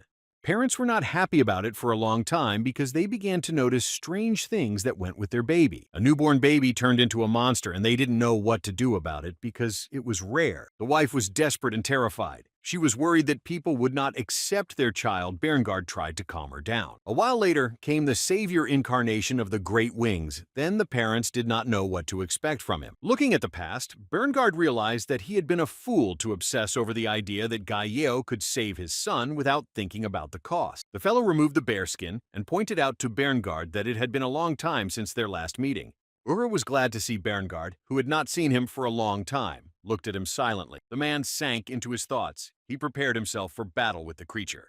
The guy pointed out to him that he had conceived him, suggesting that in that case, he should be called father. Pointing to the bear skin, Uri concluded that it was his mother's skin. In his eyes, there wasn't an ounce of regret about it. Veteran Berngard could not bear to listen to this boy's barbed words. Though he had once been his son, he intended to get rid of him. Managed to deftly dodge his opponent's attack. He was not at all sorry for his father, who started fighting him. Berngard ordered his opponent not to recall Tosca's name in his mind, the silhouette of his beloved surface. The man did not tolerate the desecration of his wife's memory. He continued to strike at his opponent. Frost Incarnate was able to easily block all the blows the man threw with his hammer. The guy pointed out that their battle was a complete bore, asking why it was that he was dubbed the epitome of bravery. Berngard's weapon met the enemy's ice hammer and gradually began to sink into the ice.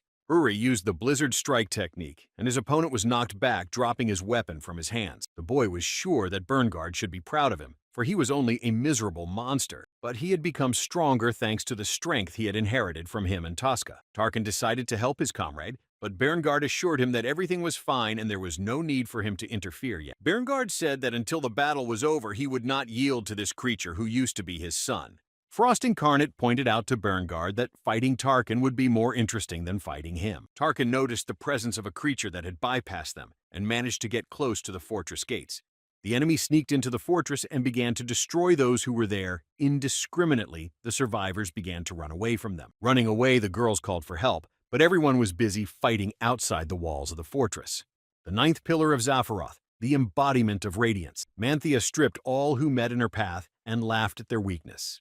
One of the priests noticed the creatures that sent his comrades to the other world and was horrified and asked God for help. The eighth pillar of Zaphiroth. The incarnation of Mute Aurora got rid of the man who was praying in one motion. The breathless bodies began to emit a foul odor from the poison that had spread through their body, an odor the creatures liked. The embodiment of madness. Kishalga stated that no matter how much she enjoyed that smell, she still couldn't get enough. Taking the form of a centipede, Kishalga suggested that her companions sacrifice a few more human bodies until everything in the area turned a lovely purple color. The warrior girl hurried the survivors to safety so they wouldn't fall victim to the creatures attacking them. Everyone followed to the inner sanctum of the Leviathan fortress. The tutor asked the children to remain calm and follow her. Raclette noticed that a hole was beginning to form in the wall of the shelter. She became uneasy about it. Suddenly, a huge millipede appeared in the crack that formed and headed for the people in the shelter. The other incarnations also followed, excited to see the many defenseless creatures that could be their victim. The people who saw the attacking creatures were stunned with panic because they had no one to help them and prepared to accept their fate. The incarnation of madness. Kishalga saw their frightened faces and laughed and began to approach them. Veteran Berngard looked at his opponent, asking if his attack was a distraction, so the others could sneak into their fortress. The Frost Incarnation, Ura, replied that he got it right. He immediately hit the ground with an icy chaff. The man noticed that ice walls were beginning to form around him that he would not be able to overcome.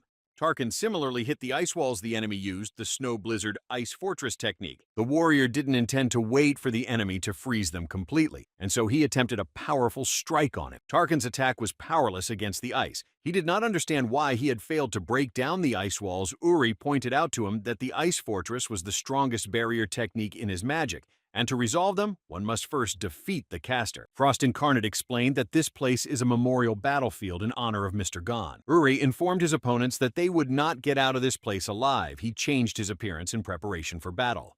Veteran Berngard remembered his beloved and looked at his son and assumed that he would suffer the same fate as Tosca. Turning into a huge bear, Uri began to approach the opponents, who were a bit dumbfounded by this turn of events. Uri took a mighty swing of his ice hammer, intending to strike Berngard first.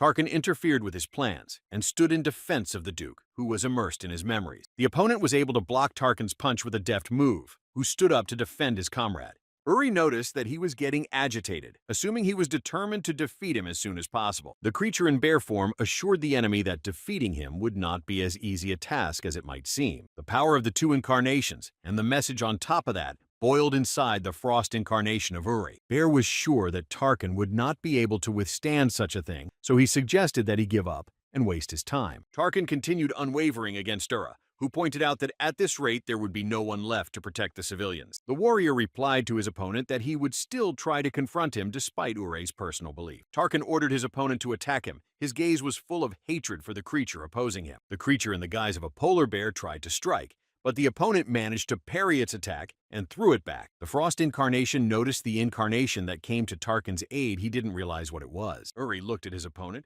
and felt, at first, frightened. He liked the feeling the brown bear roared back. A ferocious attack descended upon the Frost incarnation, who was unable to resist it. He tried to figure out what he should do. Berngard, in the guise of a brown bear, jumped away from his opponent after the blow, intending to keep his distance. Uri noticed that a buffalo and a brown bear had started attacking him, suggesting that he might lose to them. Second Leviathan Commander Tarkin and First Leviathan Commander Berngard intended to work together to defeat the enemy. Meanwhile, Mantea and Arahata were trying to make their way to the people who had managed to hide from them. Mantea tried to strike the door repeatedly, but it had no effect. Kishalga asked her to stop doing that. Kishalga was surprised that her comrades failed to open some door, calling them useless creatures. The embodiment of madness ordered the two of them to deal with the uninvited guests while she opened those doors. Kishalge indicated to her partners that if the enemy got close to them, she would be very angry with them. Matnea and Arakta obeyed her instructions and set out to overthrow the opponents who had appeared behind their backs. Meanwhile, people heard that to them break monsters, realizing that if no one helps them, they will go to the other world. Kishalga told the humans that they were the last survivors within the walls of the fortress that she intended to deal with. The creature asked the survivors if they could hear the agonized cries of the warriors coming to their aid. Suddenly, the wall behind which the men were hiding began to melt before their eyes at Kishalga's touch. A creature with a girl's face peeked through the hole, informing the survivors that they would no longer be protected. Kishalga asked if they knew she could finish them all off. Here the kids hid behind the kindergarten teacher. With angry eyes looking at the survivors, the creature gave them all a chance to prevent mass death. Pointing her finger at the children, Kishalga ordered the humans to give them up, and then everyone else could survive. Hearing the creature's suggestions, the educator was stunned. She was against it, and realized that in such a case, they would all die. Kishalga assured them that if they made the right choice, they could stay alive. People began to look at the children, intending to save their lives. When they noticed their gazes, the children were frightened for their lives. The teacher ordered the survivors to come to their senses and not to touch the children, assuming that the sweet lies of the creepy monster had confused their souls. The woman said she wouldn't let anyone touch a hair on the heads of those children. Reclet was hiding behind the kindergarten teacher. Kishalga came to hate hearing the rejection of her offer. She prepared to proceed to the consequences. Creating an even larger opening in the wall, the creature said that it was sick of such talk, and the people who had seen it were alarmed. The monster informed the survivors that her benevolent fuse was gone, and now she would spare no one. A powerful gust of poison rained down on the survivors who were in the enclosed room. Some died instantly. The teacher tried to hide the children with her sleep. All the kids were scared. They didn't understand what was going on. Suddenly, Raklet came to their defense, using her powers to prevent the poison from spreading. Kishalga was glad that at least someone had come out against her. Surprised that this incarnation had used the powers of Chi, Raklet looked confident in her actions, intent on not letting her opponent cripple the others.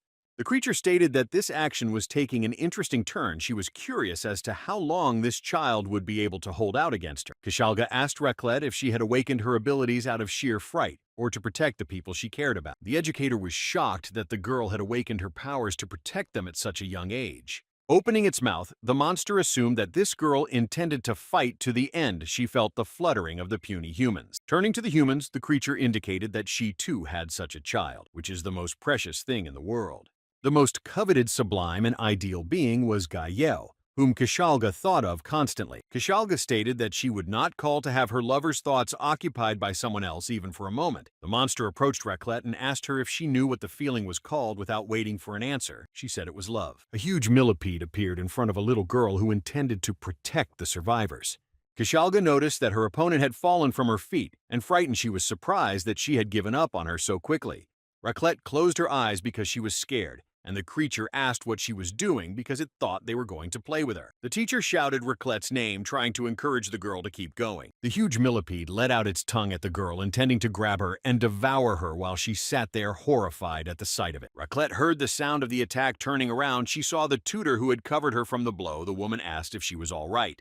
The girl was horrified to realize that her teacher had sacrificed herself to save her. Raklet didn't understand how she could help them because she was too weak against this enemy. Pulling the woman away from the girl, Kishalga pointed out to her that there was no need for melodrama. Kishalga grabbed the educator and squeezed her body. sending her to the other side of the world, saying that no one would be able to stop her from having fun. The millipede dissolving the woman's body indicated that her body was decrepit. She shifted her gaze to the children. Suddenly, Raclette gathered her courage and intended to take revenge on the creature for what had been done to her caretaker. Feelings of anger and hatred flooded the little body of the girl who claimed to honor the creature. Kishalga looked in surprise at this child who stood against her with confidence. The creature suggested that Raclette had awakened an evil spirit or even a demon within her. The girl repeated that she hated Kishalga for what she had done. Raclette ordered the enemy to perish, followed by a lightning-fast attack that severed the millipede's limbs. Hearing Kishalga's screams, Matea and Arahata looked in her direction and didn't understand what had happened to her. The girl continued to strike at her opponent, repeating that she should get the hell out of this place. Kishalga didn't understand how she had managed to awaken such powerful forces in herself and tried to dodge her attacks. The millipede fired a stream of acid at Raclette, who, noticing her approach, intended to shield herself from it with cheese. Kishalga pointed out to her opponent that she wouldn't forgive her even if she melted her down and stripped the wet spot from her she didn't want to settle down. The rest of the partners came running in at the shouts. Mantea asked if Lady Kishalga was all right. They had noticed the battle. Kishalga replied to them that they were all useless creatures and could not fulfill even the simplest role of her backup. Suddenly, a huge hammer collapsed onto the body of the millipede, who didn't realize what had happened. The powerful blow sent Lady Kishalga far beyond where the survivors were hiding. The rest of the incarnation marveled at it. Incarnating a glow, Manthea tried to figure out what made her partner so off from this place. After the impact, Regelsa, Einarjar, and Ul rushed to the aid of their survivors. The monsters noticed their appearance and deftly dodged their attacks. The people were glad that the queen had come to their aid. Ul crossed his eyes with Manthea, whom he knew. The queen called them vile creatures who distracted her from important matters. Nadia hugged Raclette and asked her if she was scared. She was glad they had gotten to their rescue in time. The girl noticed that the girl was trembling with fear and was very sorry that she had to go through such an experience. Raclette stood silently under the awakened dark forces. Nadia assured her that it was all behind her and promised that she would not let anyone hurt her. Nadia asked the girl to become herself and return to her loved ones. She was trying to rid her of dark forces. The dark powers left Raclette, and she came to her senses. The other children were very worried about their friend. The children began to comfort her and thank her for saving their lives. Nadia was happy about it. Nadia, leaving the children in safety, decided to help her comrades in overcoming the enemies who had infiltrated the fortress.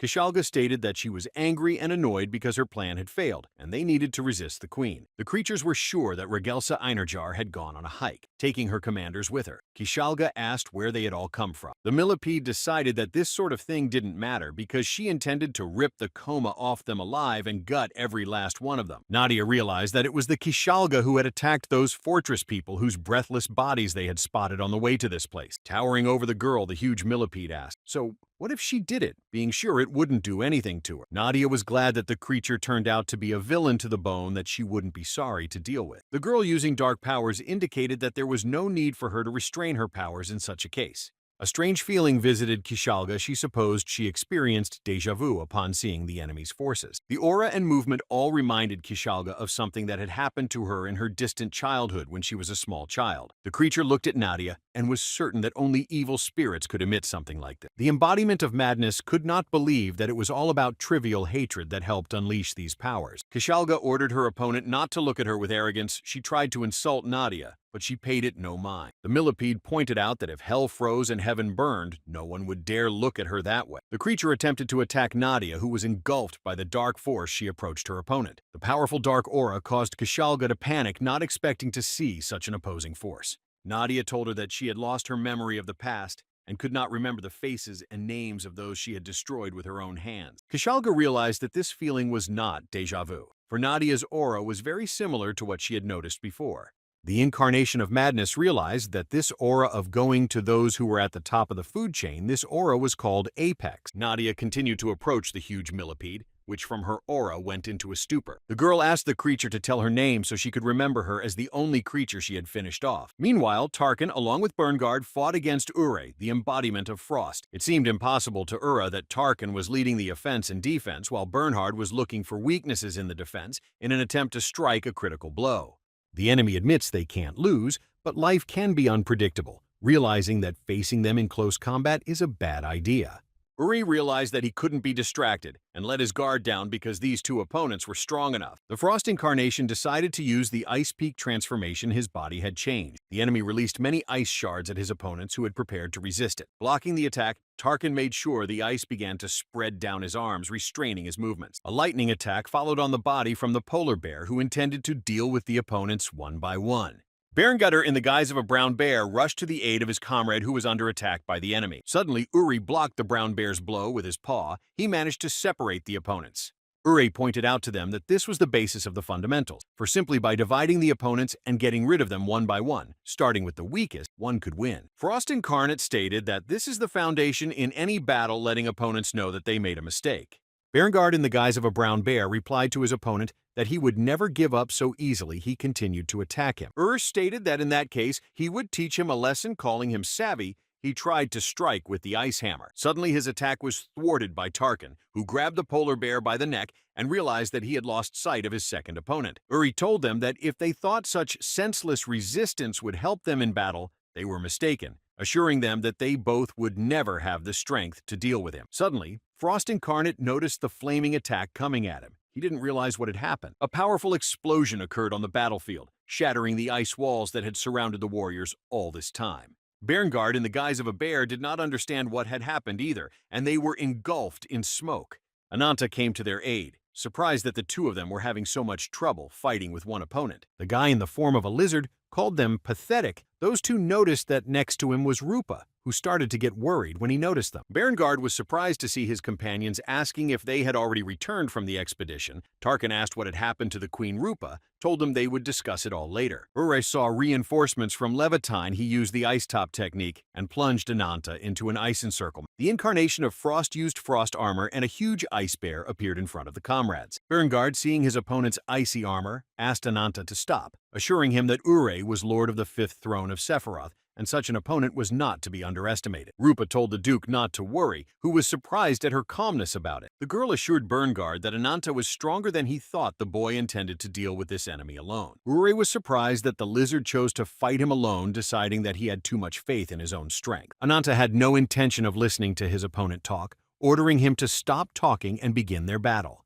After landing a powerful blow on his opponent, Uri said that it was ridiculous because he was confident in his superiority. Looking at his icy hand, the Frost Incarnation noticed that it had shattered. He didn't understand how this happened. Rupa informed the comrades that Ananta had destroyed the Lord of the Second Pillar of Sephiroth gone alone. The lizard, having managed to repel the enemy's attack, intended to take counter-attacking measures that could lead him to victory. Uri didn't realize what incredible power his opponent possessed. He thought the creature seemed familiar. Frost Incarnate suggested that it was Anant's opponent, Anant's Revenge Incarnate, to whom Gon lost. Uri made a powerful swing with his fist, intending to get rid of this opponent with a single attack. The lightning-fast counterattack took Uri by surprise. He didn't expect his opponent to be able to strike at him so quickly. The mountain-shattering blow made the Frost Incarnation fly back into the wall. His ice bear appearance disappeared. Uri remembered Barahan telling him that if things didn't go according to plan, he could call him for help.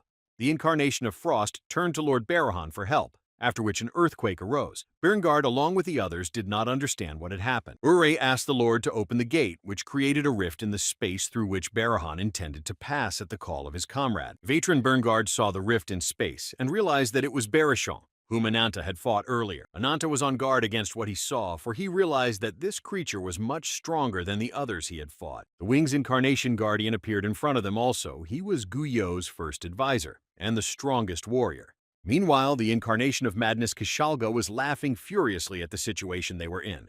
The captive Regelsa Einherjar, noticing what was happening, did not understand how such a thing could happen as they were closing in on their opponents. Uul struck a sly blow in the back of Nadia, who had intended to attack Kishalga and had not expected such a betrayal. A few minutes earlier, Nadia had intended to get rid of the millipede that had exterminated some of the fortress's people. Kishalga pointed out to her opponent that she shouldn't underestimate her because she are on different levels. A cloud of acid rained down on the opponent's. Kagalji's comrades noticed this and immediately ran away from the acid. Regelsa Einherjar noticed the spread of acid and told all her comrades to move back. She used the Fragarak technique. Kishalga changed her appearance, informing her opponent that this was her true power, A huge paw appeared in front of them. The monster informed Nadia that after she inhaled the vapors of this poison, she would die in horrible agony. Nadia replied to Kishalga that she was the only one here writhing in final agony before her demise. The creature didn't understand why her poison didn't work on the opponent who continued to approach her. Kishalga decided to strike first at Nadia. A powerful attack hit the girl, shaking the entire area. Nadia managed to counter her opponent's attack in time by parrying her attack with her dark magic. The body of the huge millipede began to vaporize. The one began to scream in pain and did not understand how to resist it. The monster realized that her poison had no effect on Nadia and decided that if it did, she would rip her to shreds herself. The huge millipede began to approach her opponent, unaware of what dangers might await her. Nadia used dark powers on Kishalga, who didn't realize how immersed she had become in her subconscious. Finding herself in the void, the girl didn't realize what this place was or how she found herself here. Suddenly, a huge monster appeared in front of Kishalga and looked down at her viciously. The monster shrieked and opened its huge maw. The girl froze in horror, not realizing what was about to happen to her. An unexpected blow severed the head of the millipede, which was immersed in its consciousness and not aware of itself. The monster's huge head collapsed to the ground, from whose mouth Kishalga began to emerge, having come to her senses. Looking at Nadia, the embodiment of madness, couldn't believe she had lost to such a girl. She didn't realize what had happened. Kishalga was sure her opponent didn't even move, but managed to land a crushing blow on her. Noticing what was happening, Regelza Einarjar assumed that Nadia had unleashed her true power. Suddenly, Owl, standing next to the queen, stated that the outcome of this battle was a foregone conclusion. The woman didn't realize what he was talking about. Kishalga looked with hatred at the girl who had defeated her. She could not believe this reality. Suddenly, Owl ran up behind Nadia and stabbed her in the back. She didn't understand what had happened or how he could betray them. The queen was horrified by the act of a man she considered her comrade and asked him what he was doing. After that, the rest of the warriors were attacked by Manhwa and Arahata, who had been waiting for the right moment all along. The embodiment of mute Arahata crept up unnoticed from behind the queen, paralyzing her with her shot of poison. Seeing what was happening, Kishalga was glad that they had managed to turn it in their favor, even though she was hurt. Regelza Einherjar didn't understand why Owl had betrayed them and committed such a despicable act now. Owl apologized to the queen for what he had done. He continued to hold the blade that had pierced Nadia. Turning around, the man indicated to Regelza that one day she might realize the deed he had done. Nadia's body collapsed to the ground. The queen asked how he could do such a thing, since he truly hated the incarnation of wings, and proved it. Owl replied that this was what helped him deceive the queen, adding that her eyes saw through all people, so there was no point in Ulu lying to her. Hate had to be real to gain their trust. Manhwa ordered Regelza Einherjar to shut her mouth, calling her the fallen queen. The woman was in shock at the betrayal. Owl informed the attacking incarnations that if they wanted to quickly defeat the remaining army, they should take the queen hostage intact.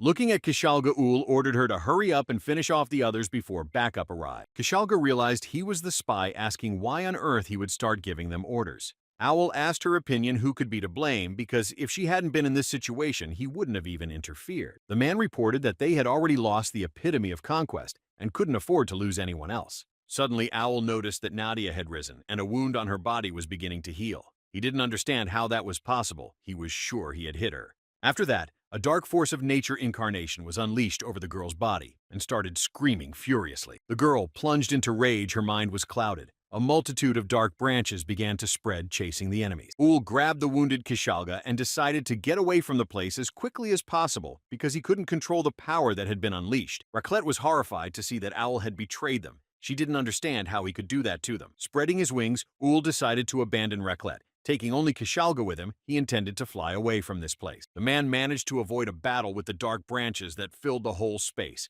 Rising into the heights, he realized that everything had not gone according to plan. The dark branches grabbed Manhwa and Arahata, who had no time to escape, and Nadia's wrath fell on them. A huge monster appeared in front of them and took over Nadia's mind again, and she didn't realize what she was doing. Suddenly, a spell was cast in the resulting rift in space. A beam of light appeared, piercing the walls of the fortress. Then, before the embodiment of nature appeared the embodiment of wings, who came to the aid of his comrade. Yeo was happy to see them. He called Nadia his sister, and she was in no hurry to start a dialogue with. The man declared to the girl that now he could talk to her true soul, who had sunk into dark forces. Yeo told her that in order to surpass the boundary of worlds, Two things are necessary. First, the sprouts nourished by the desires of their owners must bear fruit. Second, the all-consuming power of imagination whose owner wishes to change the world. Suddenly, they were in a different place. Galileo pointed her to look at it, assuring her that it was her dream world, majestic and beautiful without the slightest flaw. The man asked Nadia if she would like to fulfill a dream with him, calling her the embodiment of nature. Noticing her changes, Galileo indicated that it would now be proper to call her Kernun, the embodiment of magic. Nadia began to come to her senses, rising up. She didn't realize what this place was or how she got here. Seeing the vast ocean, the girl began to wonder what she was here for and why. The girl was sure that she had just been in the fortress and was fighting the enemies trying to save the survivors. Images of what had happened began to blur in her mind, and she was sure she was there. Nadia remembered that during the battle she hadn't noticed her heart being pierced, and she couldn't do anything about it. The girl looked at her wound and didn't understand why she was still alive. She thought it was unacceptable. Suddenly she was approached by a stranger who explained to Nadia that she was neither alive nor dead from the beginning. Turning around, Nadia noticed a girl who looked just like her that didn't realize what was going on. Nadia asked her who she was and what this place was, a bunch of questions sprinkled on the doppelganger. The girl replied to Nadia that she had not noticed her at all, but in a moment of danger called out without hesitation. A similar entity informed the girl that her heart was no longer beating. Nadia was completely shocked by this. The girl recognized that her body had fallen under the control of a demon manipulating breathless bodies, and the resonance of the branch created a pulsation similar to a heartbeat. The stranger informed Nadia that she had been watching her for a long time and had always wanted to meet face to face. The clone stated that he couldn't meet her while Nadia was in charge, and so she was turning shadow. Nadia asked her to stop this nonsense. She refused to believe in such a thing, even though it was convincing. The girl pointed out that the one looked exactly like her, ordering her to answer who she was and what they were doing in this place. The stranger replied that her name was Cernunnos. Nadia looked at her suspiciously. Cernunnos informed the girl that she was the first demon god, and her appearance began to change after these words. Earlier in the village of Meyer that was called the Age of Myths, an unusual event occurred that changed the course of history. One animal spirit incarnation of witchcraft was given a human form. This animal was a deer. Then, in the great western forest filled with the power and beauty of nature, the Druids, being a native tribe, honored him as their prophet. In those days, this incarnation bore a name that meant one who has horns and wealth. The creature bore the name Cernunnos and possessed a love for all the forest dwellers who dwelt in these parts. Along with the others, whose ages were short but whose lives were filled with the search for beauty and harmony, Cernunnos prayed for eternal peace. Cernunnos did not realize how elusive these dreams were: ethnicity, culture, religion. These laws of mankind have for centuries fed only on wars and anger in the world. It became natural to destroy and die at the hands of outsiders. The 6 incarnations became cruel punishers, sometimes protecting people like fair judges.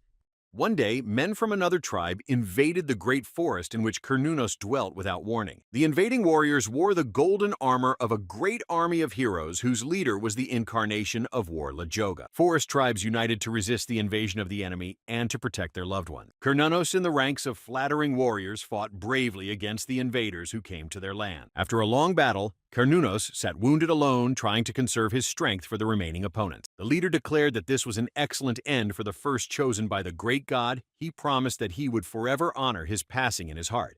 Cernunnos pointed out to Lyog that he was a warrior who used to be called the Noble Lion King, asking what was the reason he had caused such a gruesome massacre. Lyog replied that he did not need his forgiveness, for the sake of the greater good he was ready to go down in history forever as a cruel warrior. Cernunnos asked what he was talking about. The leader told him that he had heard a prophecy that concerned them. Lyog reported that he had heard about it from Luna incarnate magic that was able to see the future. The warrior pointed out that Luna had predicted that life on Earth would be destroyed, and an unknown creepy creature would arise in their place. Luna was the only prophet who had already fallen, and her all-seeing eye had been torn out by the decision that it was the work of someone from one of the 6 incarnations. Cernunnos realized that Lyog had taken so many innocent and good lives for one vague prophecy. Lyog asked how he knew the next victims wouldn't be his men. He wasn't going to just sit around and wait to die, stating that the best defense was offense. Having changed his appearance, the incarnation of war ordered the guardian of the great forest to be given to him by the eye of the prophetess. Then, a great incarnation that valued and respected all life on earth was consumed with the desire to destroy. After that, there was nothing good and holy left in a being seized by anger and hatred. Cernunnos, being the embodiment of sorcery, began to fight the embodiment of war, losing his good personality. Those who took human form were called incarnations. In a bloody battle, Cernunnos emerged victorious. After the battle, the breathless bodies were approached by Gaio, who had no feelings from what he saw. Gaio wondered what about those of them who were driven by human-like cruelty, what name to give them. Cernunnos answered him that the name demon gods would best suit such creatures. The man replied that it sounded impressive. Cernunnos assumed that this was the one mentioned in Luna's prophecy. Gaio identified himself to him as the incarnation of the wings, promising Cernunnos that he would take his divine gift. Cernunnos replied that he had betrayed the principles of harmony and life itself, and would soon become a wordless monster consumed by evil. Suddenly he declared to Gaieon that he would give him everything voluntarily he broke his majestic antlers. Cernunnos said that he had a condition under which he agreed to give him everything voluntarily. Being in the form of Nadia, Cernunnos informed her that he had made a contract with the incarnation of the wings that day, and when he had collected all the divine gifts, he should give him one of the branches. Cernunnos too wanted to ascend beyond the horizon of reality and into another world where he could return to the peaceful great forest he loved so much. The creature bowed to Guillot and began to serve under him, waiting for when it could return to its majestic forest. Cernunnos did not foresee that there might arise a Nadia who would become a barrier to ward off his anger. The creature informed Nadia that he and she were two sides of the same coin in the interworld, assuring her that she was his split image. Nadia pointed out to Cernunnos that she always had the same dream. He tried to find out the truth with these words. The girl reported that in the dream she was running from the monster chasing her, all the while trying to avoid their meeting. Nadia admitted that she was always very much afraid of it and would run away from pursuit when she saw only his shadow. The girl had always thought that this monster was very sad, and despite her guesses, she had avoided seeing it until now. Nadia assumed that the reason Kernan wanted to change the world by using the power of the branch was because he had always regretted his helplessness in losing everything and everyone he loved. The girl declared that she was descended from him and therefore obliged to assume his burden. Nadia intended to overpower his malice and give protection to those who needed it to the multitudes in their land. Kernanen replied that if she had the strength to do so, she would fulfill her promise, indicating that her opponent had no intention of surrendering. Behind him appeared a huge monster. Kernan informed that he was the strongest of the 6 incarnations she would have to fight. Meanwhile, the ice wall began to crumble. Berngard ordered his comrades to fall back. Before it was too late, Barahan followed them. Ananta watched as Barahan came down to them. Intending to fight him, he had come at Uri's request. Barahan stated that there was no thing his fist was incapable of destroying. He noticed that Uri was defeated. Servant Gaio reported that this was the first time something like this had happened. He had sent Uri back to the space where they had been before. Barahan stated that he once again had to fight the very same opponent they had faced earlier. Ananta replied to his opponent that he always looks down on him like some celestial. Barahan was certain that Ananta had never been a worthy opponent for, nor for the incarnation of the wings. Despite this, he was becoming a true dragon capable of toppling a bunch of other strongest warriors. Ananta remembered that Barahan wanted to know his name. Then he had managed to overpower him, but now the boy had no intention of being defeated. The guy in dragon form called himself Ananth, being a descendant of a black dragon and a survivor. Ananta vowed to devour every last demon god Barahan prepared for battle. The young man intended to become the one who would destroy the incarnation of the wings. His body took a new form. Previously, he did not understand why he was born and why he was so different from his creator. He asked for an answer. The answer said that his power of destruction was capable of wiping out even the cosmos. Barahan was told that in his fist, the answer he was looking for, he pondered over the words he heard.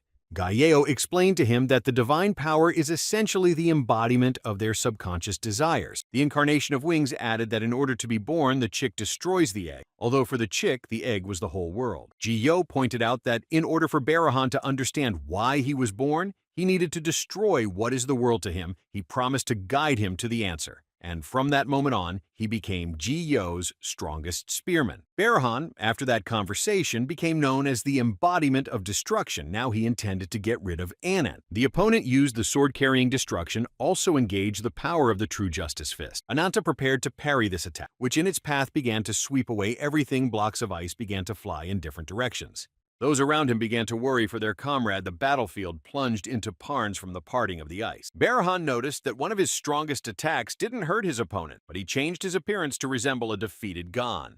Ananta declared that he would tear everything to shreds. The opponent was surprised that he was able to block his spear. Looking at the dragon-like creature, Barahan assumed it was applying the skills of a strongest shield. Emitting huge, sharp spikes on his arms, Ananta began to attack his opponent, who was confused by his new ability. Barahan tried to block his blow by putting up his arm. He thought his opponent would not be able to penetrate his armor. Anant's powerful punch landed on his opponent, who put up a block and inertially crouched backwards trying to stay on his feet. Barahan was thrown back by the force of the blow. He noticed that his opponent had managed to damage his armor. Rupa, watching the fight, could not believe her gasps, for Ananta had begun to push Barahan, to whom he had lost in the last battle. Berenguer, along with Tarkan, took on the guises of men and asked Rupa where Her Majesty the Queen was hoping she should be safe. Rupa told them that there was no reason to worry because Regelsa was inside the fortress with Owl and Nadia. Suddenly, their conversation was interrupted by a powerful beam that pierced the walls of the fortress. They did not realize what had happened. Then, through a hole in the wall,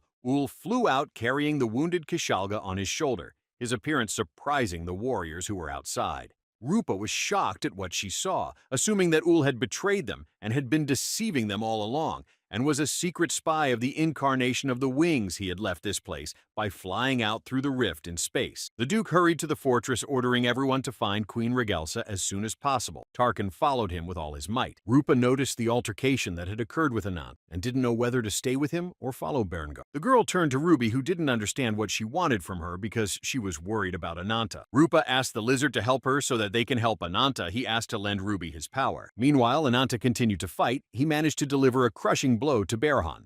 Barahan realized in a moment that the opponent had gained his incredible physical power after absorbing the embodiment of conquest. The opponent made a powerful strike at Ananta, who was thrown back by the inertia of realizing that this was Gon's true strength. Ananta rose to his feet and intended to continue the battle with his opponent. He continued to watch the dragon closely. Barahan looked at the dragon and realized that it was a body of iron armor that could not be penetrated. The battle between shield and spear would determine the strongest. Barahan realized it would be a great confrontation. Ananta prepared to launch a lightning attack on his opponent that would bring him closer to victory. Powerful spikes began to approach the enemy, destroying everything in their path. Blocks of ice were no obstacle for him. Noticing the attack, Barahan prepared to counterattack, aiming his fiery fist at him. Gaiyeo's servant managed to block his opponent's strike, causing a powerful flash to erupt. A thick fog had lifted that blocked visibility of the battlefield. Barahan was ready to retaliate. Suddenly, the ice under his opponent's feet began to crack, and Ananta jumped out of the ice, aiming to grab his opponent, but Barahan managed to jump away from him in time. Ananta ordered his opponent to memorize well his name. He proceeded to follow him for crushing. The dragon-like creature claimed his name as the winner of this fight. Ananta struck a series of powerful blows at his opponent. Barahan put up a block and managed to resist his blows, but his armor shattered right in front of his eyes, unable to withstand the onslaught of the enemy. The branch that was inside made his heart beat faster, but the vigor spread throughout Barahan's body. Ananta noticed his opponent's changes and managed to block his lunge, which caused a bright flash.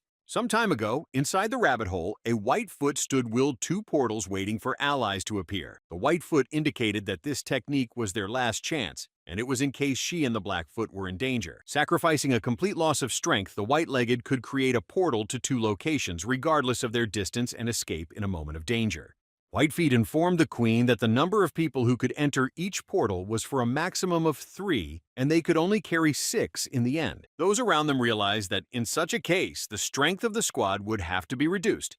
They decided to choose their companions wisely. Regelsa Einherjar, after thinking for a few minutes, informed all the warriors that she had decided who would go. The entrance was located in the farthest shelter of the fortress, and it was necessary to help the civilians and ensure their safe evacuation. The warriors were told that the inner group of the fortress would include Ul, Nadia, and Regelsa. They intended to defeat the enemy attacking the fortress and save the people and help the wounded.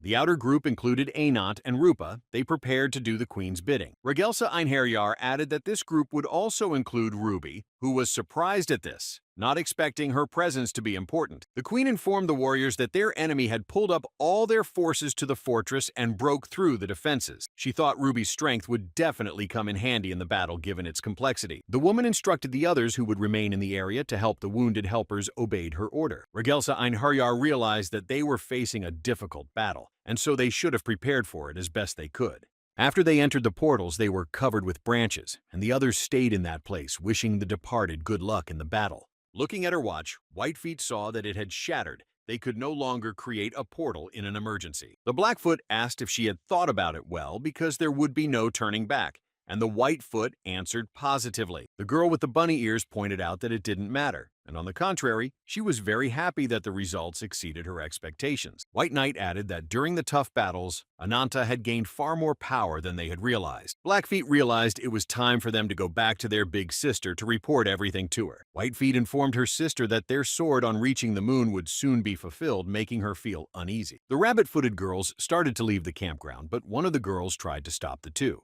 Mary pointed out that the wind had whispered to her that the two maidens had an ulterior motive for helping them. Whitefoot did not know that among the queen's subjects there was a ruler of the elements asking what the wind whispered to her. Blackfeet told the warriors that they were all upset that they couldn't be there for their queen and fight together. Mary did not deny the words she had heard. Remembering what had happened, she added that the queen's judgment was correct. Everyone knew that Ruby was a divine animal that followed Ananta all the time. Blackleg was surprised to hear such a statement. Whiteleg said that this creature was both a spirit and a mystical beast. The power of the gods who created the world had no definite form, but over long centuries it gained consciousness and became a spirit that created a body and the ability to transform, called the divine beast. When an incarnation merged with such a beast, it received power similar to the 6 great incarnations.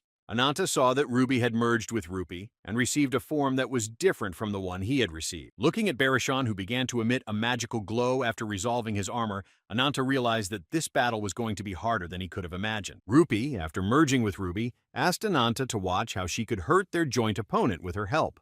With a blaze of bright flame, the she-wolf vowed to turn Barahan to dust. She aimed her attack directly at him. Barahan managed to dodge in time to dodge the strike of the fiery she-wolf that approached him at an incredible speed. Barahan's hand was on fire, which did not embarrass him in the least, as he realized that he was now facing 2 opponents. Rupa continued to launch many attacks from which the opponent was unable to dodge and waited for the moment. The girl in the guise of a firewolf used the seal of scarlet flame. The great deities gave a different name to the beast that was born from the power of the demon god. Everyone was aware of the existence of only one such monster. Barahan was able to dispel the fiery attacks of the enemy. A powerful pillar of retaliatory force from the enemy forced Ananta and Rupee to wait for that blue flame to calm down. The iron shield was the last line of defense of the incarnation of wings. The name of it was Barahan the Devil Beast. Noticing her opponent's new appearance, Rupee realized that in this case her strength would not be enough for him.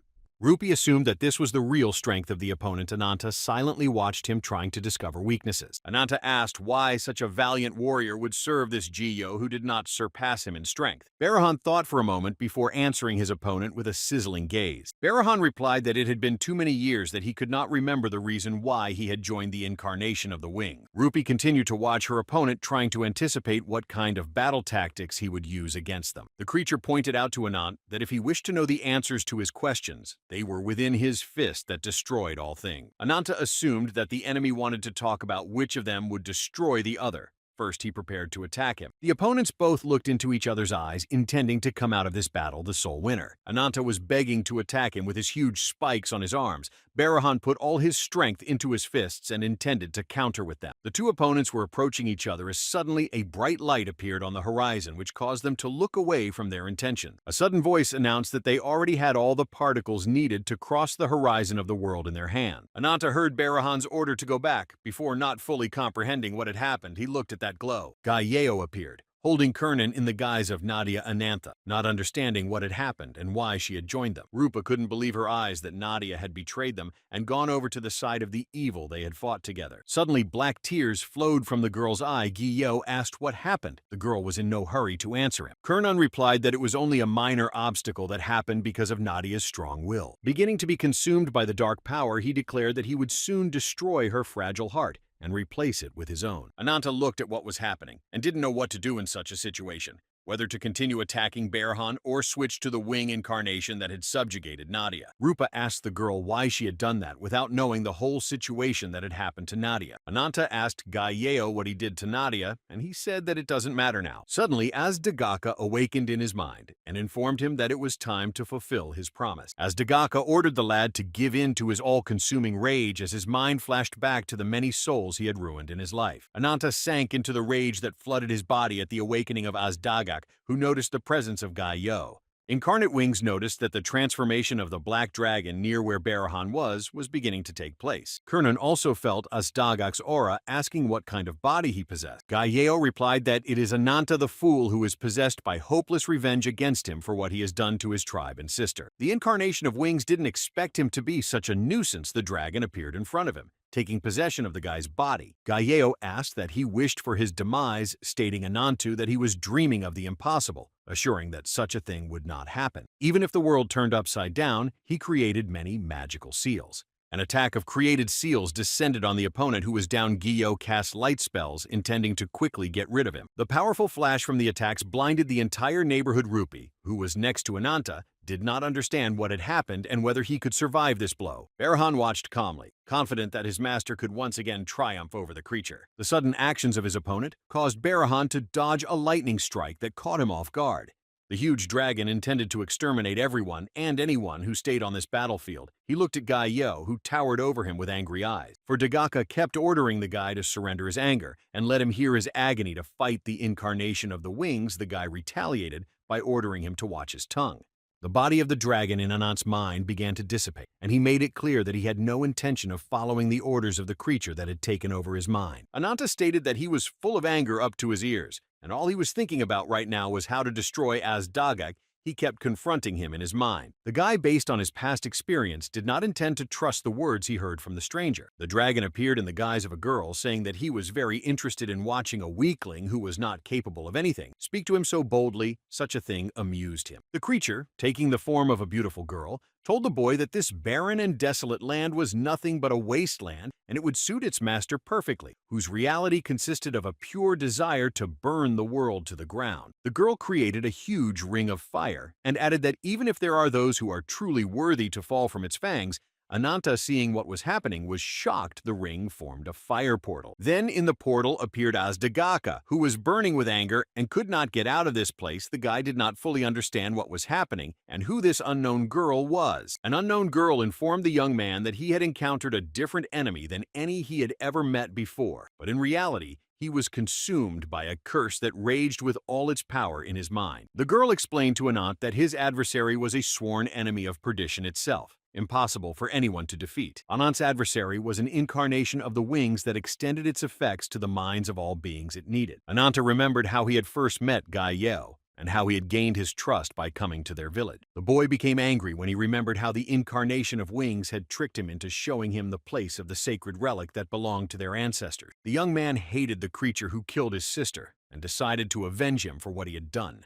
Ananta ordered the stranger to lead him to Jiyo. Immediately, she looked at him with arrogance and replied that it was impossible to do so. The guy plunged into utter hatred and assured his interlocutor that it was not a request that could be simply rejected, but an order. The unfamiliar girl asked the guy what the guy had gotten his anger power, from which he lost his fear, ordering the guy to know his place and not to talk to her like that. The girl informed Anant that he was only an empty shell, and his power was an imitation and nothing more, assuring him that without her he would not have reached this place. The unknown creature in the guise of a girl assured the guy that his wings, even in anger, would never reach the embodiment of the wings that he so wanted to exterminate in his mind. A bright light came on. Hearing the girl's statement, the boy slightly reduced his ardor. The stranger pointed out that courage without great strength is called impudence, adding that there is nothing uglier than the bravado of a weakling. Clutching his head, Ananta didn't know what to do. In that case, he asked this girl what he had to do to defeat the Incarnation of Wing. Ananta started yelling that any action would not help defeat Gaiyeo,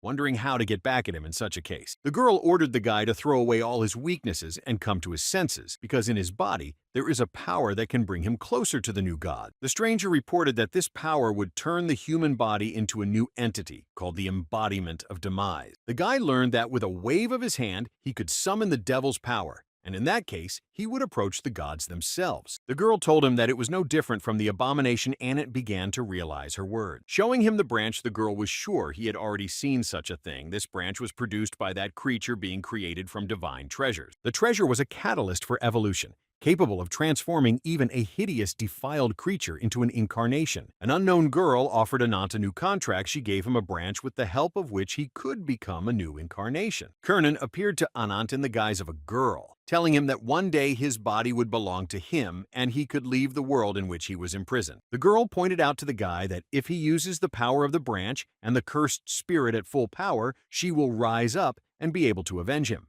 Touching the face of the black dragon heir, asked if he accepts her contract. The guy was in no hurry to answer. Ananta replied that he was ready to accept her offer, and the creature in the form of a girl was glad that he had managed to win the lad's favor. Suddenly, the young man grabbed the creature by the neck, and she didn't understand what was going on and why he was behaving like that. Ananta vehemently stated that she should leave the revenge to him, otherwise he would refuse her offer. He did not want to hand over the revenge to anyone. The guy ordered her to fulfill her promise, assuring her that when he got his revenge, he would give her his body to do whatever she wanted with. Hearing his words, the creature rejoiced. Agreeing to his terms, she wanted to watch him exert himself. The cloud of demise and destruction became his faithful companion. Once the deal was sealed, his consciousness shifted to reality. After making a deal with the dark entity, Ananta gained new powers and intended to strike at the incarnation of the wings. Noticing the impending attack, Giyo used his light technique and was ready to take countermeasures. Two powerful attacks clashed in unison and began to affect each other in an attempt to overwhelm the attacking side. Kurnun, in the guise of Nadia, was not about to be a burden to an ally deciding to join the incarnation of the wings a little later. The creature jumped from Giyo's hands, heading to the ground without any fear of injury. It fell straight at the dragon. Ananta, in the form of a dragon, having noticed the approach of his opponent, intended to get rid of him with a single movement of his hand. Kurnun used the Yggdrasil technique of Nematon, and from the ground began to envelop the dark fetters of the creature that intended to grab him. Incarnation of Wings cast a spell of light, and a powerful ray attack fell on the dragon that was immobilized. Gaio notices that Kurnun's physical merger is going smoothly. He replies that it's not worth paying attention to. The light attack pierced the dragon's body, destroying half of its flesh. The incarnation of Wings reported that its power remained just as intimidating. Gio only needed a slight wave of his hand to seemingly get rid of his opponent. Suddenly, his conviction was interrupted by the words of the dragon who had recovered, "Curse that creature," without emitting any emotion about it. Ananata landed a powerful beam strike on his opponent who didn't expect this turn of events. Meanwhile, inside the dragon's huge body, Rupi searched for where her mate was and noticed something that looked like a heart. Rupi kept shouting Anant's name, trying to get him to answer, but no one in the place answered her. Ruby, in the form of a lizard, followed her, convinced that they would not succeed, but the girl did not give up. As they got closer, they noticed the silhouette of a guy who was in one of the cocoons, similar to the creature's heart chamber. Ananta didn't hear her voice. He was completely subsumed by the anger and hatred, trying to overpower Tom, the incarnation of the wings. Gaio managed to evade the enemy's attack by covering himself with his wings, some of which were damaged. The incarnation of Wings called Ananta a foolish and arrogant creature of a long-forgotten race. His body was intact. Spreading his wings, he assumed that the enemy had tried to blacken the divine glow of his wings with a curse. The dragon's body was gradually recovering from the damage it had received. Suddenly, space above it began to crack. Suddenly, Barahan burst out of space and was ordered to subdue the brazen creature. The huge body receiving Barahan's blow shuddered. The girl inside fell off her feet and not realizing what had happened. The organ Ananta was in broke away from all ties to the body and collapsed downward, shattering the cocoon it was in. Ruby noticed her master, who had lost his strength and was lying motionless, and decided to help him. After receiving a powerful blow, the guy didn't have time to fully recover, and so his dragon body stopped functioning. Rupi, noticing the motionless body of her comrade, realized that they were in a bad situation and had to get out of it. Suddenly, the girl witnessed the lizard take on a human form and rushed towards Anant, saying that she would protect him. Hugging her master, the girl promised that she would help him constantly every time he started to lose his powers. Ruby began to replenish the lost strength of the guy, indicating that she would be sure to protect. The strength began to transfer into his body. The girl noticed the girl's desperate act and made sure that she wanted only good for the guy, realizing that she was sacrificing her strength for him. Kernan reported that he watched Anant, the embodiment of vengeance, through the eyes of Nadia Barahan, awaiting the further outcome of their battle. The incarnation of magic added that this man too was just a victim of despair and grief at the loss of a loved one, though they were enemies, but he believed that the victor should have mercifully let him leave the world without pain. Gaio said nothing to his ally's words. Kernan asked what the wing incarnation was up to. Barahan also looked at his lord questioningly, but did not try to contradict him. Looking at his hand, Gaio was surprised that this tainted Azdagak's curse was able to affect him, and continued to spread. While on the body of the defeated creature, Barahan noticed a strange movement that began to occur around him. The dragon's body began to regenerate, as Barahan realized this, and managed to jump off in time to avoid being inside it. Suddenly, a bloody attack followed from the not fully recovered body, aimed directly at the incarnation of Wings.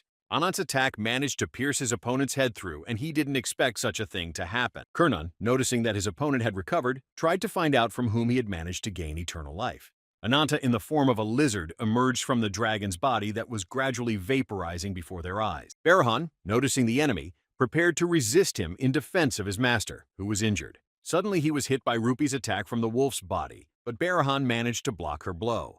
Rupi diverted Barahan's attention to herself, trying to give Anant the chance to deal with the wing incarnation without Barahan's interference. Touching the wound Gaio had managed to heal it, he looked at Ananta, who stood against him and blazed with anger towards him. Ananta only laughed with it. The incarnation of Wings noticed that his opponent had gained new powers with which to overpower him. Blackleg, along with her sister, noticed in the distance a huge dragon body that was spreading out. They assumed there was an Ananta battle going on. Whitefeet reported on the phone to someone about the current state of affairs on the battlefield in Fortress Leviathan. The sister did not interfere with her report. Whitefoot reported that on the day of the report, an incarnation of Wings had attacked the fortress.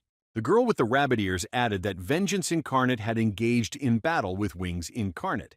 Ananta, in the guise of a dragon, created huge wings on his back, intending to fly into the sky to crush the enemy. Observing what was going on, Whitefeet said that when the results of the battle were confirmed, they would immediately head back to headquarters. Gyo was enveloped by the fire that originated from the body of the previously defeated huge dragon. Ananta towered over his opponents, intending to get rid of them with one attack to quench his desire for revenge. The incarnation of Wings did not understand how he dared to do such a thing, indicating that even after such a thing he should not look down on him. Kernan instructed his ally to settle down and not to risk the intended land for the sake of defeating this creature. Incarnation of Magic reported that a demon curse had been placed on Gaio that turned his target into a monster, and if he continued to delay, it would soon swallow him whole, and there would be no turning back. Pointing to Ananthus, Kernan assured his ally that he would become like him and would not be able to match the curse.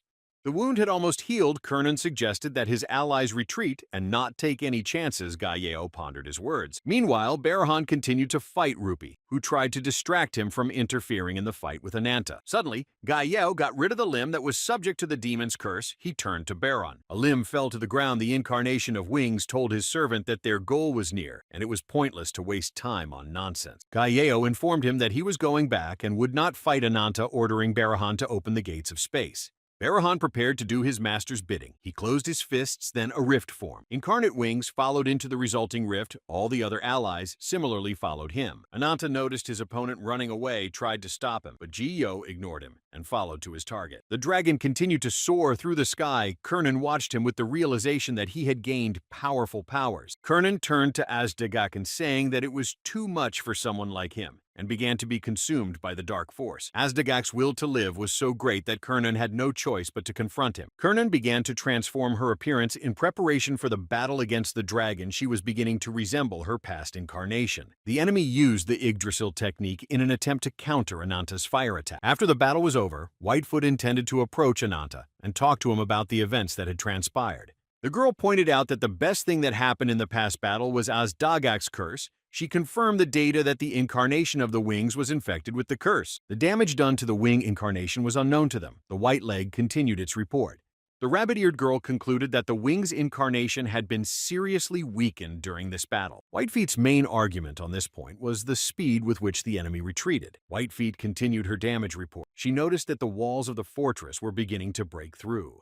Leviathan's civilian casualties totaled 3,000. Tarkin punched a hole in the wall to get out. Whitefeet reported that the kill rate was 97%, and only about 90 people survived. The casualties among the Leviathan's military capabilities amounted to about 400 men. Bernguard helped Regelsa Einerjar get out. Whitefeet reported in the report that the kill rate was 99%. And only 4 survived. What happened showed that there was a traitor in the ranks of Leviathan who fled with a wounded ally from the battlefield. The girl with the bunny ears reported that the incarnation of the place was fine and not worth worrying about. The boy sat and thought about what had happened and berated himself for missing the embodiment of Wings. Rupa stood beside him. Looking at Ananth, the girl was worried about his condition. Ruby, in the guise of a lizard, tried to calm her master. Suddenly, someone grabbed Ruby, stating that the guy had defeated the enemy and made him retreat. The lizard didn't expect that. Blackfeet added that Ananta was not much pleased with her progress. She was trying to get him comfortable with her. Suddenly, the lizard took the form of a girl's black paw, could no longer hold her back. Ruby stated that she didn't like her ordering her to let go. Her black paw asked if all divine beasts were so cute. The girl with the rabbit feet asked the guy not to despair, stating that he had finally managed to win. The guy looked at what happened in that place and couldn't agree with her words, because many people had lost loved ones. Ananta, looking at the queen, stated that there was nothing left in this place but the grief and sorrow of the survivors. The survivors had lost hope, and their beloved queen was despairing at this outcome of events. Ananta remembered how he got out of the dragon's body and intended to interfere with Guillot, who simply retreated. The guy vowed that next time he would definitely end it all by getting rid of the incarnation of the wings. Black Paw asked the guy not to be like that. She tried to calm him down, assuring him that sometimes it's good to blow off steam. The girls noticed what was happening and resented it because they did not like the way the Blackfoot behaved with their comrade. Blackleg thanked the guy in his ear for a job well done trying to influence him with his hypnosis. Suddenly, a white-legged girl interfered with them, pointing out that her sister was right. Anant had dismissed the girl with the rabbit ears. Whitefeet bowed before the guy, declaring that his accomplishments should not be underestimated. Ananta managed to defeat the second pillar of Zaphiroth Gan, absorbing his powers to himself. The girl added that he had also fought on equal footing with Gion's protector, Barahan himself, and had even managed to inflict an almost crushing wound on the incarnation of the wings. Everyone was struck by the change in Nadia's personality. They didn't yet know what had really happened to her. Whitefeet informed the guy that he had put up such an amazing fight that no other incarnation had been able to do so far, and he was the only one capable of such a thing. Ananta ordered her to stop flattering him and get to the point of the conversation she had come for. The girl with the rabbit ears explained that the main forces of Leviathan remained intact, and it was necessary to collect them and concentrate them at the new base to prepare for the second attack of the enemy. Rupi asked what new base she was talking about. She continued to be incredulous. The girl said that there is no longer a fortress in the walls of which the inhabitants of Leviathan could take refuge, and if they cannot find shelter in the next attack, they will all die. Whitefeet agreed with her words, assuring her that they were ready to offer them a suitable place. Especially for the survivors, Rabbitfoot HQ was on hand to provide a place to live. Whitefeet added that as a gesture of goodwill as a reward for their labors, they would reveal to them the true nature of the incarnation of the wings. Hearing the words triggered the mind of a guy who wanted to know as much as possible about it. Ananta warned her that if she continued to talk nonsense like this, she would regret it. Rupi was wary when she heard her suggestion. The white leg showed the guy the limb of Guy-Yo, who threw on the battlefield as a sign of his guarantee. Ananta instructed the white-legged man to tell them everything she knew about this creature with whom he wanted revenge. Whitefeet narrated that Guillot's incarnation of wings was originally the last of the 6 great incarnations. Anantu and the others became aware that Gaio was an incarnation of the mechanisms of being a created god. When a man stopped being with his beloved, it hurt him to see her with another. Observing his lover, the returning soldier decided not to interfere with her relationship. Young Al regretted only that he never had time to wish her happiness. Then, he did not know how his fate would change dramatically. The current incarnation of the swordsman was indifferent to any feeling. He had forgotten all that humans possessed. Ul, along with Kashalga, returned to their base where they awaited the arrival of the incarnation of the wings. One of the pillars of Zaphiroth saw their return and pointed out to Kashalga that she had barely survived, and ran off with her tail between her legs. The creature assured the acquaintance that she had committed a pathetic act that did not fit the incarnation. When Kashalga heard him say that, he had no idea who she was fighting. Owl remembered that this guy had been a candidate for the 5 closest associates for a while, but he was suspected of destroying the 4th and 5th pillars just because they were in his way. The 7th pillar of Zaphiroth was suspended by Gaio from his powers, and it was Karkas, the epitome of demise. Kashalga asked Karkas where he had come from since he was supposed to be at his post. He was surprised that the girl didn't understand the situation. Karkas informed her that it was time for a change. He was sure he would take the place of one of the pillars of Zaphiroth. Suddenly, a rift of space formed from which Barahan Guillot and Kernun emerged. Upon seeing Lord Gaio, everyone was shocked by the picture they saw, and some did not react in any way to his appearance. The Kashalga noticed the Lord's injury and was horrified that someone would dare inflict such an injury on him. The girl asked where he got this wound. The incarnation of wings did not rush to explain everything to them. Kashalga was frustrated that she couldn't handle her opponents and allowed her lord to be injured. Gaio reported that to avenge Gon, they launched an invasion that did not end up as they had envisioned. The Lord stated that they were to destroy the enemy in one blow, directing Mante and Ure to the outer defenses of the fortress. Instead, those who had the honor of being branch-bearers met their demise within the walls of the enemy's fortress. One of the 5 closest companions was seriously wounded, and retreated from the battlefield, unable to carry out what was intended. Looking at Kishalga, Gai Yo stated that Zafaroth was now weaker than ever before, he emphasized. Kernan intervened in their conversation, instructing the incarnation of the wings to stop aggravating the mood of his allies. Kishalga, noticing Nadia's image, was furious. Kernan pointed out to her that it was just bad luck to run into him, and assured her that the Lord should not blame Kishalga for everything. Hearing his words, Kishalga continued to feel anger towards this incarnation that placed itself above her. Gai Yeo agreed with his words, saying that sometimes the carrot is more useful than the stick. He stopped blaming Kishalga. The incarnation of the wings announced a restructuring of their hierarchy. Some of those present were surprised to hear it. The Lord congratulated Owl on the successful completion of his spy mission, and he now took his place as the sixth pillar. The Frost incarnation was removed from his post, which was taken up by Carcass, the incarnation of Demise, becoming the fifth pillar. The place of the second pillar he gave to Kernan, the embodiment of magic. All continued to listen to the changes that had taken place in their team. Gai Yeo informed everyone present that soon the 1,000-year-old history would fade away. The girl was wary of his words. Having crossed the border of this world, the incarnations were sure to rule in the lands of the gods. Ziz was very happy about it. The Lord said that once they had completed all the preparations, their long journey would finally come to an end. Meanwhile, in the rabbit headquarters, the sphere of moving maids were swirling, ready to greet the guests. Finding herself in an unfamiliar place, the guy asked where they were. Rupa was ready for the scary events. Whiteleg explained that they had moved to the Rabbit's Foot headquarters and not to worry. Guests were welcomed into Labyrinthos. In this place, there were a lot of cabinets with a huge amount of books. Rupa asked where Queen Regelsa Einerjar and the rest of her crew were, and the maid assured her not to worry about that. Earlier, the Blackfoot came to the warriors to take them away, because it was decided to gather all the remaining Leviathan forces under the leadership of the Blackfoot. All the Leviathan forces were transferred to Labyrinthos.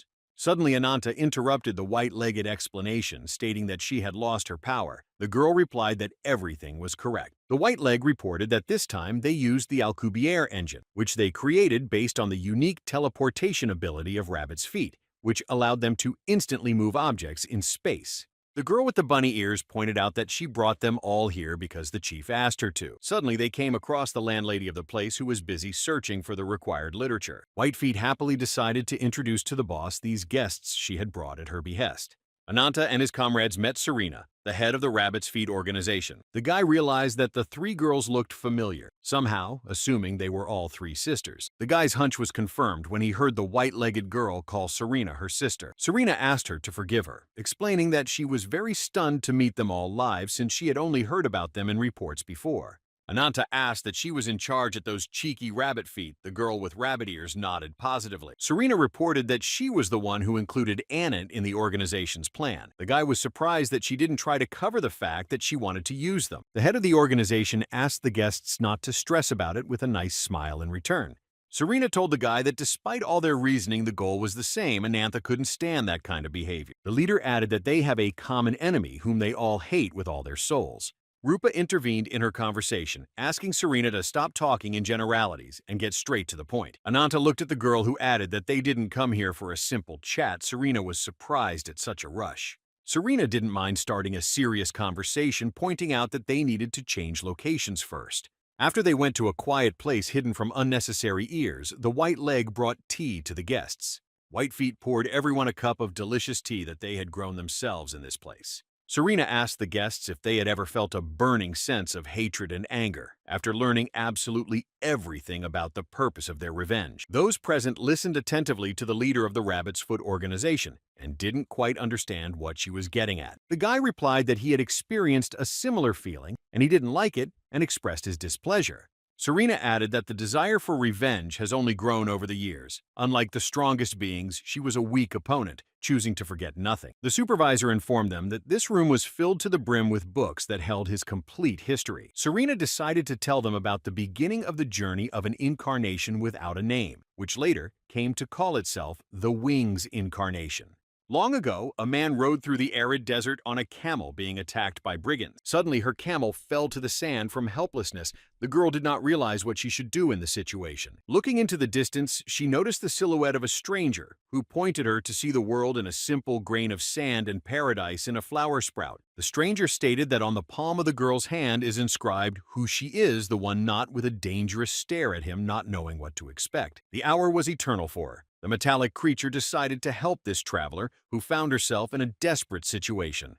The creature was created by the god of technology and magic to fill the world with kindness and help to living beings. The basic principle for him stated that any life is the highest priority that he must honor. Then this creature asked the creator why he should observe these principles, for what purpose it was given to him. The independent external logic scheme and the complex system supporting it gave the answer about the necessary principle to analyze consciousness and all aspects of organic life form, adding that on this basis of analyzing consciousness, we'll create emotions and self-consciousness in embodiment mechanism. The girl, armed with a knife, intended to defend herself against the unknown man, but he told her that it was useless and it could not harm him. The stranger ordered him to shut up, threatening that if he did anything suspicious, he was finished. The incarnation of mechanisms tried to remove his mask, but the girl feared him and ordered him not to move. The mechanical creature informed her that its basic principle was not to harm humans, making her realize that she had nothing to fear. Seeing his face, the girl was horrified when the incarnation of the mechanisms called her a female human, which made her even more uncomfortable. The incarnation of the mechanisms asked the girl to tell him her name. His face was human-like. Serena continued to tell Anant and Rupa about the story of the incarnation of the wings, saying that the girl's name was Fiona. The head of the organization added that this was the first person who came into contact with the incarnation of the mechanism. Ananta indicated to her that he had no intention of listening to all these tales and only wanted to know about Ji-Yo, not this creature. Whitefeet heard their conversation and didn't interfere. The guy added that he only came here to devise a plan to defeat Gai-Yo. Guy stated that he didn't care who or what Gai-Yo was in the past. Serena asked him to calm down. The guy was nervous about what was happening, which was noticeable to everyone around. The girl with the rabbit ears said that all in good time. Rupa looked at her companion, who did not want to listen to stories, but intended to get into action as soon as possible. Serena explained to him that knowing about the origin of the incarnation of the mechanisms was very important, because it was very important to know when he turned into the incarnation of the wing. The leader assured that this way they could find their enemy's weakness and triumph over him. Serena asked Anant to listen to the end and not interrupt her, because she didn't like wasting time either. The guy didn't like this arrangement of affairs, but decided to humble himself and listen to the full story about Gai-Yo. Turning the page of the book, the girl was satisfied that there were no more objections. She continued their story. After a short dialogue, Fiona was convinced that this incarnation of the mechanisms posed no threat to her. She accepted his help. The mechanical creature ate dinner and told the girl that he had a question for her, and she was ready to answer him. The embodiment of the mechanisms indicated that within a radius of several hundred kilometers, she is the only human, and under the circumstances, her chance of survival is extremely slim. The mechanical creature asked Fiona the reason she had traveled here with impressive skin damage. The girl laughed, stated that she still hadn't gotten used to his way of talking. Fiona replied that she was a merchant from the caravan selling various goods to the desert tribes. The girl had traveled many places as a child with her family, and she usually just delivered water to those in need. Fiona assured the mechanical creature that there were plenty of people in need of water in this desert, but the greedy brigands didn't care about anyone else. Bandits robbed caravans, beating and destroying all the unruly few managed to escape from them. Most people died at the hands of these brigands, who gave no mercy to the caravans helping the desert dwellers.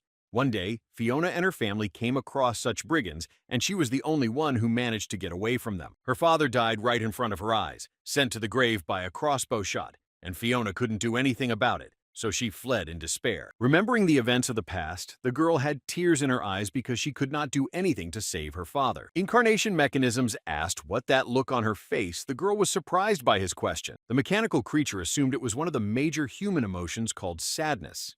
Wiping away her tears, Fiona apologized for crying in front of her savior. The incarnation of Mechanisms pointed out that she shouldn't apologize to him because the fact that she was feeling emotions meant she had a personality. The mechanical being added that for him, the inorganic being is a field of study. Fiona told her interlocutor that she had heard of similar creatures that only resembled humans in appearance. Kernanus Luna Azdagaka Alikan Ryoga. When she traveled extensively on the continent, she heard these names everywhere. This was the first time Fiona had heard of the incarnation of Mechanisms. She asked him what mechanisms even were. The interlocutor answered that these are energy-driven devices that perform their tasks like a special tool serving a specific purpose. The incarnation informed the girl that he was a servant of the god of mechanisms, the ruler of creation and destruction. The mechanical creature was created to bring knowledge to mankind, so it did not differ from the other incarnation. The interlocutor pointed out to the girl that his main principle is to value life in any form, saying that he is obliged to lead mankind to perfection. Fiona replied that it is difficult for her to understand all this. Suddenly, the incarnation of the mechanisms moved away from the girl, deciding to make it easier for her to explain. He touched the ground, and a bright glow appeared. Fiona noticed that a huge vortex had appeared next to them. She asked what it was and why he had created it. The incarnation of the mechanisms asked her to come over and see what was about to happen. The creature assured that if there was no water source anywhere nearby, he could simply create one anywhere. The incarnation of mechanisms informed the girl that if mankind will have technologies to find underground water and ways to desalinate seawater, no one in this desert will suffer from thirst. The mechanical creature promised Fiona to help her bring prosperity to these lands. The girl could not believe her ears. The girl replied that she still did not fully understand him. The deity would appear to lost souls longing for salvation and become a light force. Fiona stated that one thing she knows for sure is that the incarnation of the mechanisms is for her a savior who came down from heaven. The prophecy said that for those who are close to the light, the deity will take the form of a man, and the road to hell will be paved with good intentions. It was 1 year after the meeting of the incarnation of the mechanisms, and Fiona, an oasis zone, had been established in the desert city of Ossian. The people noticed that the ship of the ruler of these places was approaching the port and decided to meet her. Having gained knowledge of civilization and technology from the incarnation mechanisms, the desert lands very quickly began to flourish. Many traders were arriving in the desert city of Ossian, which continued to prosper. People were happy about it. Fiona found underground springs and formed oasis zones and began trading in desalinated water, in which she became a resounding success. A year later, the girl became the best merchant in the desert with the knowledge of incarnation mechanism. Ossian was filled with energy. At all hours of the day, most problems disappeared. Now the embodiment of the mechanisms became known as the Iron Mask. The mechanical being informed Fiona that there had been a recent surge in foreign trade and stagnation in the city's transportation infrastructure. A law of retribution was created, which stated that all criminals without exception would be severely punished for their deeds. Fiona personally proposed this law to the council. The girl assured that this law protects ordinary people from criminals and asked how it hinders the development of the city. The embodiment of mechanisms answered that, for the safety of ordinary people in the special zone, all those who took away people's lives and property were recognized as criminals. Those who had even the slightest connection with this group of people were expelled and punished, and at the moment, the number of people recognized as criminals exceeded the population of the special zone. Although there were other ways to solve the problem, Fiona decided to divide people into good and bad. The incarnation of mechanisms explained that if punishment does not have a legitimate basis, it turns into violence. Iron Mask assured Fiona that humans would never stop destroying their own kind. The interlocutor added to the girl that now more than ever the special zone needs laborers, assuring that a more rational solution would be to open the gates for the previously convicted. Fiona heard the suggestion that she needed to accept these people as part of society and with their help expand the working class, but she decided to pretend she hadn't heard it. The girl was very grateful to the incarnation of mechanisms because with his help it was possible to bring these lands to prosperity in a year. Fiona added that she owed him not only her, but all the people who lived here, as well as she hoped for his support in the future. The girl indicated that she understood about his intentions to help them, but he would never understand the pain of losing his family. The incarnation of the mechanisms listened to her and could not answer anything, therefore, as it was really devoid of feeling. Suddenly, the mechanical creature asked Fiona if such an existence was problematic. She was surprised to hear his words. Incarnation of mechanisms adding that the dead lie in the ground and they play no role in the development of society. Iron Mask informed Fiona that the only people he cared about were those who were alive and could be monitored. Suddenly, the townspeople on the street heard the negative cries of the ruler of these lands. They marveled. Fiona stated to her interlocutor that those who unquestioningly take the lives of innocents cannot be called human beings. The ruler was furious because she had no intention of accepting into the city those who had once lived an illegal lifestyle. The incarnation of mechanisms did not react in any way to Fiona's statement about the criminals. Fiona, unable to forget the grief of losing her family, and the incarnation of the mechanisms unable to understand her feelings, have not come to a consensus. Before Fiona noticed the changes in the incarnation of the mechanisms, they had already been confirmed. The bandits advancing on the city noticed that someone had appeared ahead, but this person did not confuse them. The commander ordered them to ignore this stranger, saying that they would destroy and rob anyone who got in their way. The bandits were intent on destroying the arrogant rich men of the special zone, not thinking that this stranger meant danger to them. With a wave of his metal arm, the embodiment of mechanisms intended to stop the brigand. The incarnation turned to the great creator who had chained him up, trying to find out what makes a man human. The incarnation of mechanisms decided to get the answer to this question himself. He created from his hand a weapon with which he intended to destroy the criminals. A powerful beam of light pierced the bodies of the people who intended to attack the deserted city. The criminals immediately on the spot were incinerated without leaving a trace of themselves. They did not have time to realize what happened to them. Incarnation of mechanisms dreamed to throw off the shackles that held him back and realize who he was. The people in the town learned that they were about to be attacked by bandits and decided to flee the place as soon as possible. The townspeople tried to figure out what to do. From the leader, Fiona herself didn't know how they should handle the situation. Some people were willing to fight the enemy and not let the brigands take revenge on them. Some intended to surrender. Crowds of people gathered around the ruler to find out what they should do, but she struggled to find the right words. Fiona told the townspeople to put aside their fear, for this land was a paradise created by incredible efforts that was covered in their blood and sweat. The ruler had no intention of giving this land to those who deprived them of their family and friends. The people supported her. Fiona announced to everyone that they would fight to defend their home, intending to destroy the enemy. Some people disagreed with this decision of the ruler, but she asked to rally their forces for a unified goal. The crowd supported Fiona and was ready to resist the brigands who were heading towards them. Suddenly, there was a bright light outside the town that blinded all the townspeople. Fiona thought the section looked familiar. Meanwhile, outside the walls of the city, the incarnation of the mechanisms got rid of all the brigands who were on their way to do the rampage. The ruler of the city rode to the spot and noticed that its iron mask was emitting this bright glow. Fiona assumed that this incarnation had destroyed all the brigands who intended to attack them. The girl couldn't believe that he really did that. The mechanical being was looking at her and trying to understand what emotions she was feeling. The incarnation of mechanisms realized that the expression on the girl's face was the same as the first time they met. Iron Mask asked Fiona what the fear looked like. The girl realized that something had happened to this creature. The incarnation of the mechanisms informed the girl that their meeting in this place had been extremely lucky for him. The mechanical being has accumulated many questions to the basic principle embedded in it by its creator.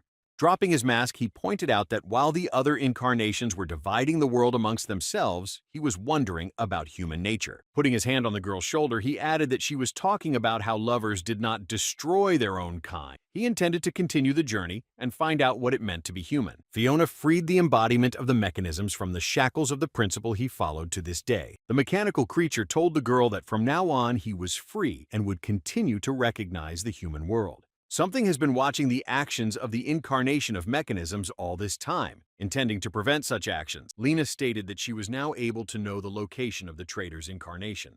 After saying goodbye to Fiona without a drop of regret, he wandered long and aimlessly across the land, trying to figure out the essence of man. Carefully analyzing all that he managed to see and feel, suddenly he realized that the emotion he was experiencing was joy. A while later, he was consumed with doubt, trying to figure out where he got this feeling of joy from. To find the answer, he threw his cloak back on and put on his metal mask and descended into the human world. As he continued to wander, he intended to find people to find out where he got this feeling from. The incarnation of mechanisms lived in many countries, bringing technology and civilization to them. For many years, he was the enlightener of mankind. He was revered as God. Times have changed, time has flowed, the glory of incarnation has fallen into useless fervor. The lands he visited were not much different from the desert where he had once met Fiona. People were still driven by hatred for each other and continued to destroy their own kind. People who were kind-hearted endured the suffering and pain that followed them around the world. The incarnation of the mechanisms also continued to exterminate undesirable people following their whims. One phrase lingered in the creature's memory that said that those who destroy people cannot be called people. The mechanical creature was convinced that they were only beasts in human form who were committing atrocities. People liked Fiona when they saw his actions and began to see him as a savior who came to them. Some of the humans began to worship the incarnation of the mechanisms, but this creature did not understand why she began to do so. Destroying one man made him a criminal, and destroying 1,000,000 made him a warrior. The incarnation of the mechanisms began to be called a god, and one day he was asked his name but could answer nothing. Suddenly, memories of Fiona when he first asked her name flashed through his mind. Immersed in his memories, the creature tried to understand why he remembered this particular moment. Then, the incarnation of the mechanisms silently left the people without informing where he went. He needed to gather his thoughts in solitude. Moving away from the people at that moment, a previously unknown stranger appeared before his gaze. The incarnation of mechanisms didn't know who she was or what to expect from her, but was willing to find out about her. The stranger turned out to be Luna, the embodiment of magic who was looking for a meeting with him. After their meeting, she used the Alcubierre engine she intended to move it along with her. There was a movement in space embodiment of mechanisms for the first time in his life encountered such an action. The mechanical creature assumed it was a super advanced teleportation technology. Iron Mask didn't understand how a living creature could possess such tremendous energy. They traveled to Labyrinthos where Luna spoke to him, saying she was glad they had met, but he didn't understand what was going on. The girl introduced herself as one of the 6 incarnations of Luna, saying that she was an incarnation of magic. This was the first time Luna had met the incarnation of the mechanisms in person, which she was very happy about trying to verify his identity. The mechanical being first met a creature similar to him who was one of 6 incarnations. The incarnation of mechanisms asked Luna how he should understand such a sudden invitation to his place. Assessing the situation, he assumed the circumstances were dire for him, but suddenly the girl greeted him sweetly. Suddenly, Serena came up to them, asking how Mrs. Luna's hike went. She asked the maid to bring their guest some comfortable clothes. Listeners to the story learned that Serena herself was Luna's maid and got into Gaio's story. Rupa was shocked at what she heard, trying to find out that it was really her. The current head of the Rabbit's Feet organization confirmed her speculation by replying that in those days she was a devoted servant of Lady Luna. Upon learning this, Ananta assumed that Serena was ready to avenge her mistress, who had been mistreated by Gaio. Whitepaw continued to listen silently to their conversation without saying a word. She didn't want to disturb them. Serena answered in the negative to the guy's question, explaining that Mrs. Luna was her family and the most precious person in the whole world to her. The incarnation of the mechanisms indicated to Luna that they were in a very strange place with only books everywhere. The creature could not calculate the dimensions of this place with any of its technology. Luna assured it was a labyrinthos information source outside of space and time. A secret room of knowledge in which all the information since the origin of the universe was collected. In other words, it could be described as a limitless cosmic space. The incarnation of mechanisms informed the interlocutor that nothing in this place attracted his attention, asking when he would be able to leave this place. Luna replied that Labyrinthos was a separate dimension outside the boundaries of the outside world, and no one could leave or enter the place without her permission. The hostess of the place recommended that the guest should not be too full of it. Himola listened to her. Luna added that she was the keeper of the library to whom the god of magic had entrusted the place, assuming he wasn't stupid enough to fight her on her own turf. The incarnation of mechanisms replied that she was greatly mistaken. Approaching her, he declared that he was not bound by anything. The guest told Luna that he was free also from the will of the gods. She looked at him as a fool. Luna wasn't going to condemn his beliefs by asking what it was that made him destroy people. The interlocutor replied that the one who destroys people cannot be called a human being, and this is his basic principle. She gave him a book. Luna pointed out that mechanisms were a pragmatic thing, and as soon as she thought of what their argument might turn into, she felt nauseous. Incarnation of Mechanisms asked what the book was. The girl said it was the reason she called him here. An ancient text describing the boundaries of the world set in time immemorial, it described the true ability of the ancient relics they possessed. Incarnation mechanisms learned from ancient texts about the existence of magical branches that were created in this world. When all 6 relics were combined into one, a sprout would appear that could turn into a world tree. The mechanical being didn't understand why Luna was telling it, stating that he wasn't interested. Luna replied that she was doing it for his own enlightenment. She touched him. The mechanical being still didn't understand her motives. Pointing to her right eye, the girl told her interlocutor that she could see the future with. Luna said that soon the 6 relics would unite and a world tree would arise. The world tree was to be the boundary of worlds and the destroyer of all life on Earth by destroying space. Serena heard that his mistress intended to stop it at all costs because she didn't want life to be lost on Earth. Luna promised the incarnation of mechanisms that if he helped her, she would realize what he so desired. The interlocutor wondered if the embodiment of magic knew what he wanted. She decided to claim his sword. Luna pointed out that he dreamed of being a real person. A silence arose between them. The words of the interlocutor were accurate, which made the embodiment of mechanisms fall into a stupor, because he did not understand how the creature managed to learn his desires. Now Serena was following the wishes of her mistress Luna. The listeners of the story marveled at her words. Ananta couldn't believe that Gaio, when he dreamed of becoming human being, the embodiment of mechanism. The interlocutor suggested that Luna possesses several abilities that will be able to accomplish this. The girl looked at him silently, confident that such an event could not harm her in any way. Incarnation mechanisms recalled Luna's earlier use of foresight and teleportation, which caught him off guard with his misunderstanding. The interlocutor pointed out that no other incarnation was capable of such a thing, and that meant her real power must be related to skill transfer. Luna said that since it was the first time she had met him, she didn't know what would happen, but she used a spell and decided that it would be enough. Suddenly, the incarnation of the mechanisms turned into a small robot that didn't understand what she had done. Luna pointed out that since everything had turned out this way, she would put the power into his body. Ezir Idan, this ability allowed you to change the shape of an object and transfer the child's appearance to the target. Luna informed the guest that she had many talents, as had been noted earlier, and that was why she had been able to keep secret surveillance of the 6 incarnations for so long. The girl reported that some of these incarnations got along with humans in harmony. Other incarnations ruled the nations and staged bloody battles in pursuit of their goals. Luna informed the incarnation of the mechanisms that he was different from all the others and interested her. The incarnation of mechanisms was not interested in missions or assignments. All this time, he was studying the human race. Luna assumed that this had become his goal for his entire existence, to which he adhered. The girl was surprised that he didn't even deny her words. He had nothing to add and no counter-arguments to her words. The incarnation of mechanisms pointed out that her reason was clearly not enough to enter into an alliance with him. He asked what she desired in that case. Luna said that this agreement would be beneficial to both of them, and he looked at him like a baby that could be taken advantage of. The incarnation of magic told the guest that she only needed his cooperation and nothing more.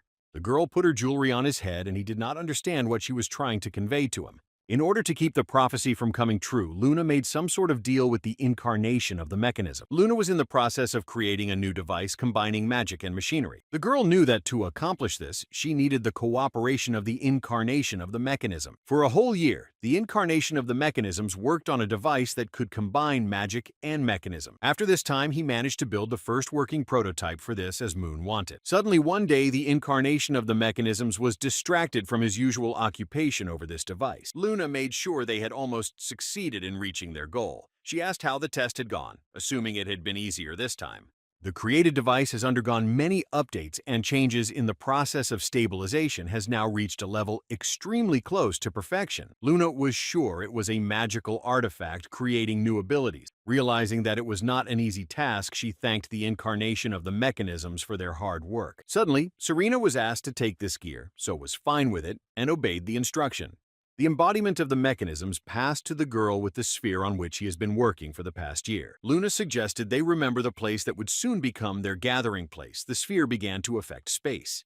The engine of the Alcubierre started, and a bright glow appeared near them, accompanied by movement in space. Incarnation noticed he was in an unfamiliar place. Luna informed him that he was the first guest to be in this place unless you count Serena. Luna informed them that they had moved to the first line of defense in the fight against the sprouts of the World Tree. The incarnation of the mechanisms learned that they were on a lunar base from which the moon was monitoring all the other incarnations. The interlocutor reported that the plans of the one who knows the future to her were really impressive. Luna was able to shape the abilities into a mechanism, in turn using them to improve his combat skills. The incarnation of mechanisms realized that Luna needed skills in radiation control and spatial transfer, and these abilities had no combat potential, and their necessity was not clear to him. The guest asked Luna what future she foresaw. He was curious to know more about it. The girl replied that the future is pretty monolithic because the choices you make can change it, and you can't go back. Luna said that before she contacted him, she had been looking for a helper for a long time and wanted to tell a different incarnation about the prophecy. Warrior Incarnate Leo was the first person she told about the prediction. She thought their interests converged. After talking to Leo, she got an unexpected answer. He understood her worries about the future, but until he saw clear signs of trouble, he didn't want to dance to her tune of vague predictions. Luna realized that she couldn't prove anything to him, so she decided to reject his candidacy. Incarnation. Mechanisms asked what the blurry moon meant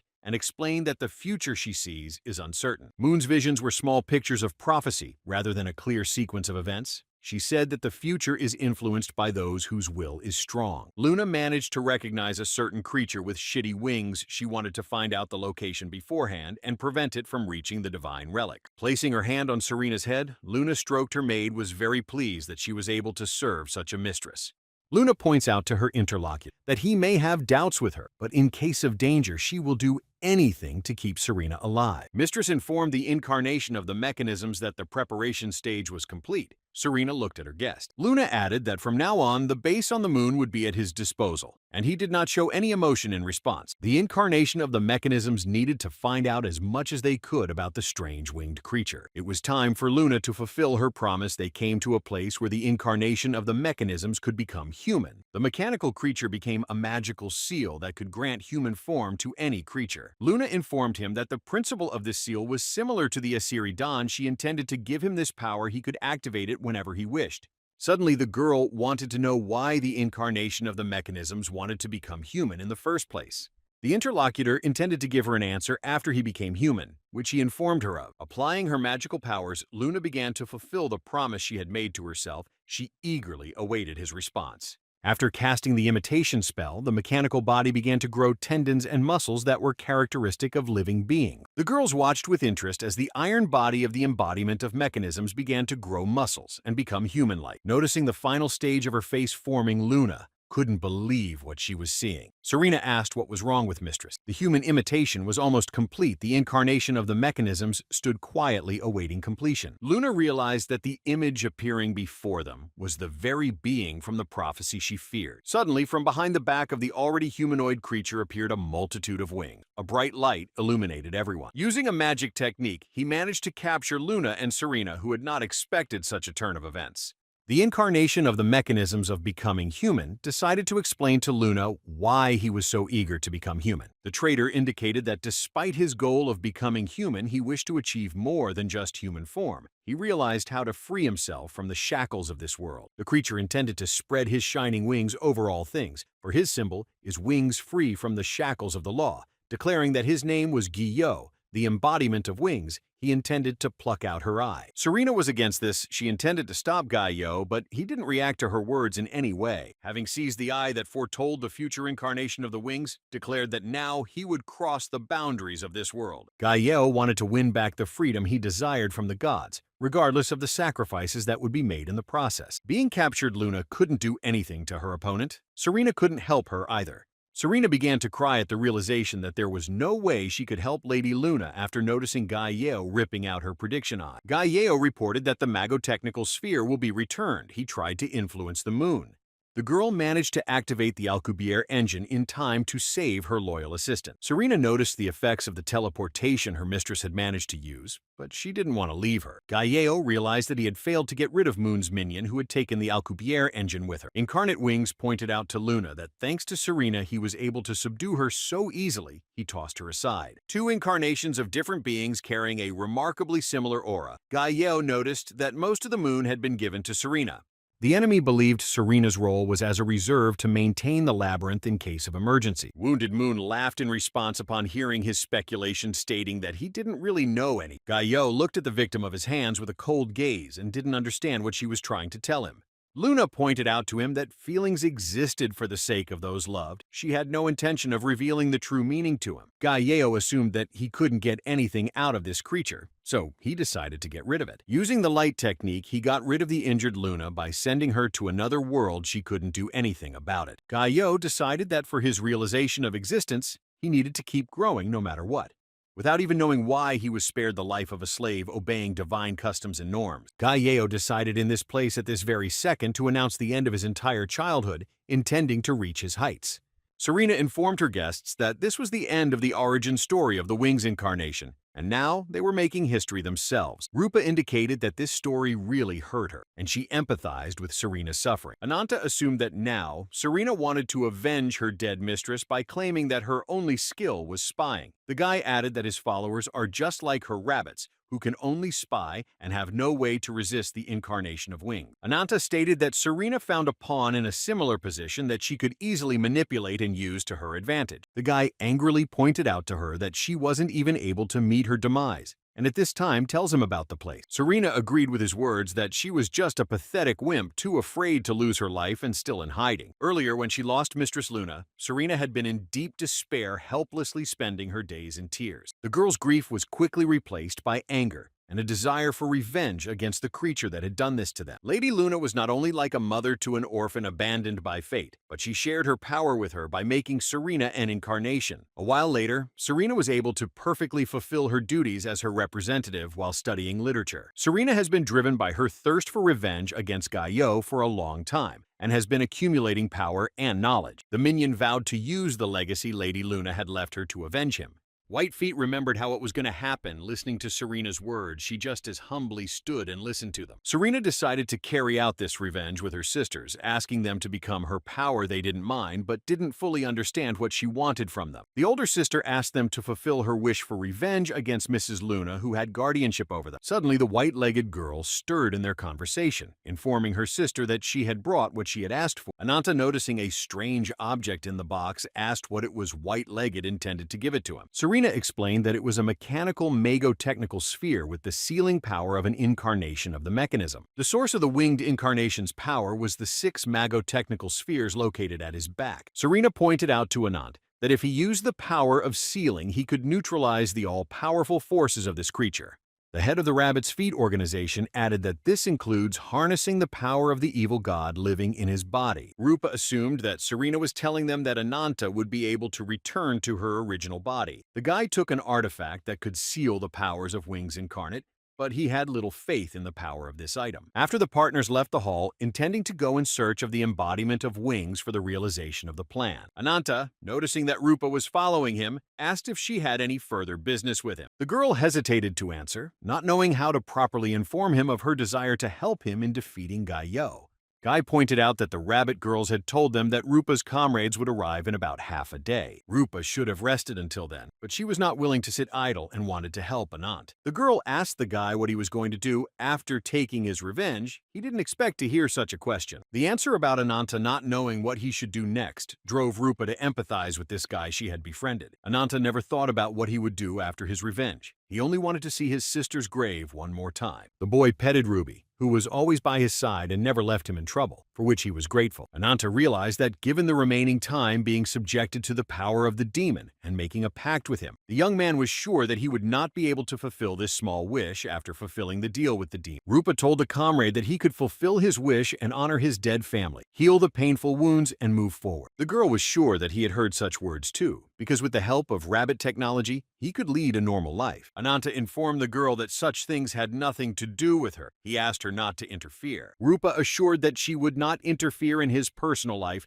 The guy looked at her questioningly in return. The girl explained that a comrade is someone who is there for you in times of need and who helps you solve problems. Rupa added that a comrade could be trusted with her life at any moment, and that was why she couldn't just leave him alone. The girl informed Anant that she considered him her comrade, which made her a little embarrassed. Rupa added that he wanted to go with him to defeat the incarnation of the Wings who had harmed them all. Ananta looked at her for the first time, noticing that she was embarrassed by her words. He didn't know what to say to her. The acquaintance decided to tell him her story, intending to convince him to take her with him because she too felt anger toward their common adversary. Rupa stated that before she met Regelza, she was one of the divine animals kept in captivity by Gaio. The girl didn't remember what had happened to her before, assuming that she didn't exist at all in this world. Rupa said that Regelsa Einherjar told her that she was stuck in that time and could not let go of the past. Ananta stopped and decided to listen to the acquaintance who was revealing her soul to him. The girl said that in a dark and damp in a spacious cave with a high ceiling in which different divine animals were kept. Rupa was one of them who fought for survival every day for her in ignorance time past. One day, there was a spatial rift in the cave at that time. Many divine beasts had already been destroyed. Then in the rift appeared the two figures of Barahan and Gaio, who had come to them to select the best of them. Once a month, these creatures would come to this place, and because of their appearance in the cave, a bloodbath would begin. Rupa, in the guise of a wolf, chewed out the path of her life in spite of the strong opposing creatures. The multitude of divine beasts in the cave at the behest of Gaio fought each other to determine who was the strongest. The beasts in this place longed for the demise of Rupi, who was one of the strongest among them. Gaio's goal was to turn divine animals into monsters through bloody battles and take them with him to fulfill his plans. Rupa did not want to become a monster to remain herself. She continued to stay in this cave against her will. Being a wolf, she decided to be wary of the other divine beasts that were near her. One of the dark entities still consumed the body of the divine beast that was Rupa. Then Queen Regelsa Einherjar accidentally stumbled upon this cave to which excavations were taking place. Regelza ordered part of their squad to stay and guard the perimeter while the rest were ordered to follow her inside. Walking into the cave, people noticed many breathless bodies of animals. Some of them had been lying in that place for too long. The queen saw this picture in front of her and was horrified, not realizing how long the divine beasts had been here. Suddenly, their squad detected some movement in the depths of the cave. The warriors were ordered to prepare for defense. Then Rupi came out to them, consumed by the dark power, and the warriors were horrified at her terrible appearance. Being consumed, this divine beast was not aware of its actions and was not conscious. The warriors quickly came to Her Majesty's defense. They were ready to do battle with this monster. Regelza Einherjar noticed the creature's appearance and concluded that it was an incarnation that was defensive. Suddenly, the queen ordered all her soldiers to retreat from the creature. Those did not understand Her Majesty's intentions. Throwing away her sword, Regelza assured her squad that they need not fear this incarnation. She slowly began to approach him. Regelza Einherjar managed to discern in the body of this incarnation of the girl she was sure she was just scared. The queen, approaching the creature, ordered the incarnation's defenses lowered, assuring them that they were not her enemies. Regelza wanted to talk to her, but Rupa didn't quite understand his intentions and decided to strike out at her. With a powerful movement, the incarnation threw the queen to the ground. The girl did not expect such a thing because she was sure that this creature would contact. The incarnation howled throughout the cave, dropping the queen to the ground, Rupa's own consciousness so far beyond her control. The warriors were alarmed to see that Her Majesty had fallen under the creature's clutches, but Regelza ordered them not to interfere. Regelza Einherjar declared to the incarnation that she was the queen of the Valkyries and had come to free the divine animals suffering from incarnation wing. The queen pointed out to the incarnation that if she did not obey the wings, she must have gone through a terrible ordeal. Placing a hand on her paw, the girl assured that if her sharp fangs were directed against the same enemy as hers, they could become allies. Regelza Einherjar was ready to accept her as a loyal friend and associate. Such words surprised Rupi. The queen asked the incarnation to tell her name. She noticed that they could be comrades with her. Suddenly, the incarnation took on the appearance of a girl. Like this was Rupi's first time, and she didn't know how to act. Rupa informed Anand that she was used to always being alone and relying only on herself. The girl added that meeting Regelza was the first time someone reached out to her and offered to be a friend and associate. Rupa couldn't just stand and stare at him. Ananta seemed defenseless to her, and so she offered to help him. The girl continued to be embarrassed by his words, but assured him that she wouldn't leave him in trouble if he agreed to take her with him. Ananta took living alone without anyone's support for granted because he didn't want to lose the people he cared about anymore.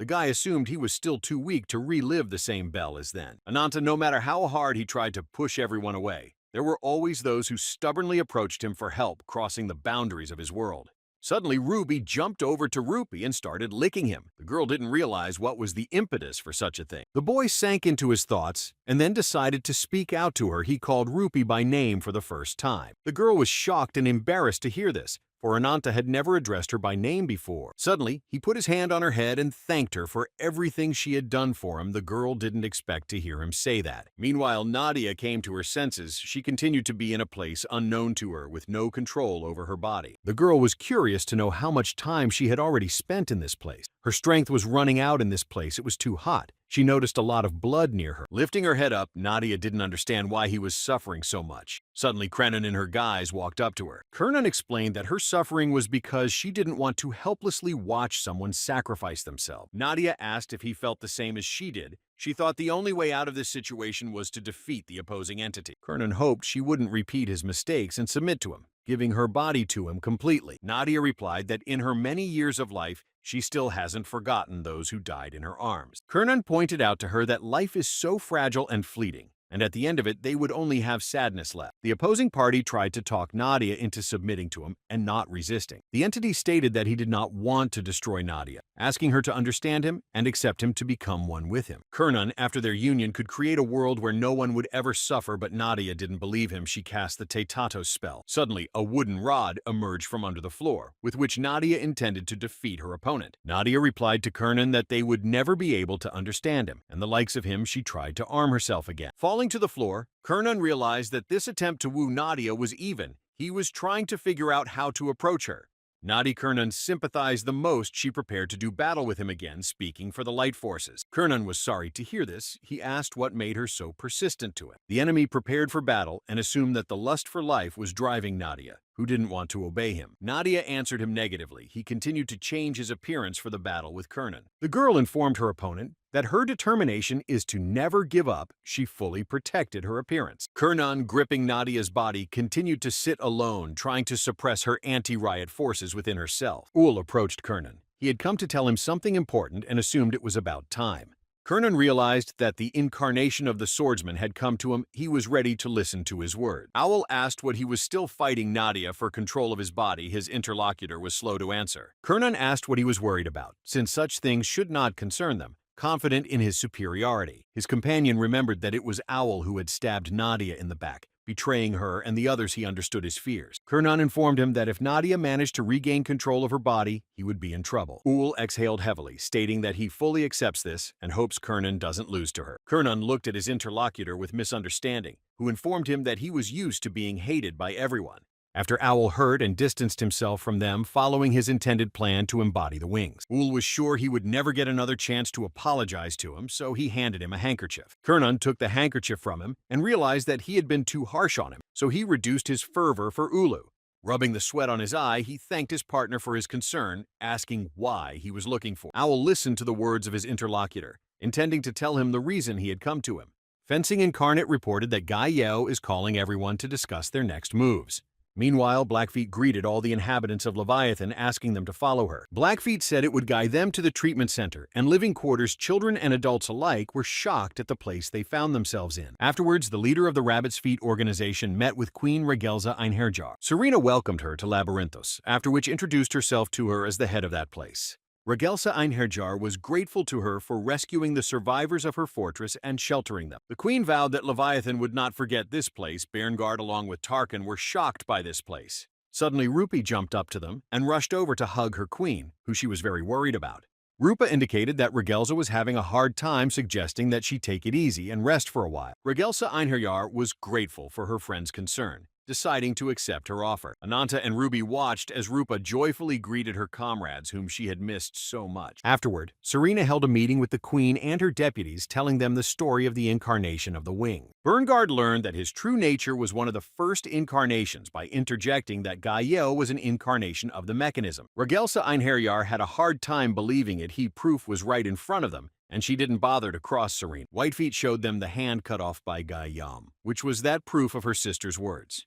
Korova is reportedly the head of a Rabbit's Foot organization that understands her goal and will not get in her way in any way. Regelza was sure that despite the weakened curse, the incarnation's condition was still impressive, and Leviathan had been unable to locate his base for years. The queen asked Serena where Ji-Yo Ananta was now, and intervened in their conversation, informing her that the enemy was at the moon base where the incarnation of magic had met her end. Serena confirmed his words by assuring him that it was there that Mistress Luna, whom she obeyed. The girl took out a bundle and asked for special attention to explain the next steps. Unfolding the map, Serena intended to tell them the plan to invade the moon base that she had been thinking about for years. A look at the confident face of the leader of this place convinced them that this plan would definitely help them. Serena activated her magical powers that reacted with the blueprints of the moon base. After affecting the blueprints, a three-dimensional model of the place they planned to head to appeared in front of them. Serena pointed out that the moon base had originally been a sort of observation tower to monitor the entire world at a glance, the only exception being Labyrinthos. Regelza Einherjar learned that it was thanks to the moon base that Leviathan's secret fortress was uncovered. Serena reported that after Gai Yeo's capture, the base had been expanded to 10 sectors, making it a huge fortress. Ananta asked what the approximate size of these sectors was. Serena replied that each was comparable in size to the capital of a country. Bairngard assumed it was 10 sectors the size of a city. Tarkin noticed a coincidence with the number of pillars of Zafra. Regelza Einherjar stated that it was too weird a coincidence. Serena replied that it wasn't a coincidence. Serena explained that the current moon base rebuilt by Gai Yeo, creating a magic circle to realize the horizon of the world. The pillars of Zaphiroth were elite saplings that Gai Yeo had been cultivating all this time to use them. Serena told her colleagues that from these seedlings, only one branch would be selected that would eventually grow into a world tree. The girl stated that the goal of their plan to invade the moon base would stop the ritual of Gaio and the pillars. Serena added that she would lay out the detailed strategy to everyone present right away. Dragon asked Gaio what he wanted to spare him from the loneliness of the incarnation of wings, assuming that the Shining One was trying to insult him. Gaio turned to the Abyss Lord and told him that he was a truly noble creature he had met. The Lord of the Abyss had the power to destroy the world, and therefore lived a life of nothingness. The creature introduced himself as Gieo, who praised the free will of the Abyss Lord. He tried to gain his trust. The Abyss Lord was angered at hearing the words of Gieo, who placed himself above the heavens themselves. Gieo pointed out to him that the top was lonely, assuring him that his heart was in the deepest depths of the abyss, and only he could understand him. The rest of the companions gathered on the instructions of Gaio, who had gathered them in this place to discuss a very important thing. One of the pillars of Zafiro asked what was going on since she had come at the call of Mr. Gaio. Those present did not understand why Kernun's was taking his place, and Ul was standing next to him instead of Barahan. Owl informed them that the incarnation of the wings had summoned a second pillar separate from them, and they should wait for it. The incarnation of fencing relayed the order to gather all the pillars of Zaphiroth and instructions for all personnel.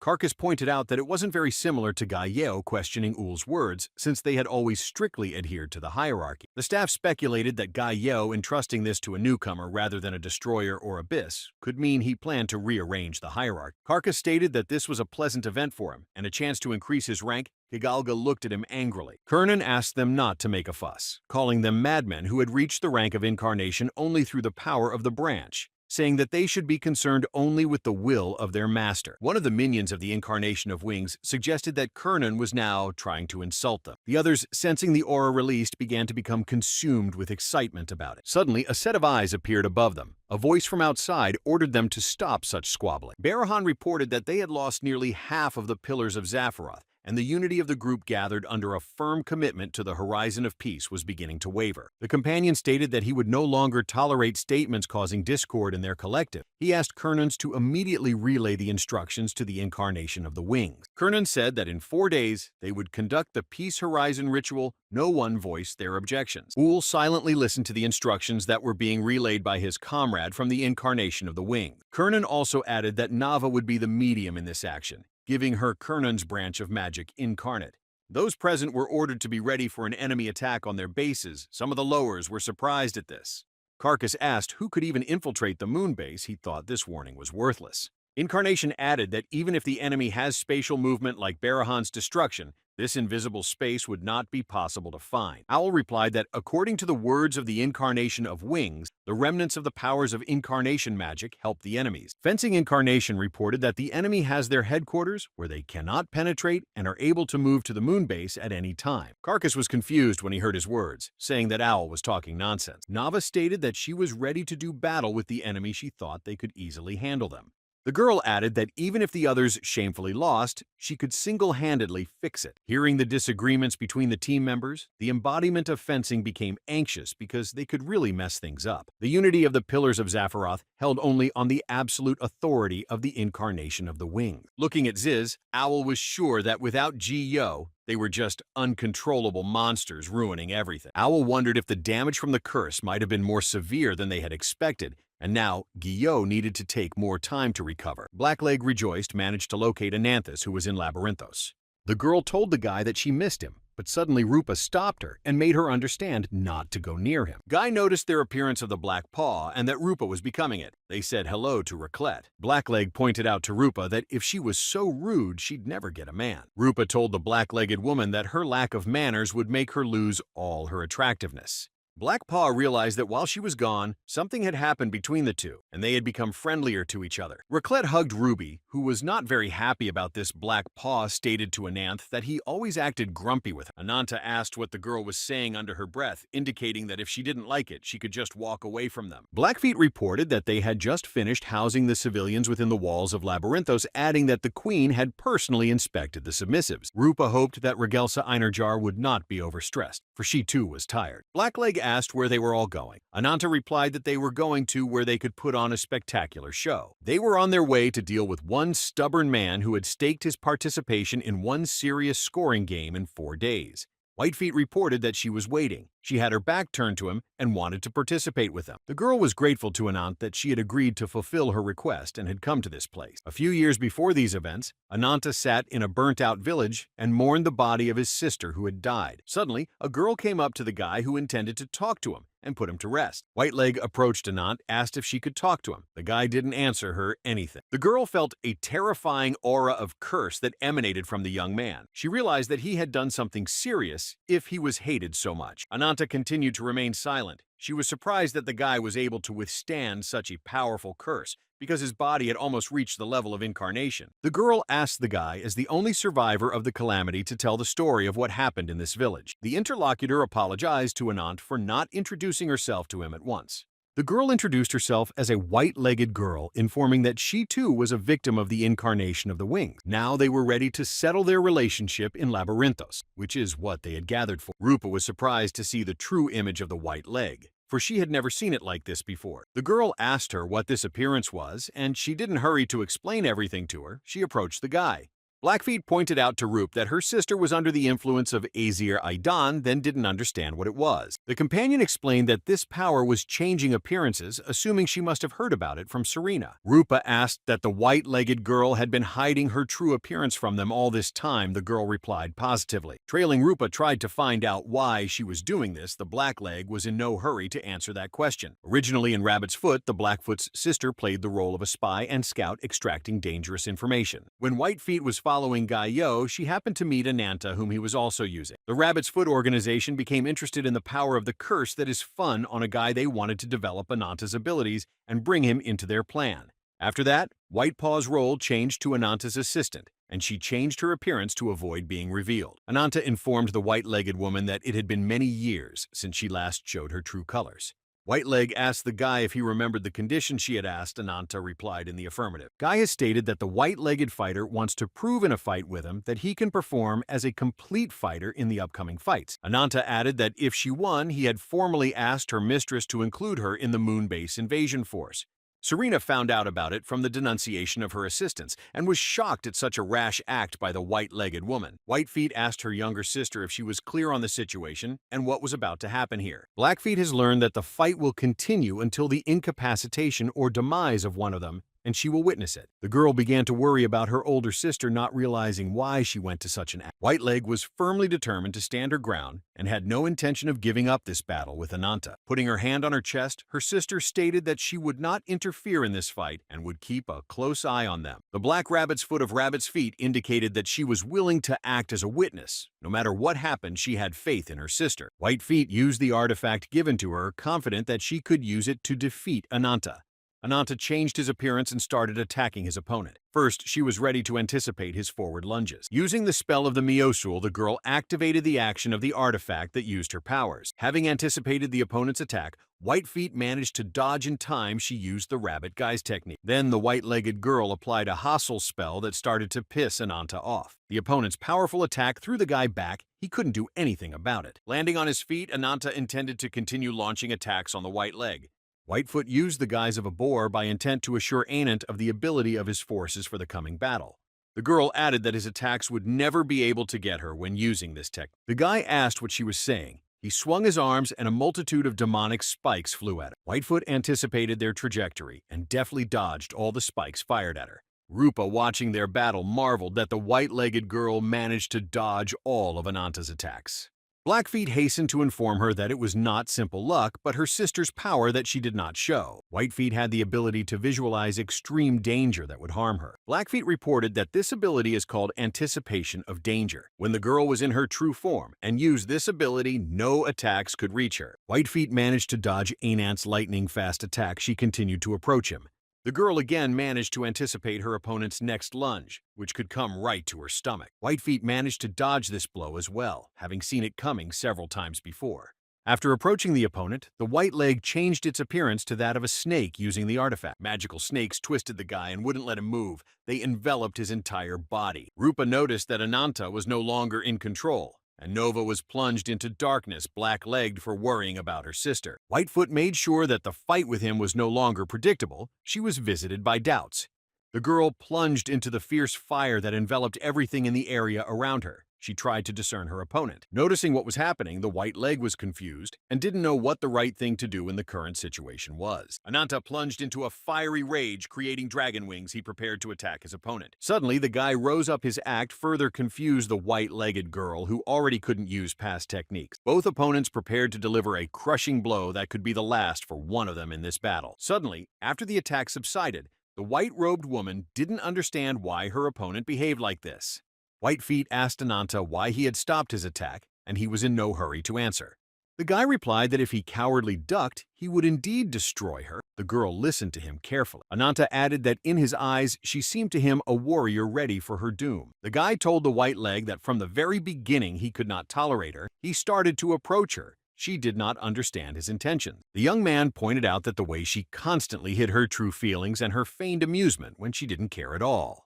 Ananta asked the white-legged woman if she wanted to destroy the incarnation of Wings. He grabbed her by the neck. Guy added that Guy Yo caused her dear family a lot of pain. The girl tried to gather her thoughts.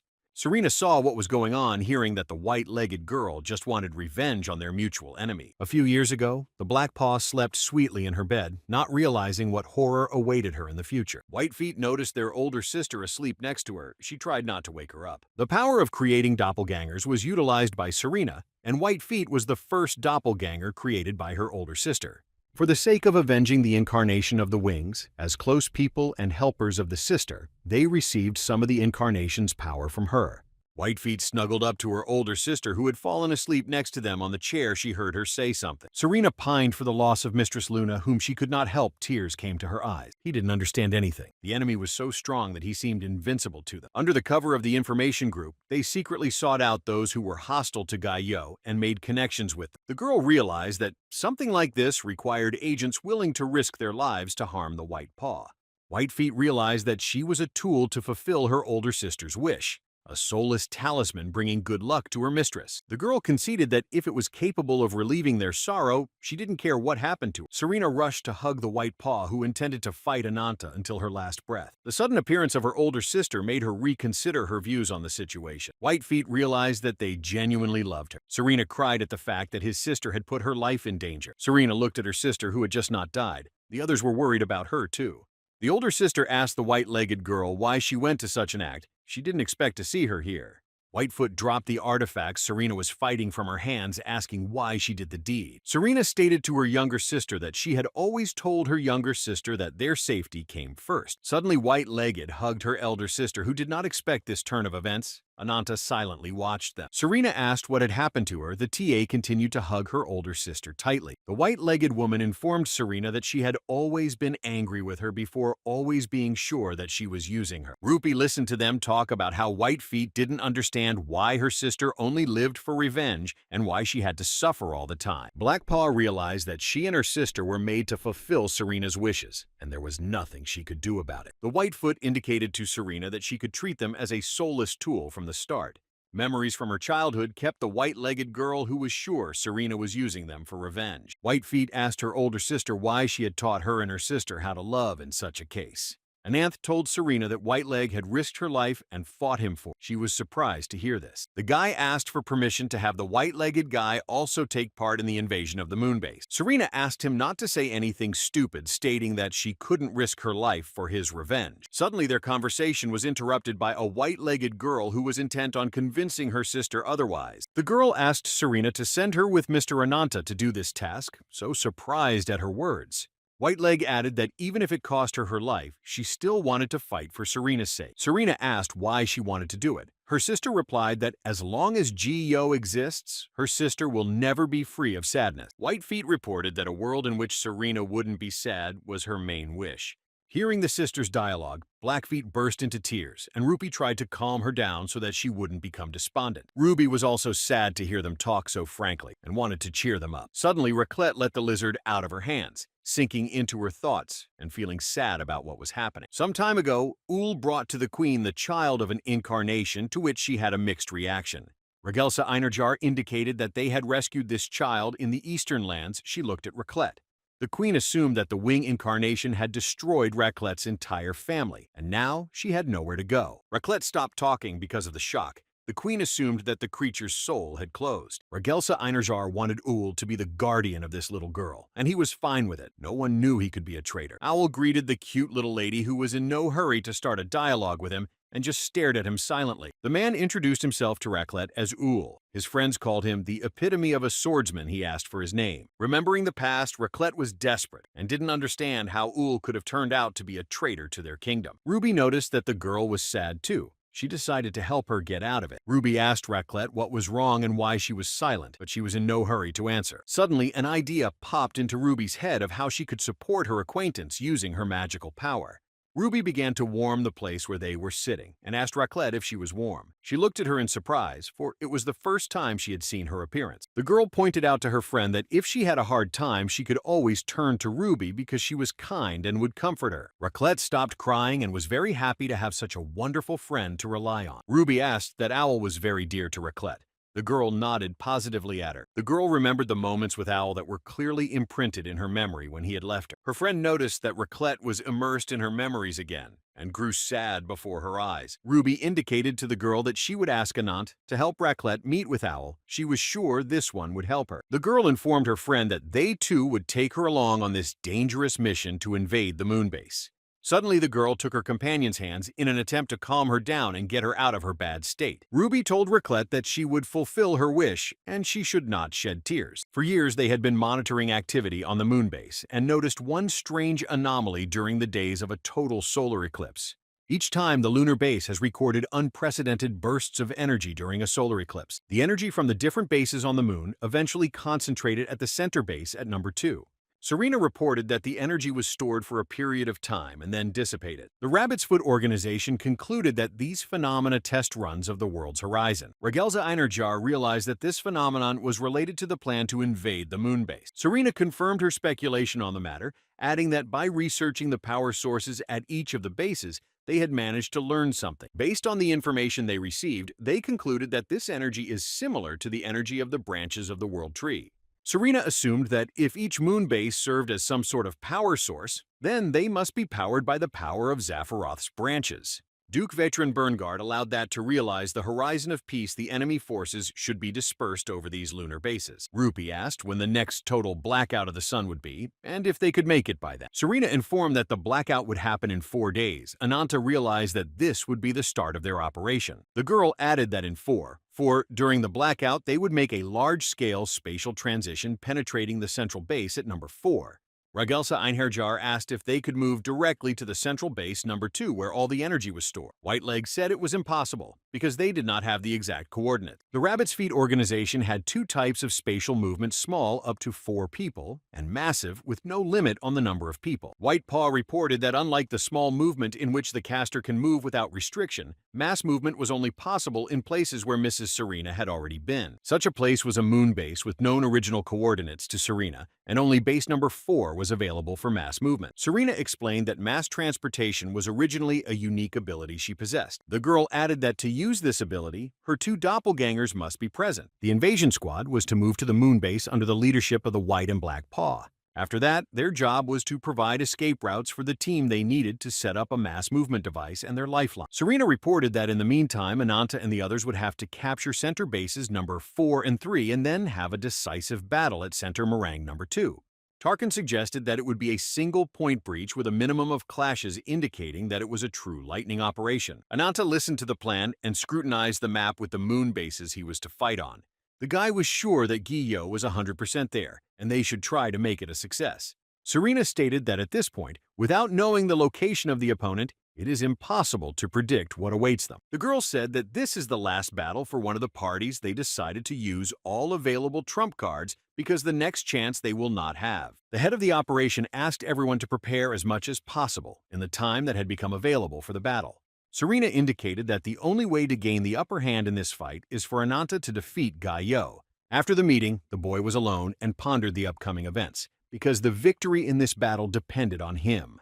Ananta considered the artifact that could seal the incarnation of the mechanisms that was Gaio. With the ability to seal powers, the demon pointed out to the guy that the battle on the moon was a daring venture. He couldn't think he had such a thing stashed away. Asdagaka assumed that the damned fellow still cherished a ghostly hope of his revenge. The demon warned Anant that his body would soon belong to him under the terms of the treaty. Asdagaka added that in a battle with the incarnation of the wings, she would not spare her power that would consume his mind. The demon assured the guy that if he tried to use his power, he would instantly take over and destroy his body. Ananta replied to him that there was no need to worry. In vain, Asdagaka did not understand what he meant. The guy said that after he defeats Gaio and takes revenge, the demon will be able to take his body. Ananta asked what future Asdagaka was planning for himself all alone. The demon answered him nothing. Asdagaka, on hearing his words, called the guy a vile demon, saying he would never forgive Anantha. After saying those words, the guy's nose bled from his nose as the demon's powers affected his condition. The demon declared that it intended to take his soul and body to destroy him. Anantha, with a deft sweep of his hand, dispelled his spirit. Ananta replied that he agreed with his words because now he had no way back. He wiped the blood on his face. 4 days later, everyone began to pack up and prepare to move to the moon base. Regelsa Einherjar was glad that her companions were on time as previously agreed. Ananta, along with his team, intended to make the final battle that would decide the fate of the world. Rupa said that the warriors who had gathered here were waiting for him because they were inspired by his spirit. The girl asked the guy to say something uplifting to the warriors who had agreed to fight with them. Berngard looked at Anant, assuring him that everyone was counting on him. Now Rupa was sure that his speech would help a lot. Ananta said that he knew little about all those gathered here, adding that they were not related by blood, and there was no special relationship between them. The warriors were surprised at the words they heard, curious as to what he was trying to convey with his word. Ananta did not consider himself worthy of leading others into battle, adding that he was no one special. Blackpaw pointed out to his sister that Ananta didn't look like himself. Whitepaw agreed with her. Rupa was pleased that her comrade had managed to cheer the warriors before the monstrous battle that awaited them. Ananta stated that he is confident that he can definitely win this battle, assuring that he will fight to the end. The guy excitedly announced that victory would be theirs and he would prove it with his battle with his opponents. A final battle awaited the warriors who were willing to go along with Ananta. After going through the teleporter, they all found themselves on the moon base. Ananta was surprised to see Earth in the distance. The warriors noticed that the moon base was all destroyed. In the center of the building stood a huge telescope. Whiteleg reported that despite the heavy damage from the abandonment, everything was exactly as Serena had said. Vatran Berngard agreed with her words. Looking around, he couldn't believe his eye. Regelsa Einherjar could not believe that such a thing could be possible in the world where they lived. Mary pointed out that their story would definitely not be believed by future generations because they were on the moon. The sudden scream made the guy nervous, assuming they had already been discovered by the enemies. Rupa blurted out that they were really on the moon, which she had a hard time believing before she saw it in person. The girl didn't understand how they could breathe in peace, because it was impossible. Blackleg pointed to the tower and assumed it provided oxygen to the moonbase. Rupa asked her what kind of tower it was that had a top that was separated from the main structure. Whitefeet reported that it was a relay tower. The girls looked at her in surprise. An energy repeater was installed at each lunar base and maintained conditions for survival by circulating branch power throughout the base. Whitefeet suggested that the pillars of Zaphiroth were supposed to be guarding their relay towers. Rupa pointed out that there was no one at this base. The Black Paw allowed due to the fact that half of the pillars of Zaphiroth were banished to run the entire system. This place was abandoned. Whitefeet was asked to hurry up and set up the teleporter, and she proceeded to do so. The queen decided to leave some men to guard the White Leg, saying that she would take the vanguard. Ananta was asked to conserve his strength for the upcoming battle. The guy directed everyone to move out. Following the outlined plan, the guy stated that it was time to warm up before the battle with Gaio. The troop passed between Center Base Number 4 and Center Base Number 3. It seemed strange to Vatran Berngard that there were no defenses in this place, assuming that the enemies had not noticed their intrusion. The Whitefoot pointed out to them that they should not let their guard down, because the enemy is insidious and dangerous, which could appear anywhere and any time. Rupa asked Ruby why she was in human form and had a hood over her face. Ananta noticed Ruby's agitation, who couldn't answer the girl's question, but he didn't interfere in their conversation. Suddenly, Regelsa Einherjar managed to discover something that she informed everyone else about. The warriors began to follow the leader descending to the moon. They came out in a crowd from the gates of the base. An unexpected voice announced to all that they would be sent here and thrown into the jaws of their doom. Then the team spotted the silhouette of a man who reported that they needed the right to stay here. The queen assumed from the voice that it was Ull who spoke to them, and the girl was a little startled when she saw him. No one noticed that it wasn't really Ruby, but Raclette, who was impersonating her. Owl suggesting that the opponents test how worthy they are to face the incarnation of the wing. Regelsa Einherjar saw him and tried to find out why he had betrayed them and why he had turned to the side of evil again. The comrades also didn't understand why Owl betrayed them and sided with Gai Yo, all of them prepared for battle. Owl stated that they were never comrades to him. He called that they were only associates. Suddenly, Owl ordered the opponents to attack, and at his command, a multitude of monsters crawled out from under the floor. A huge number of monsters that outnumbered them appeared in front of the squad. Owl realized that this army of powerful monsters who were awaiting the blessing of the branch, the incarnation of swordsmanship, was sure that Ananta wouldn't be able to deal with so many monsters with his bare hands. The enemy thought Ananta would dare to give up his strength for the sake of his comrades, or make a sacrifice to preserve his own. Suddenly, many magical seals that could harm them appeared in front of the monsters. The ally cast a Caclone spell, and a certain number of monsters became mired in the resulting cheese. Owl was surprised that the enemy managed to slow down the monster army. He didn't realize what had happened. All assured that the enemy army had sunk into a cheese slurry from which it was unable to get out. Taking off her cloak, Raclette appeared in front of everyone in symbiosis, with Ruby intending to talk to Owl.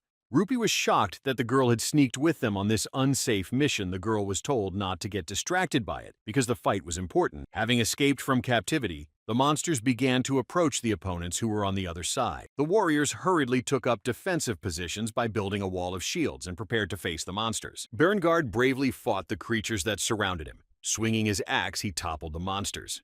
Tarkin also got rid of a large number of monsters, attacking them, sending them to the other side one by one. The rest of the army fought at a decent level, grinding down the superior numbers of the enemy. Rupi noticed that Ananta was using demonic wings, and taking Raclette with him, began to move towards Ulu. The guy managed to successfully overcome the monsters by landing next to the embodiment of swordsmanship. Owl asked Ananth how dare he bring a child onto the battlefield. She began to approach him. The guy didn't answer him anything. Raclette, using Ruby's powers, wanted to talk to her past mentor. Ananta realized that this child had made his own decision to come to this place, and it was not worth devaluing his will. Suddenly, the guy claimed he owed a debt to Owl. The girl was surprised he got in front of her. Ananta wanted to take revenge on his opponent for having previously defeated him in their battle. The guy ordered his opponent to attack him, confident that this time he would finish him off. Ul drew his sword. Ananth dropped the cloak that was interfering with his transformation. Raclette decided not to get involved in their squabble just yet. Both opponents began to attack each other, intending to outdo each other in strength. The blows of the opposing sides created a bright flash that blinded all who noticed their battle. Raclette began to worry about both of them because they were equally dear to her. A multitude of blows rained down on Owl, who decided to use the transformation of his blade. Then his blade became malleable and could change its length and shape to resemble a whip. Anantu managed to repel his attack. Ulo's blade was worn out from such a battle. The guy noticed that his opponent was exhausted and intended to strike at him, but he managed to dodge in time. Ul used the Fury Claw technique, deciding to make a surprise lunge that could lead him to victory. Ananth managed to dodge the attack in time. Taking a step back, the crushing sword left a trail behind him. The surprise for Ul was a direct blow to the head that he could not have anticipated. A powerful blow knocked off the helmet, protecting him, but Ul glanced away and quickly got to his feet. Ananta told him that in their last battle, he had been impressed with his swordsmanship. The guy realized that he wasn't in the best shape for something like this at the time, but Ul's skill was real. Ananta pointed out that in the current situation, the enemy had weakened and would not be able to defeat him. His opponent's words amused Ul with his incredible self-confidence, making him realize that he would not just give up. Ananta added that his opponent's sword was full of doubts about his skill and his opponent's strength. Hearing this, a chill ran through Owl's body, assuming that the guy's words were true. An unknown silhouette was watching the battle in progress and had no intention of interfering. Suddenly, Ananta heard shouts that began to come from the top of the tower near where they were fighting. The boy didn't realize what the bird's cry sounded, deciding it could be Ul's ally. Hearing that bird's cry, Owl plunged into his past memories, remembering who it could be. Ul began to put on the white officer's gloves in which he had spent more than a dozen battles. The opponent declared that Ananta could not know anything about him. He looked at him warily. Owl called the guy a rookie who only knew how to vent his emotions. He affected the swords around him. The enemy used the secret predator art of dancing swords. Owl told Ananth that he did not understand the burden he was carrying. Noticing the multitude of swords towering in the air, the guy assumed that this was his ability. The swords turned pointed at the enemy at the instructions of Owl, who wanted to get rid of him. A multitude of swords headed to attack Ananth, who had prepared for a similar attack. The swords went tangentially, and the guy managed to avoid their blows. He headed towards his opponent. Ul managed to block Anant's ferocious attack with his swords. In time, he grabbed one of the swords and used the predator slashing technique. A powerful attack rained down on the body of the guy who failed to dodge Ul's lightning-fast strike. Ananta made sure that his opponent's doubts about their battle were gone, and he fought at full strength. Suddenly, wings appeared on Ul's back. The enemy marveled at this turn of events. Owl towered over Ananth, telling him not to think he could defeat him without fighting him at full strength. The guy prepared to change his tactics of the planned fight with him, trying to anticipate his future actions. Ananta reported that his warm-up battle was over at this point, and now he too was using his powers. Changing his appearance, the boy ordered Ulu to approach him, for he would destroy him with a single blow. Owl assumed that Ananta intended to show him his true strength in this battle. He had been waiting for such an opportunity, because after their first meeting, he wanted to test what he was capable of. With a loop in the air, Owl used his predator technique to rush straight at Anant, who was standing below. Ananta prepared to fight back, intending to end this battle as quickly as possible. Again, their powerful attacks merged into one and created a powerful flash that shone throughout the surrounding. The powerful onslaught of forces affected the blade Ul was fighting with, and it began to crack, emitting a glow. The unpleasant surprise for Ul was the destruction of his sword, which could not withstand the blow. Ananta had no intention of waiting for retaliation, and so continued to strike at the enemy. Using his technique, Ul aimed a multitude of blades at Ananta to stop his onslaught. A multitude of swords pierced the body of the dragon-like creature that managed to strike a powerful blow at the opponent. Raclette, noticing that Owl had collapsed, began to worry about him, for she still had warm feelings for him. Suddenly, the girl tried to run towards him. Ruby didn't realize what had happened or why they had stopped merging into one. Ruby tried to stop Raclette, stating that now was a very bad opportunity for something like this. Raclette looked at Owl and didn't understand why he was lying down, because he couldn't resist Anant because he hadn't done his duty yet. Ul's eyes began to close. He noticed the presence of an ally who came down to him from the tower. The huge bird came down to the wounded Ulu, intending to help him and heal his wounds. The girl, noticing her ally's injuries, was very concerned for him, deciding to help him.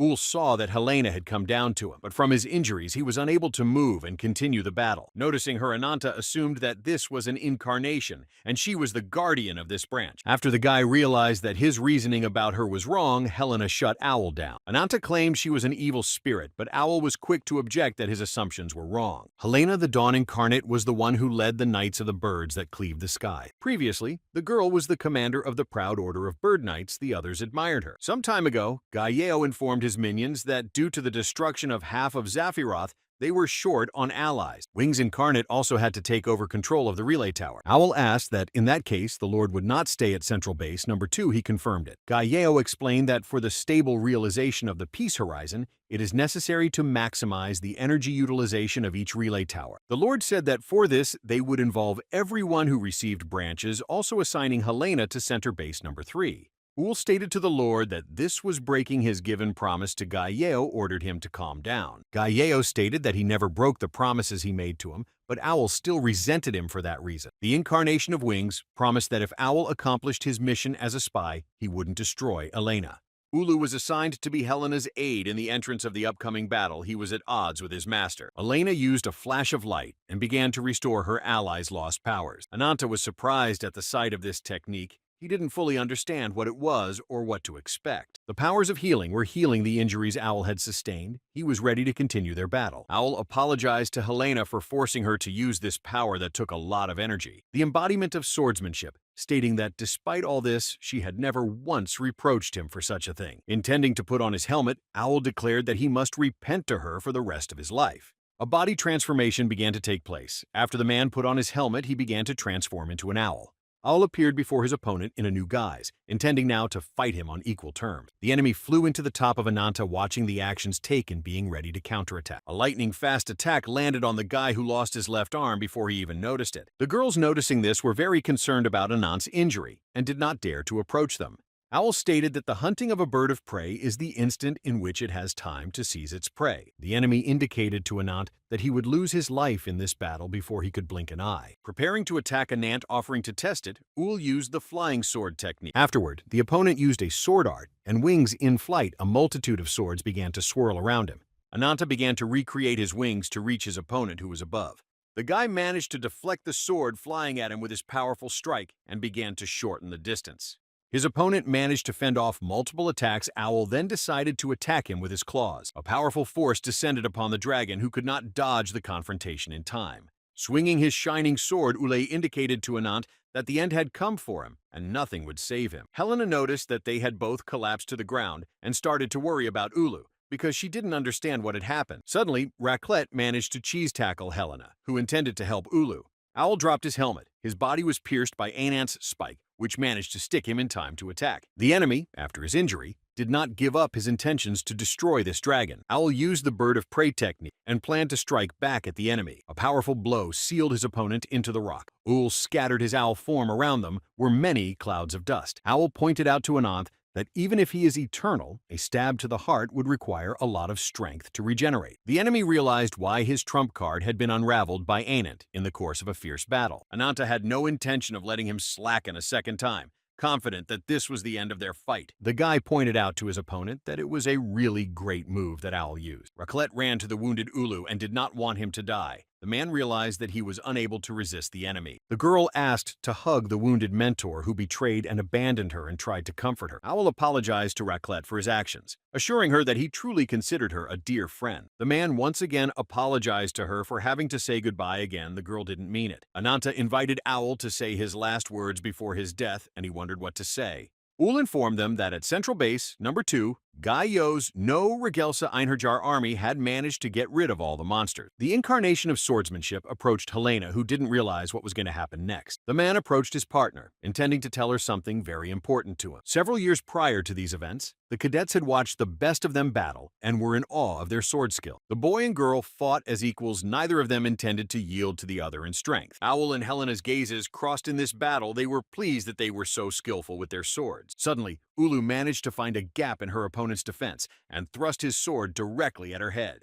Elena realized that she had lost this battle by pretending that she had no intention of resisting further. Unexpectedly for Ul, the girl hit him on the head for letting his guard down. After she started to run away from him, he wanted to teach Helena a friendly lesson for such an act. Many knights have gathered at the temple for a very important event they have long awaited. Ul had been knighted, a title bestowed upon him by Guy Yeo, placing his blade on his shoulder. The rest of the comrades were very happy for him. They clapped him in respect and congratulations. After everyone headed up the slope to prove to the Lord their strength in battle, the rest of the army followed them. Many warriors flew to the battle at the behest of the incarnation of wings, who wanted to select the strongest among them. The winged warriors began to fight the dragon, who soared above them, proving his strength and skills. Owl's sudden attack caused the serpent to collapse to the ground. With a breathless body, he proved to his master his strength. Gaieo was pleased that he had managed to find another strongest henchman for his purposes. Ul missed his chance to create a family with Helena, who chose a mate. The girl was happy around him. Helena played her lover's wedding and didn't realize that Ul had loved her all along. Owl decided not to interfere with the older knight Gavin and Helena, for whom he also had feeling. Gaieo managed to find the greatest talent in the history of the order of birds of prey he created. Incarnating wings, in recognition of his outstanding abilities, granted him a portion of his power. Ul didn't yet suspect how his story would turn out. He looked at the mark he had received. After Gaieo gathered all the knights of the birds of prey order, Elena didn't understand why he had gathered them in such a place. The Lord reported that they passed just in time. They noticed the strange creature that was behind him. Some of the knights assumed this was the incarnation, but didn't fully realize what was about to happen. The huge creature began to approach them. It was not under Guillau's control.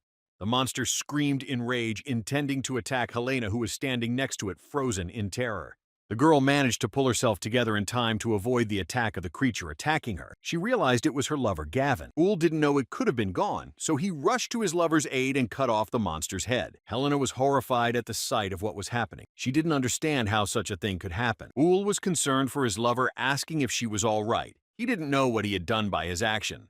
Helena pointed out that the entire order of birds of prey in this place had gathered at the order of Mr. Gaieo. Guillaume realized that she was looking for her lover, who wasn't with them. Ul was horrified to see in front of him the head of Gavin, whom he had just taken his life. He didn't know how to react. Gaieo informed everyone that Gavin had failed in his quest to reach the pinnacle of chivalry and was unable to sustain the blessing of the wings. The Lord demonstrated to the knights what would happen to them if they could not match the powers they had been given. Ul was shocked at what was happening and didn't know if he had done the right thing. Gaieo informed the knights of the birds of prey that they had nothing to fear by ordering them to prove themselves worthy. Incarnation wings indicated that if they turned into imperfect beings, they could be reborn as powerful incarnations that fulfill his wishes. Suddenly, Helena ordered the order of birds of prey to destroy the enemy that was in front of them. The knights spread their wings to do her bidding, for they had seen firsthand what their comrade had become. Uhl hastened to reassure them, for they would not be able to control the power their lord had. The knights didn't listen to him, and continued to attack Gai Yo, who was getting rid of them with his technique. Uhl noticed that her lover was also affected by the powers of the wing incarnation. He rushed to help her. Seeing Elena injured, Uhl hated Gai Yo for doing this to her and his comrade. Gai Yo saw the anger and hatred in the eyes of Uhl, who had lost his loved ones, but realized he couldn't handle it. Incarnate Wings asked if he too was going to resist him. Owl knew it was impossible. The mark on his arm proved that he would not be able to resist the master she forced him to submit. Galileo made sure that Elena was special to him since he was so desperate to protect her. The incarnation of Wings has given him a unique chance, giving him the opportunity to save the life of his beloved. Galileo pointed out that the choice was Uhl's, and how agonizing the consequences would be whether he would have the courage to face them.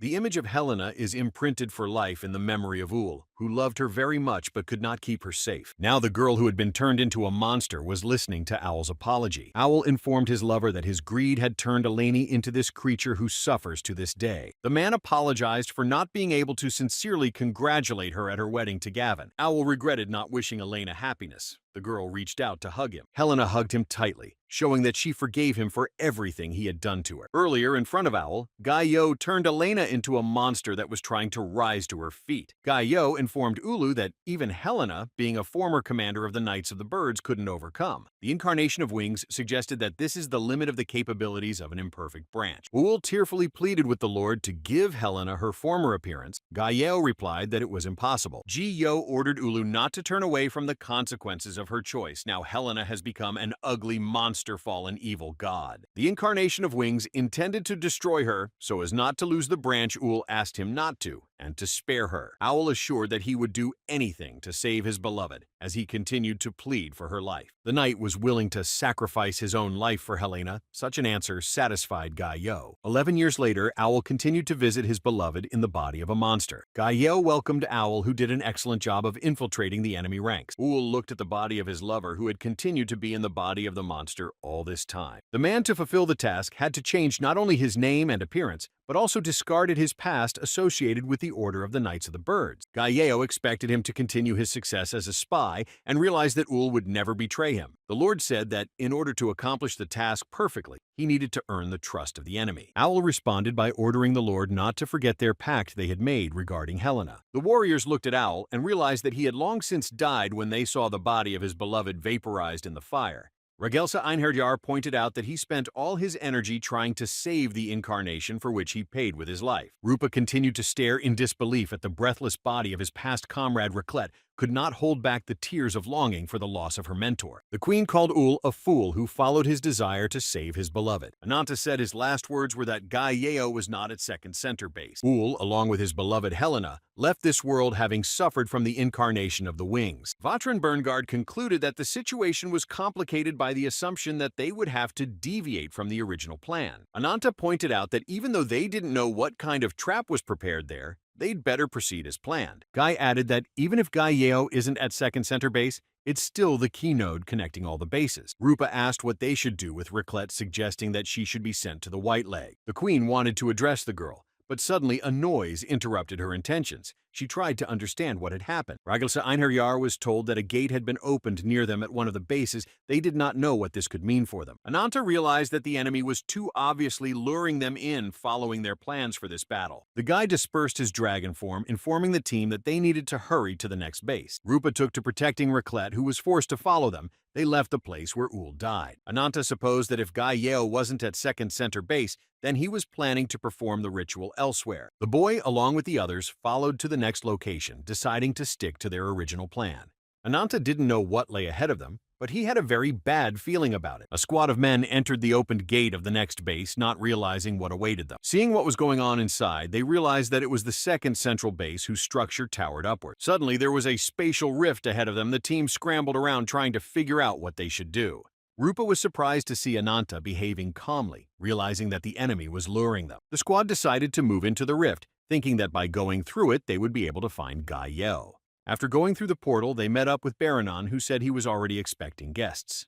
The people were stunned to realize that they had fallen into the trap of the opponents. Barahan said that they would all fall victim to the wing. The warriors called Barahan the strongest spear of Giyo. They plunged into terror at the mere sight of him. Ananta declared to his opponent that he too had long reaped this battle with him. He became enraged on seeing him. Barahan noticed how Ananta reacted to his appearance, realizing that he should follow his master's instructions. The minion of the Wings incarnate told him that it was too early for a decisive fight. Barahan flapped his arms. Then the floor under the feet of the guests began to crack. Ananta realized that they were about to fail. The squad began to stagger back, but it was too late for that. The queen didn't know what to do. Predictably, everyone began to fall down into the resulting portal below them. Regelza ordered everyone to stand by.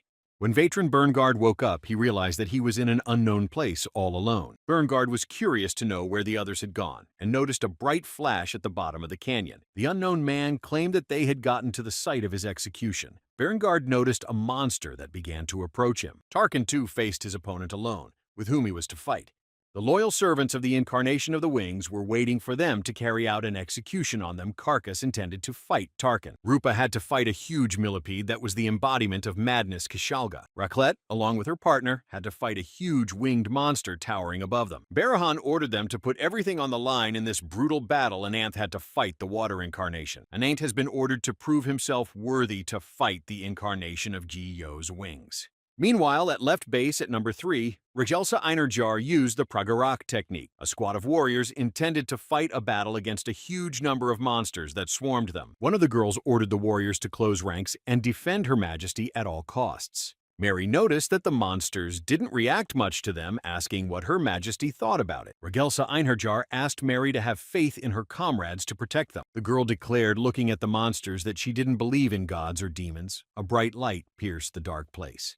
Regelsa Einarjar believed only in her body and fortitude. They continued to fight the monsters that were closing in on them. The queen illuminated with her power the battlefield for her warriors, who began to fight the monster. Meanwhile, at right base at number 3, Berngard was able to block an opponent's shot. The man realized that this attack could not be that powerful. He noticed Uri's new look. Uri used his ice technique to create a powerful ice bridge that led directly to Berngard. The enemy climbed this bridge and began to deliver crushing blows to the man who tried to resist him. Berngard, having changed his appearance, told Ura that he had no kinship with. Changing his guise, the man intended to take responsibility for their blood bond by deciding to personally take his life. Ur began to attack his opponent, who took a mighty swing of his axe, determined to get even with him. Berngard's powerful attack blocked the advance of Uri, who was testing the hopes of quickly defeating the enemy. Suddenly, a powerful weapon appeared from the polar bear's mouth, and it tried to attack the enemy. Meanwhile, at right base at number 1, the battle between Rupi and Kishalga was taking place. Rupi asked why her opponent was being so cowardly, suggesting she had already crossed their weapons in a fair fight. Kishalga ordered her not to be deceived, assuring her that she was not afraid of creatures like Rupi. The millipede wanted to enjoy watching Rupi die of fear. She stealthily crept up on her. Rupi, realizing that Kishalga was behind her back, tried to deliver a crushing blow, but she managed to dodge in time. Most of all, Kishalga wanted to stomp on Nadia, who had prevented her from accomplishing what she had set out to do last time. Kishalga declared her intentions to repay all her anger at Rupi, deciding on Nadia's girlfriend. Hearing her statement, the girl asked what she had done to Nadia because she was worried about her. Kishalga had no intention of answering her questions, ordering her to shut up and know her place.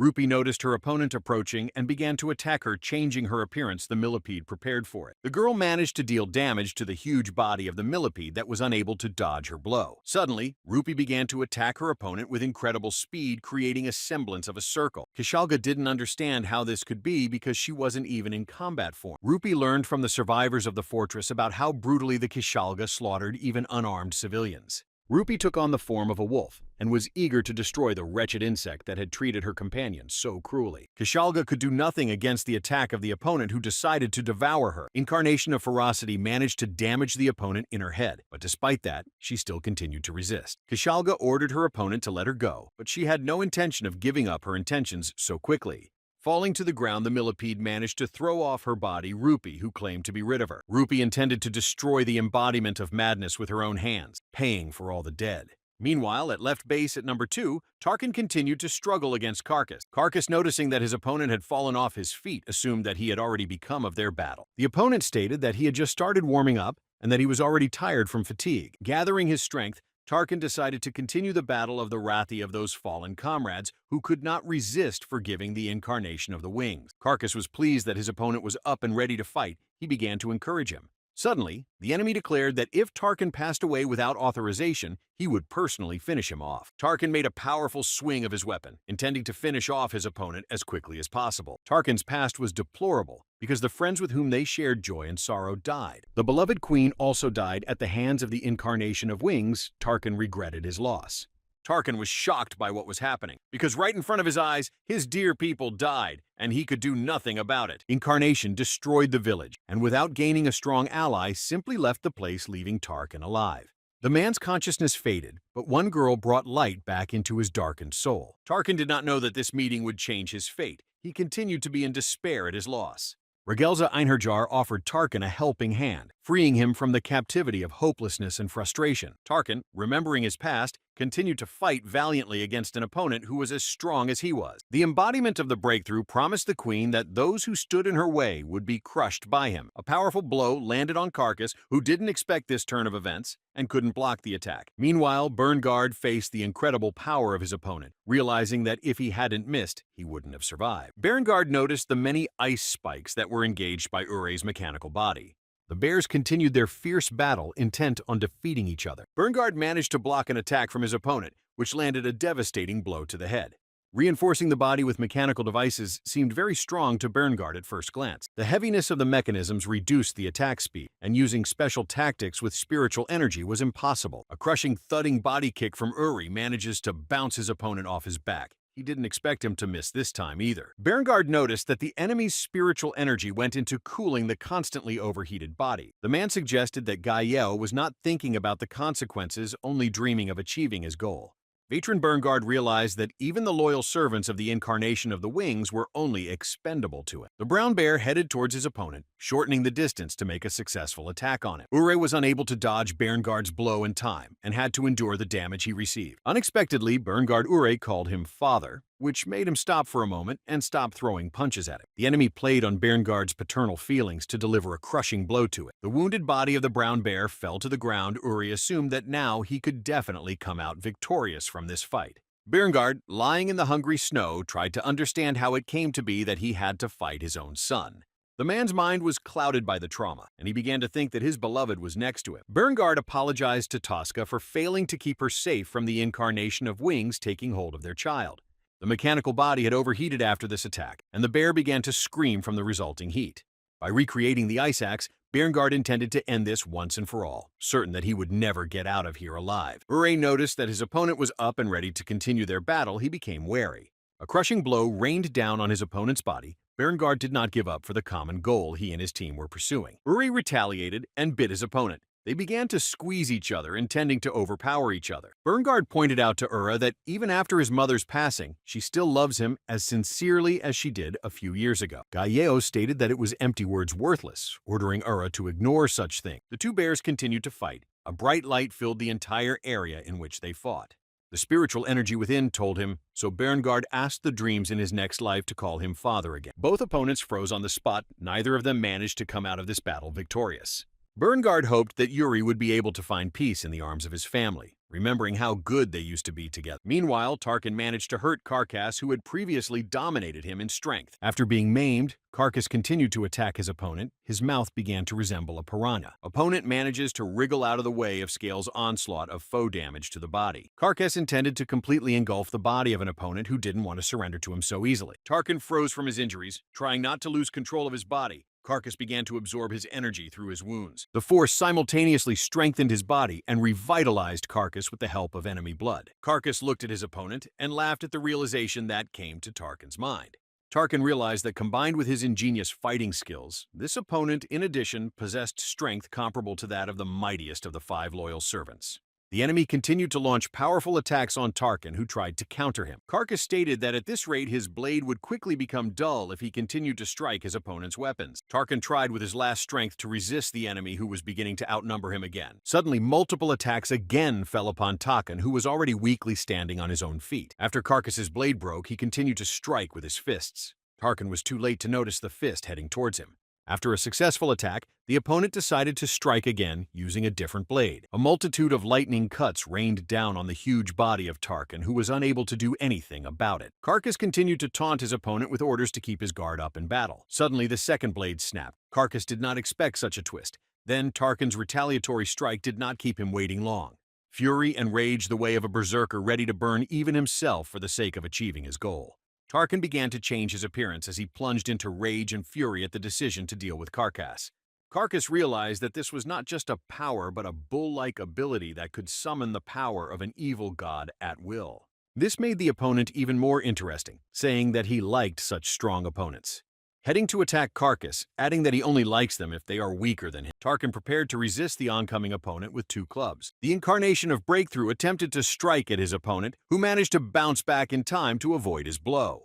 Carcass opened his mouth, intending to do damage to his opponent in this way, but he managed to block his lunge. Tarkin managed with his own strength to resist the onslaught of an opponent who was hard to fight. Carcass told his opponent that he would devour him and continued to absorb the strength that sucked from his opponent's wounds. Dodging another attack, the minion of Wings Incarnate attempted to lunge back.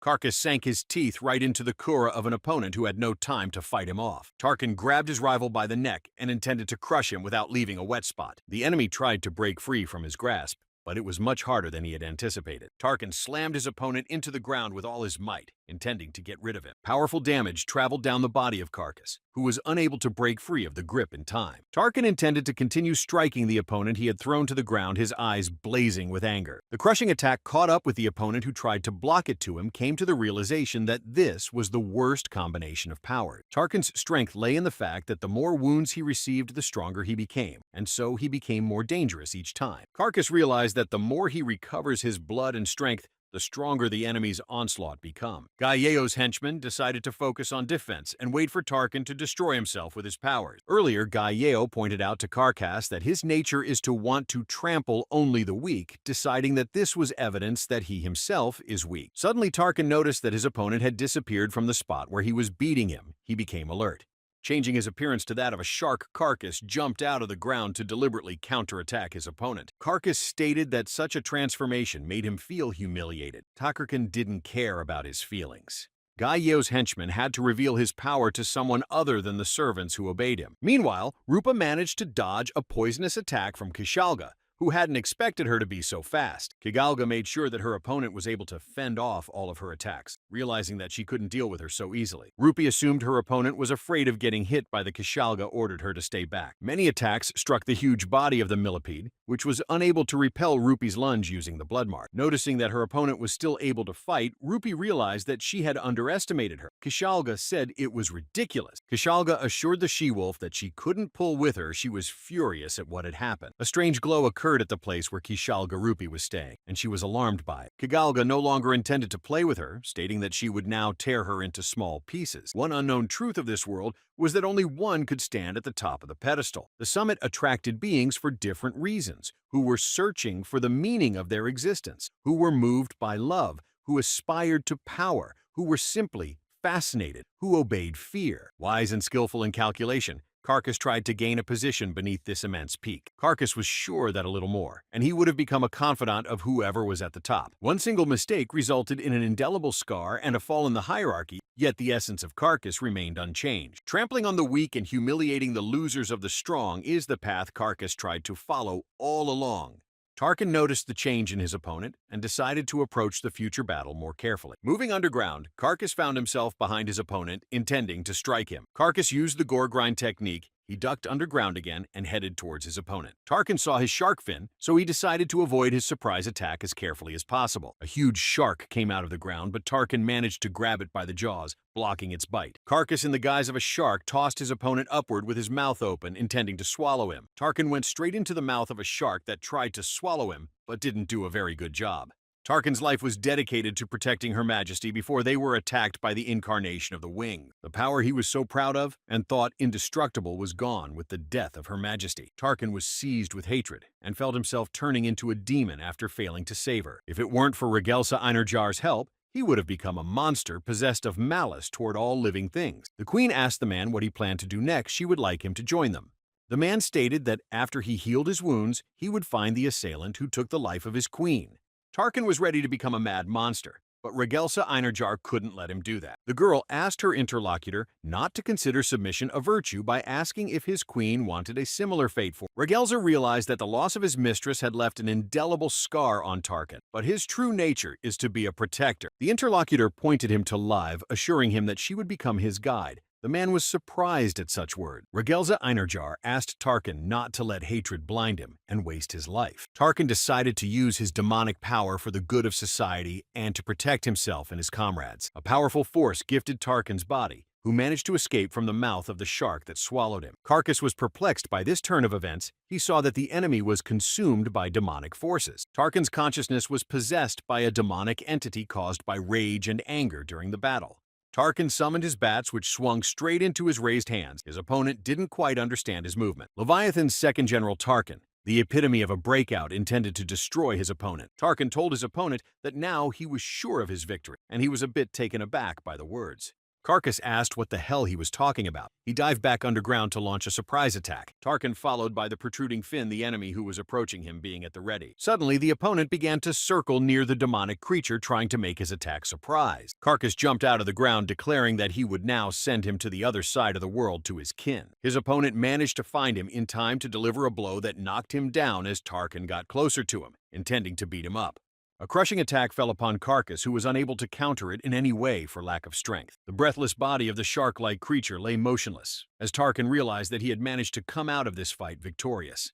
Tarkin began to apply his usual appearance. The demonic powers left his mind. After dispersing the enemy's body, a huge gate appeared in front of him, with a bright light emanating from it. Tarkin noticed that Regelsa Einherjar and his troop had entered through this gateway. Kishalga's life was full of suffering, blood, and hunger. She was willing to do anything to survive in this world. The girl felt the need to destroy enemies and devour them and nothing more. Kishalga had been convinced of such until meeting the incarnation of the wings who had granted her the branch. After absorbing the branch, the millipede took on human form. She was born as fierce as Sagal. Galleo asked the girl what her name was on, continued to consider her new look she was in for the first time. The girl introduced herself as Kishalga Galleo, informed her that this meeting was part of the journey to change the world. Galleo asked if the girl was ready to help him in this. She showed that she was ready to do anything for him. After Kishalga was chosen by Galleo in her world, where there was no interest or purpose or emotion, there was an incomprehensible feeling. Kishalga became convinced that she was a special being chosen by the noble incarnation of the wings. Only her thoughts and only her will could be represented, for his Kishalga was okay with such a thing. The girl had thought so from the moment Galleo had told Kishalga, the fifth pillar of Zaphiroth, not to forget his place. Galleo indicated that next time her misdemeanor, she won't get off with one lost arm. The Kishalga instantly realized how overwhelming the difference in strength between them was, as she realized what incredible power her lord possessed. The girl made sure that it was foolish of her to forget her place, and to think of herself as equal to her master. She was just a worm crawling on the ground before him. Kishalga realized what feeling had arisen, then decided that she had experienced love for Galleo. Suddenly, Rupi pointed out that she had gotten it all wrong, assuring her opponent that this feeling was not love. Rupi assured Kishalga that she felt fear for her master and not love as she thought. Kishalga didn't realize who her opponent thought she was, choosing to interfere with her reasoning, certain that she knew nothing. Rupi reported that in the past she had fought for the dream of a dear comrade who had saved her. The girl added that she is now fighting for the dreams of the man she dearly loved, who she fell in love with. The she-wolf explained that such feelings towards other people are called love. Kishalga stated that she didn't care about her opinions. She decided to just bake it all into her. The adversary was sure that madness was the true limitless feeling she possessed. Noticing her opponent's lunge, Rupi managed to dodge it in time, but received some injury. Rupi was surprised that she was able to approach her so quickly, figuring that she clearly had increased speed in this form. The she-wolf made sure that her opponent's strength remained the same, deciding that Kishalga realized this as well. Kishalga was sure that Rupi was waiting for the moment to deliver a crushing blow to her. The girl managed to approach her opponent from behind, confident that this was the end of their fight. Suddenly, Rupi turned around and tried to launch a counterattack on her opponent. She decided to retreat. Kishalga was disappointed that she was unable to mount such a powerful attack. Looking at her opponent, Kishalga assumed she had detected her by scent, beginning to insult her. Rupi realized that poison was her opponent's main strength, but in this form, she was in no hurry to use it. Kishalga assumed she was superior to the she-wolf in speed, But one mistake could be fatal to her. Both girls realized that the first one to let her guard down in this battle would lose. Kushalga released a multitude of spikes from her body at Rupi in an attempt to distract her attention from the main strike. Rupi managed to deftly dodge her attack, but the sudden attacking tail hurt the she-wolf's body. The she-wolf saw that her opponent was even faster than she was before deciding that she needed to take other measures. Rupi managed to dodge some of the attacks, but the onslaught of her opponent was strong, and she couldn't resist her. Kushalga found it strange that after injecting a huge amount of poison into her opponent, she continued to fight. Fury Incarnate was curious as to how Rupa had managed to stay on his feet after such a thing. Kushalga stated that such a thing should not have happened because she should have won an unqualified victory. The opponent continued to strike at the she-wolf, indicating that she had no intention of losing to such a weakling. Defensively, Rupi pointed out that Kushalga just got blood in her head and that's why she thinks she's invincible. Rupi used the blood mark technique. A series of powerful attacks fell upon Kushalga, who was unable to resist them. After the girl gathered her strength and made a lunge, Rupi noticed that she had lost sight of her. Kushalga decided to use the incredible pressure of the enemy at the last moment, confident that she would be able to win. The opponent claimed that it was her trump card that should lead her to victory. Rupi decided to take counter-attacking measures. Earlier, Nadia had cast a protection spell on Rupi. She asked what exactly it did. Nadia replied that it could protect him from many different attacks, including poisonous ones. The friend assured Rupi that as long as the spell was on her body, no poison would affect her. Kushalga was sure that Rupi wouldn't be able to survive this poisonous attack and was therefore very surprised to see her alive. Madness Incarnate realized that this power Nadia had given her, and in that case, she had no choice but to accept defeat. Rupi made a mighty sweep of his paw, being sure it was the last thing Kushalga would see before his demise. The she-wolf immobilized her opponent, who was unable to do anything about her attack. Kushalga asked how this could happen. Rupi replied that she had a trump card too. Rupi pointed out to her opponent that the trump card should remain secret until the very end she took the branch from her.